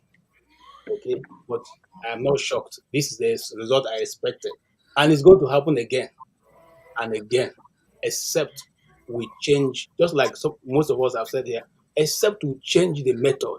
Yeah. Now, this is my conclusion. Yesterday, I've been following the Taiwanese election, and the reporter was making a report, and he said they are counting manually because they are afraid to use the systems, the computers, networks, because we don't want China to interfere in the election.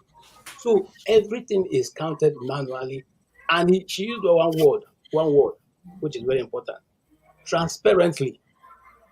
Transparently.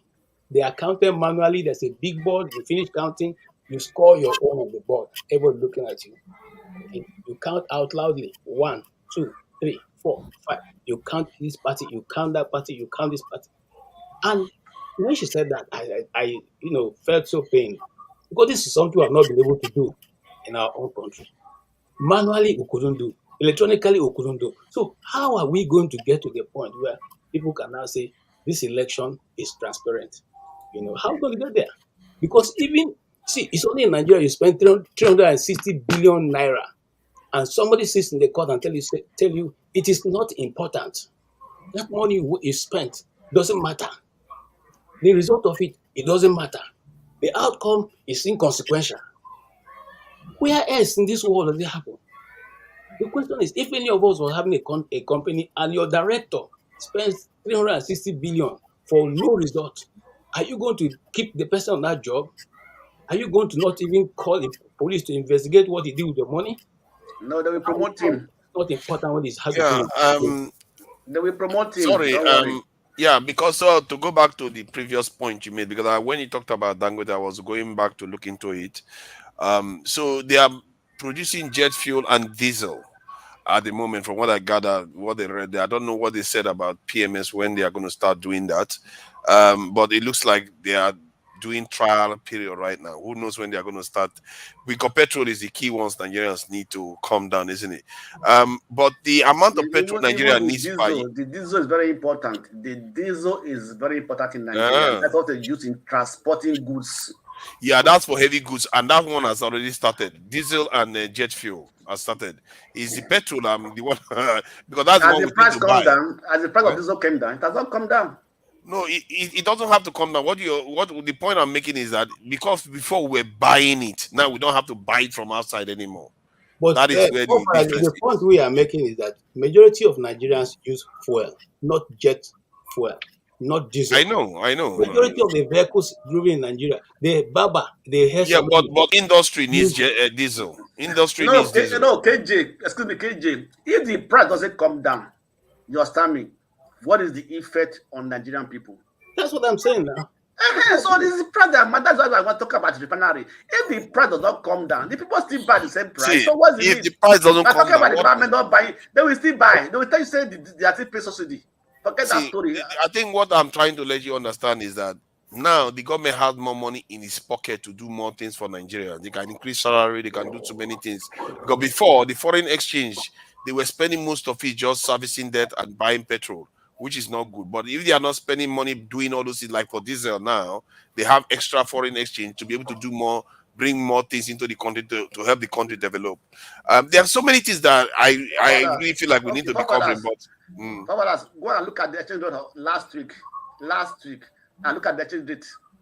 Last 2 weeks. Are you telling me it's awful? I know. So I have to tell you that it might not even help the exchange rate. That's what I'm trying to tell you. This is the thing about it. With this guy, he just have left that thing alone. And he has to be better off now. But he just goes and start messing with stuff. Forefathers, go ahead. Forefathers, I want to give you a little bit of pointer. Okay. You know that on the exchange rate you're talking about, that the effect is not going to be as much as you're expecting it. Why? Because if Nigeria is selling a crude to Dangote in international price in dollar, you understand? Are they going to buy the finished product from him in Naira? Yes, they have their own. They are going to give him the crude sell oil. it to him in dollar and buy it from him in Naira? No. What I'm saying is that they probably are not going to sell it to him in dollars. I don't think they are selling it to him in dollars. Okay, so I'm coming. If they give it to him in Naira, that's what they said from him in Naira. So it's like it's off. That is what I'm saying is that there's a net effect of almost zero or negligible. No. The reason why the reason why it's not the other one, you have to go outside and buy. If it's dollar, remember all our crude oil is not going to our this thing, our what they call it, our pocket in terms of this thing. Some of them actually go on to fund other things. So those ones are going to come in foreign currency, complete, and then the transportation costs, all that. In short, there are so many things, shipping and all that will be saved. It's not going to be 100% like you are thinking. Oh no! I know it's not 100%. I never said it was 100%. It's not going to be 100%.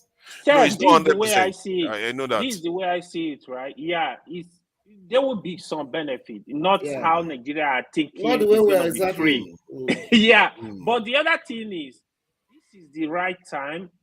The federal government need to include subsidy. So now they can, if Dangote is actually producing at that capacity, they can work with Dangote and introduce. Nigeria needs subsidy as the country is today. Nigeria needs subsidy. So you need to put back that subsidy. So at least now you'll be able to monitor it, what is going on. You've started again. Yes. I think first of all, you should know how much that was saved from the removal. Thank you. Question. Hold on. And also remember that the previous one that they used to buy for, there was profit margins there. But the profit margin is gone from the point of view of Nigeria. I think what you should say, maybe by now we can know exactly how much we are consuming. How much I don't know before. How much have been saved from that money which you started saving from March last year? Since we stopped paying, I think we are going to save about 30% at least. Where is the money? What we should Where spend is the money now? Where is the money? They are squandering it. Did you not hear me saying that this Tinubu guy is like, if he just left the shop alone, it's not going to cause problems? You have answered it already. So I've been telling you, this Tinubu guy, if he just left things as it was, things would not be too bad. He just came and just scattered everything. Okay. Forefathers. Look, the less you see. Come. Wait first. Actually, let us also be sincere to some extent, right? In August 2023, Delta State got 101 point something billion naira as, which is about double, eh? Yes, as they're getting more money now, though. So what he should have done was only subsidy. He shouldn't have touched anything else, just the subsidies. That currency one was a terrible idea. Hold on, this is my question. What are the states doing with those money? What did you expect? So that's my question. So actually, let's remove our mind from the federal now. Let's go to the state. If a state is getting that type of money, 1something billion every month, and we are not seeing anything in that state, can we actually only blame the federal? Okay, let me tell you where the money is. As at 2005, 2006, I know a state in the east that was it 550 million every month as security vote. Yeah, all the states. All the states are getting. That's 2005. As I was aware, I was in the state then. Yeah, that's what they are getting. Happened to be in the Ministry of Finance then. About 550 million every month as security vote. And that money, the way is unaccounted, that is like governor's pocket money. That is a gift. No, that is a gift to the governors. It's a gift to the governors. You don't ask what is it is a gift to the governors. 550 million. By now, it would have been like maybe. That's a lot of money. 550 million. You should use that. How many people can that employ, even if you are using it for proper security? No, that's a lot of people. Mr. Steph, what I'm saying, the number that can be accounted for. Are they accounting for it? What are they doing with it? Let's assume since when we talk about, we used to mix things up. When we talk about this state police, if the governors are really sincere, they should be able to work up an arrangement with federal government so that, if you need more police in your state, for instance, and federal government employ more police, then there should be part of it that you're going to fund from your own state, from your own fund. Because if they like to do state police, you still use your money to pay them, right?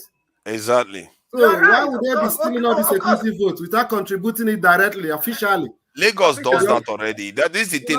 Nigerians pretend as if states they have power to do stuff. They just don't do it. What do they do? Lagos State doesn't have state police. Lagos have special arrangement for their police now. The police that is there, they have special arrangement for them. Why are other states not doing it? They are not. They don't want to. I believe that they are not. They are just looking for what to hide on them. Oh yeah, they give them better pension. They give them better maintenance and all kinds of different things. Are you sure, Father? No, it's true. I'm not making it up. If they even buy ammunition for them, it's true.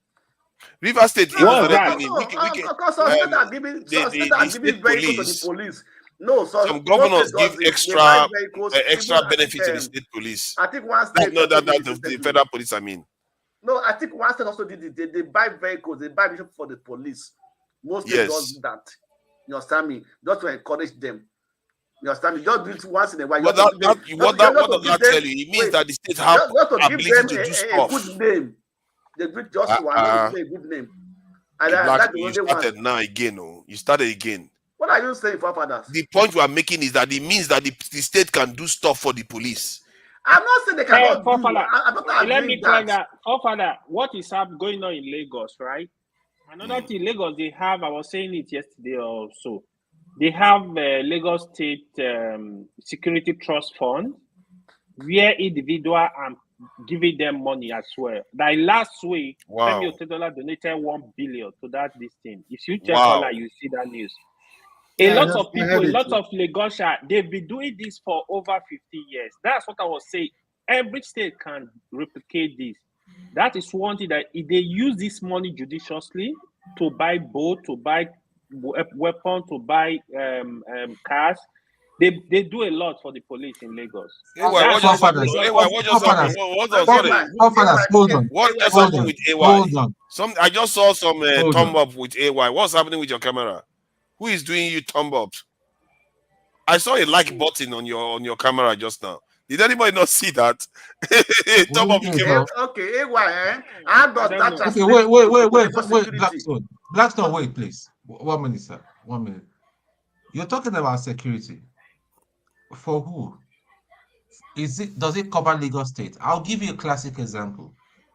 Somebody I know that is very close to me. They robbed the whole of the street. All the people that had the shop, they came carefully, packed everything, all the rice, all the frozen food, because it wasn't only his shop.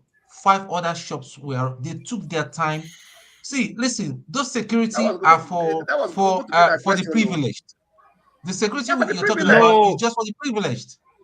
What is the security in the Lagos State? What is the crime? That's what I'm saying. So for what area? It's just for the privilege. See, to be very clear, Lagos have the best security architecture in Nigeria. Forget Lagos State. The citizens are not safe. It's not story. I'm sorry, no disrespect. You don't know Lagos State at all. You don't know Lagos I have friends in Lagos. I have people who are complaining. He doesn't know. AY does not know Lagos at all. He just goes to tell me that he don't know nothing about Lagos. Yeah, but they do protect Lagos State. Lagos is more secure than other states. And what we're saying is that in one neighborhood, how many neighborhoods? It's the privileged neighborhood that is safe. If you go down to Apapa Road, you go down to the mainland, you go to Ikeja. See, stuff are happening. It doesn't make the news. You go down to Alimosho, you go to there will not be crime now. We are saying we are not talking about like big crimes like kidnapping and all those things. Why is it that people don't want to get an apartment outside the estate? Why is it that anybody want to look for what have an apartment in the estate? If Lagos is secured, the argument are kind of very funny. No, fathers, they are very funny. Until he learns, can you put him on time out again? Who is that? Him again. Yeah, he started the game, please. Until he learns to be civil. Because else this will not stop. Huh? No crime in London. I think this is Mr. You Triumph. can't compare some certain areas you can't compare London and Nigeria. Who is that for us? Triumph? Yeah, no, it's not Triumph. It's not. No, it's not him. Person. No, why do you keep making all these funny friends everywhere? No, if you allow this, he will start. You have to send a very strong message to him. Take him out. See, the other day, I was talking to Mr. Triumph in the backstage, and he was like, "Go and tell Tone that you have seen my face." I tell Tone, like Tone is going to be upset about it. I'm like, why? Why do you want to? Why would you want to be picking on Tone? It doesn't make sense. If it's Triumph, I know how he talks. It's not Triumph. This guy is not Triumph. Me and Triumph, we were engaging yesterday. He's not Triumph would never insult you. I thought it looks like you have a way of making new friends, Tone. Every time you keep making new friends. I didn't chat to him. I never spoke to him. I never chat to him. So why? The solution to comment section is that drug dealer from the States. He's on the thing again. Starts chatting rubbish. You know, he can't even face himself. We addressed him yesterday. He's now in the comment section. You know, Tone, you may be the most popular person here. You know, because all these people, they are cursing you, but they also like you. No, they like you. They keep coming after you like this. He's got a lot of female admirers. He's got a lot of fans now everywhere. They just keep coming after him. They like to. That's the problem. You keep making friends everywhere. Solution to comment section, you gotta ignore, man. No, you know what? As I'm here now, I'm joining I'm using the stream yard. I'm not even seeing the comment section. So that's not their problem. Let the all be Some are nice. Some are nice, though. Some of the comment section are quite no, nice. some are nice, definitely. No, it's few of them that come and oh no, they are nice to you. AY is a man of the people. They like him. You're not minding me. You always like to sweet talk people. Hey, look at me.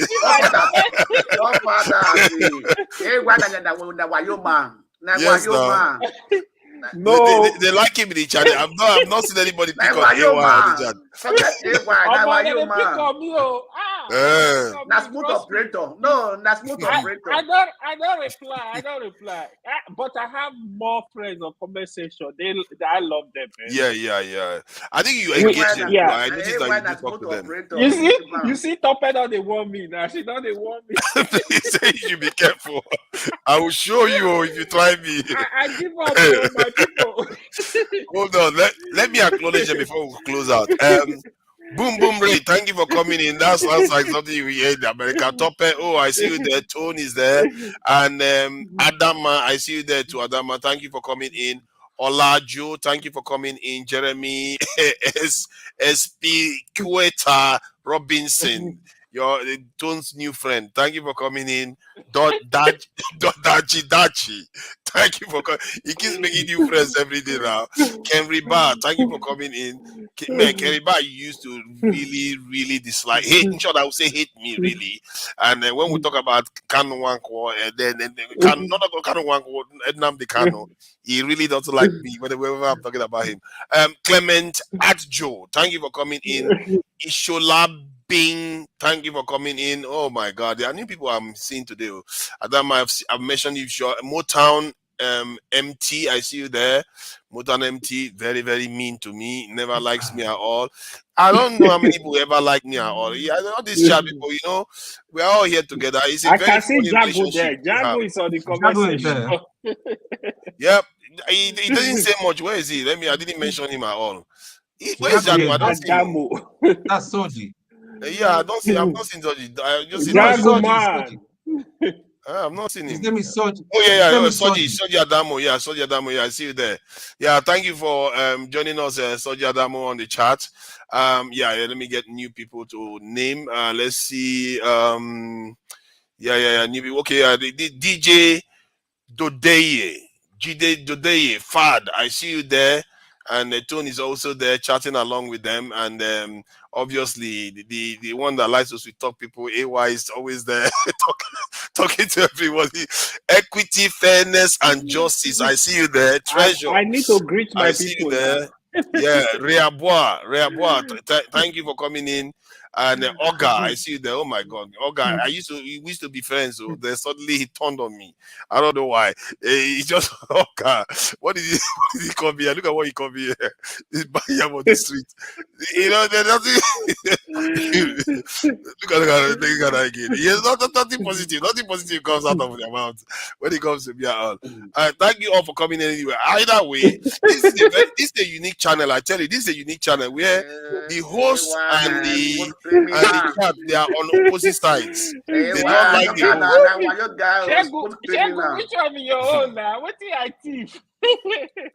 Look at that now. Let's see what they say. I'm saying, hey, for real, he's making friends now. Look at that. Hey, he's making friends. Everybody loves him on the chat. Oh my God. Who is this person there? I can see Peter AO. I see you there. I see Peter AO there. Thank you for coming in, Peter AO. See the love right I see you for coming there. Like so now. I see the Pansat is there. Thank you all. Pansat, thank you for coming in. And Fridol, yeah, that one definitely doesn't like me. The controversial man.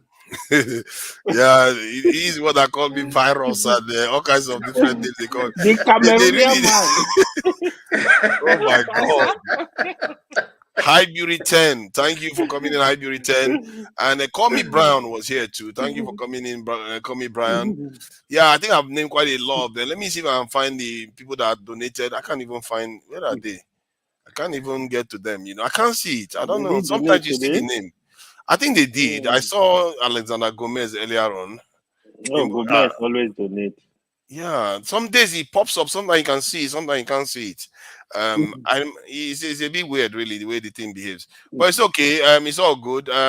Thank you all for coming in. And I need to play, these are our friendly Eastern musicians out. But first of all, we'll have to get let me thank the people on the panel anyway. Loco, thank you for coming in. Showering tone, a lot of thank you love. for coming in. Wait, The Blackstone.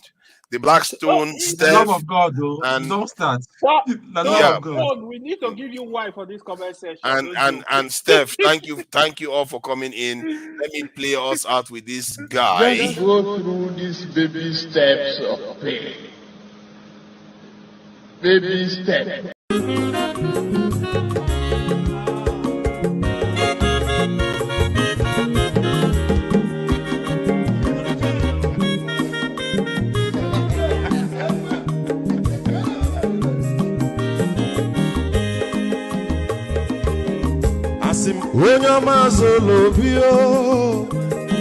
Yeah, I will play this song to the end this time. Max, if you have go kwanumo no fube nazo olaga ni piazugo ulaga do ni piazugo akwanwa mwilochi o biko rapuzoro kona bazia onyo mazoro biko abamba wazoro the sorry ibya unyane kwana mo ulaga do ni piazugo ulaga ni piazugo abamba mwilochi biko rapuzoro kona bazia Mazi welcome up Odoguna Kwerezinaka Onyoma Nigadelemo Mazi ni Mazi Ibu go with the melody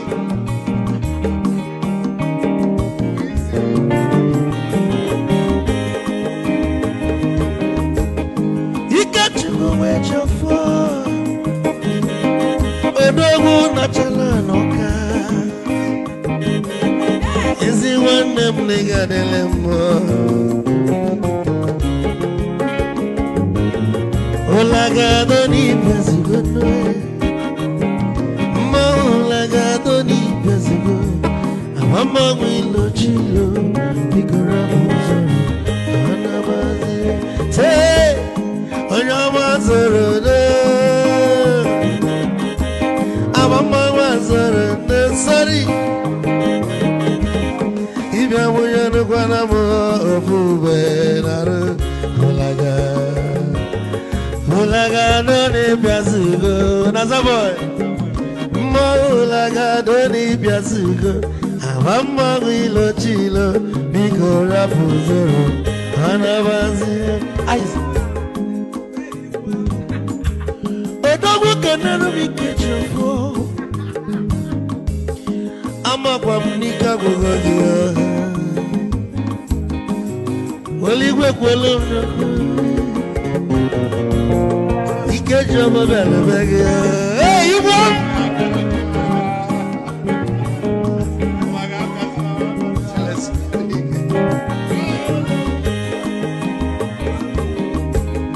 Ebu kampune kene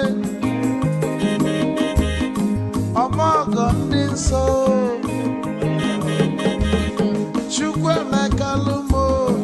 Chukwu negaji Esi nwanne mekene Ịlapụl ife nini na-eme wee bịa Ka gosili na anyị na gị bụ nwanne wisdom ịgadị Ka nye gị maịkị ka ogobanya bụ egwu Isili maxi ọ bụ na-etiri egwu a Malụkwa malụ n'imego m ife ọjọọ Wesi gị nwanne m ife ọkụ na-echọlụ na ngeme Wisdom onume ekene gị Bama iyo iyo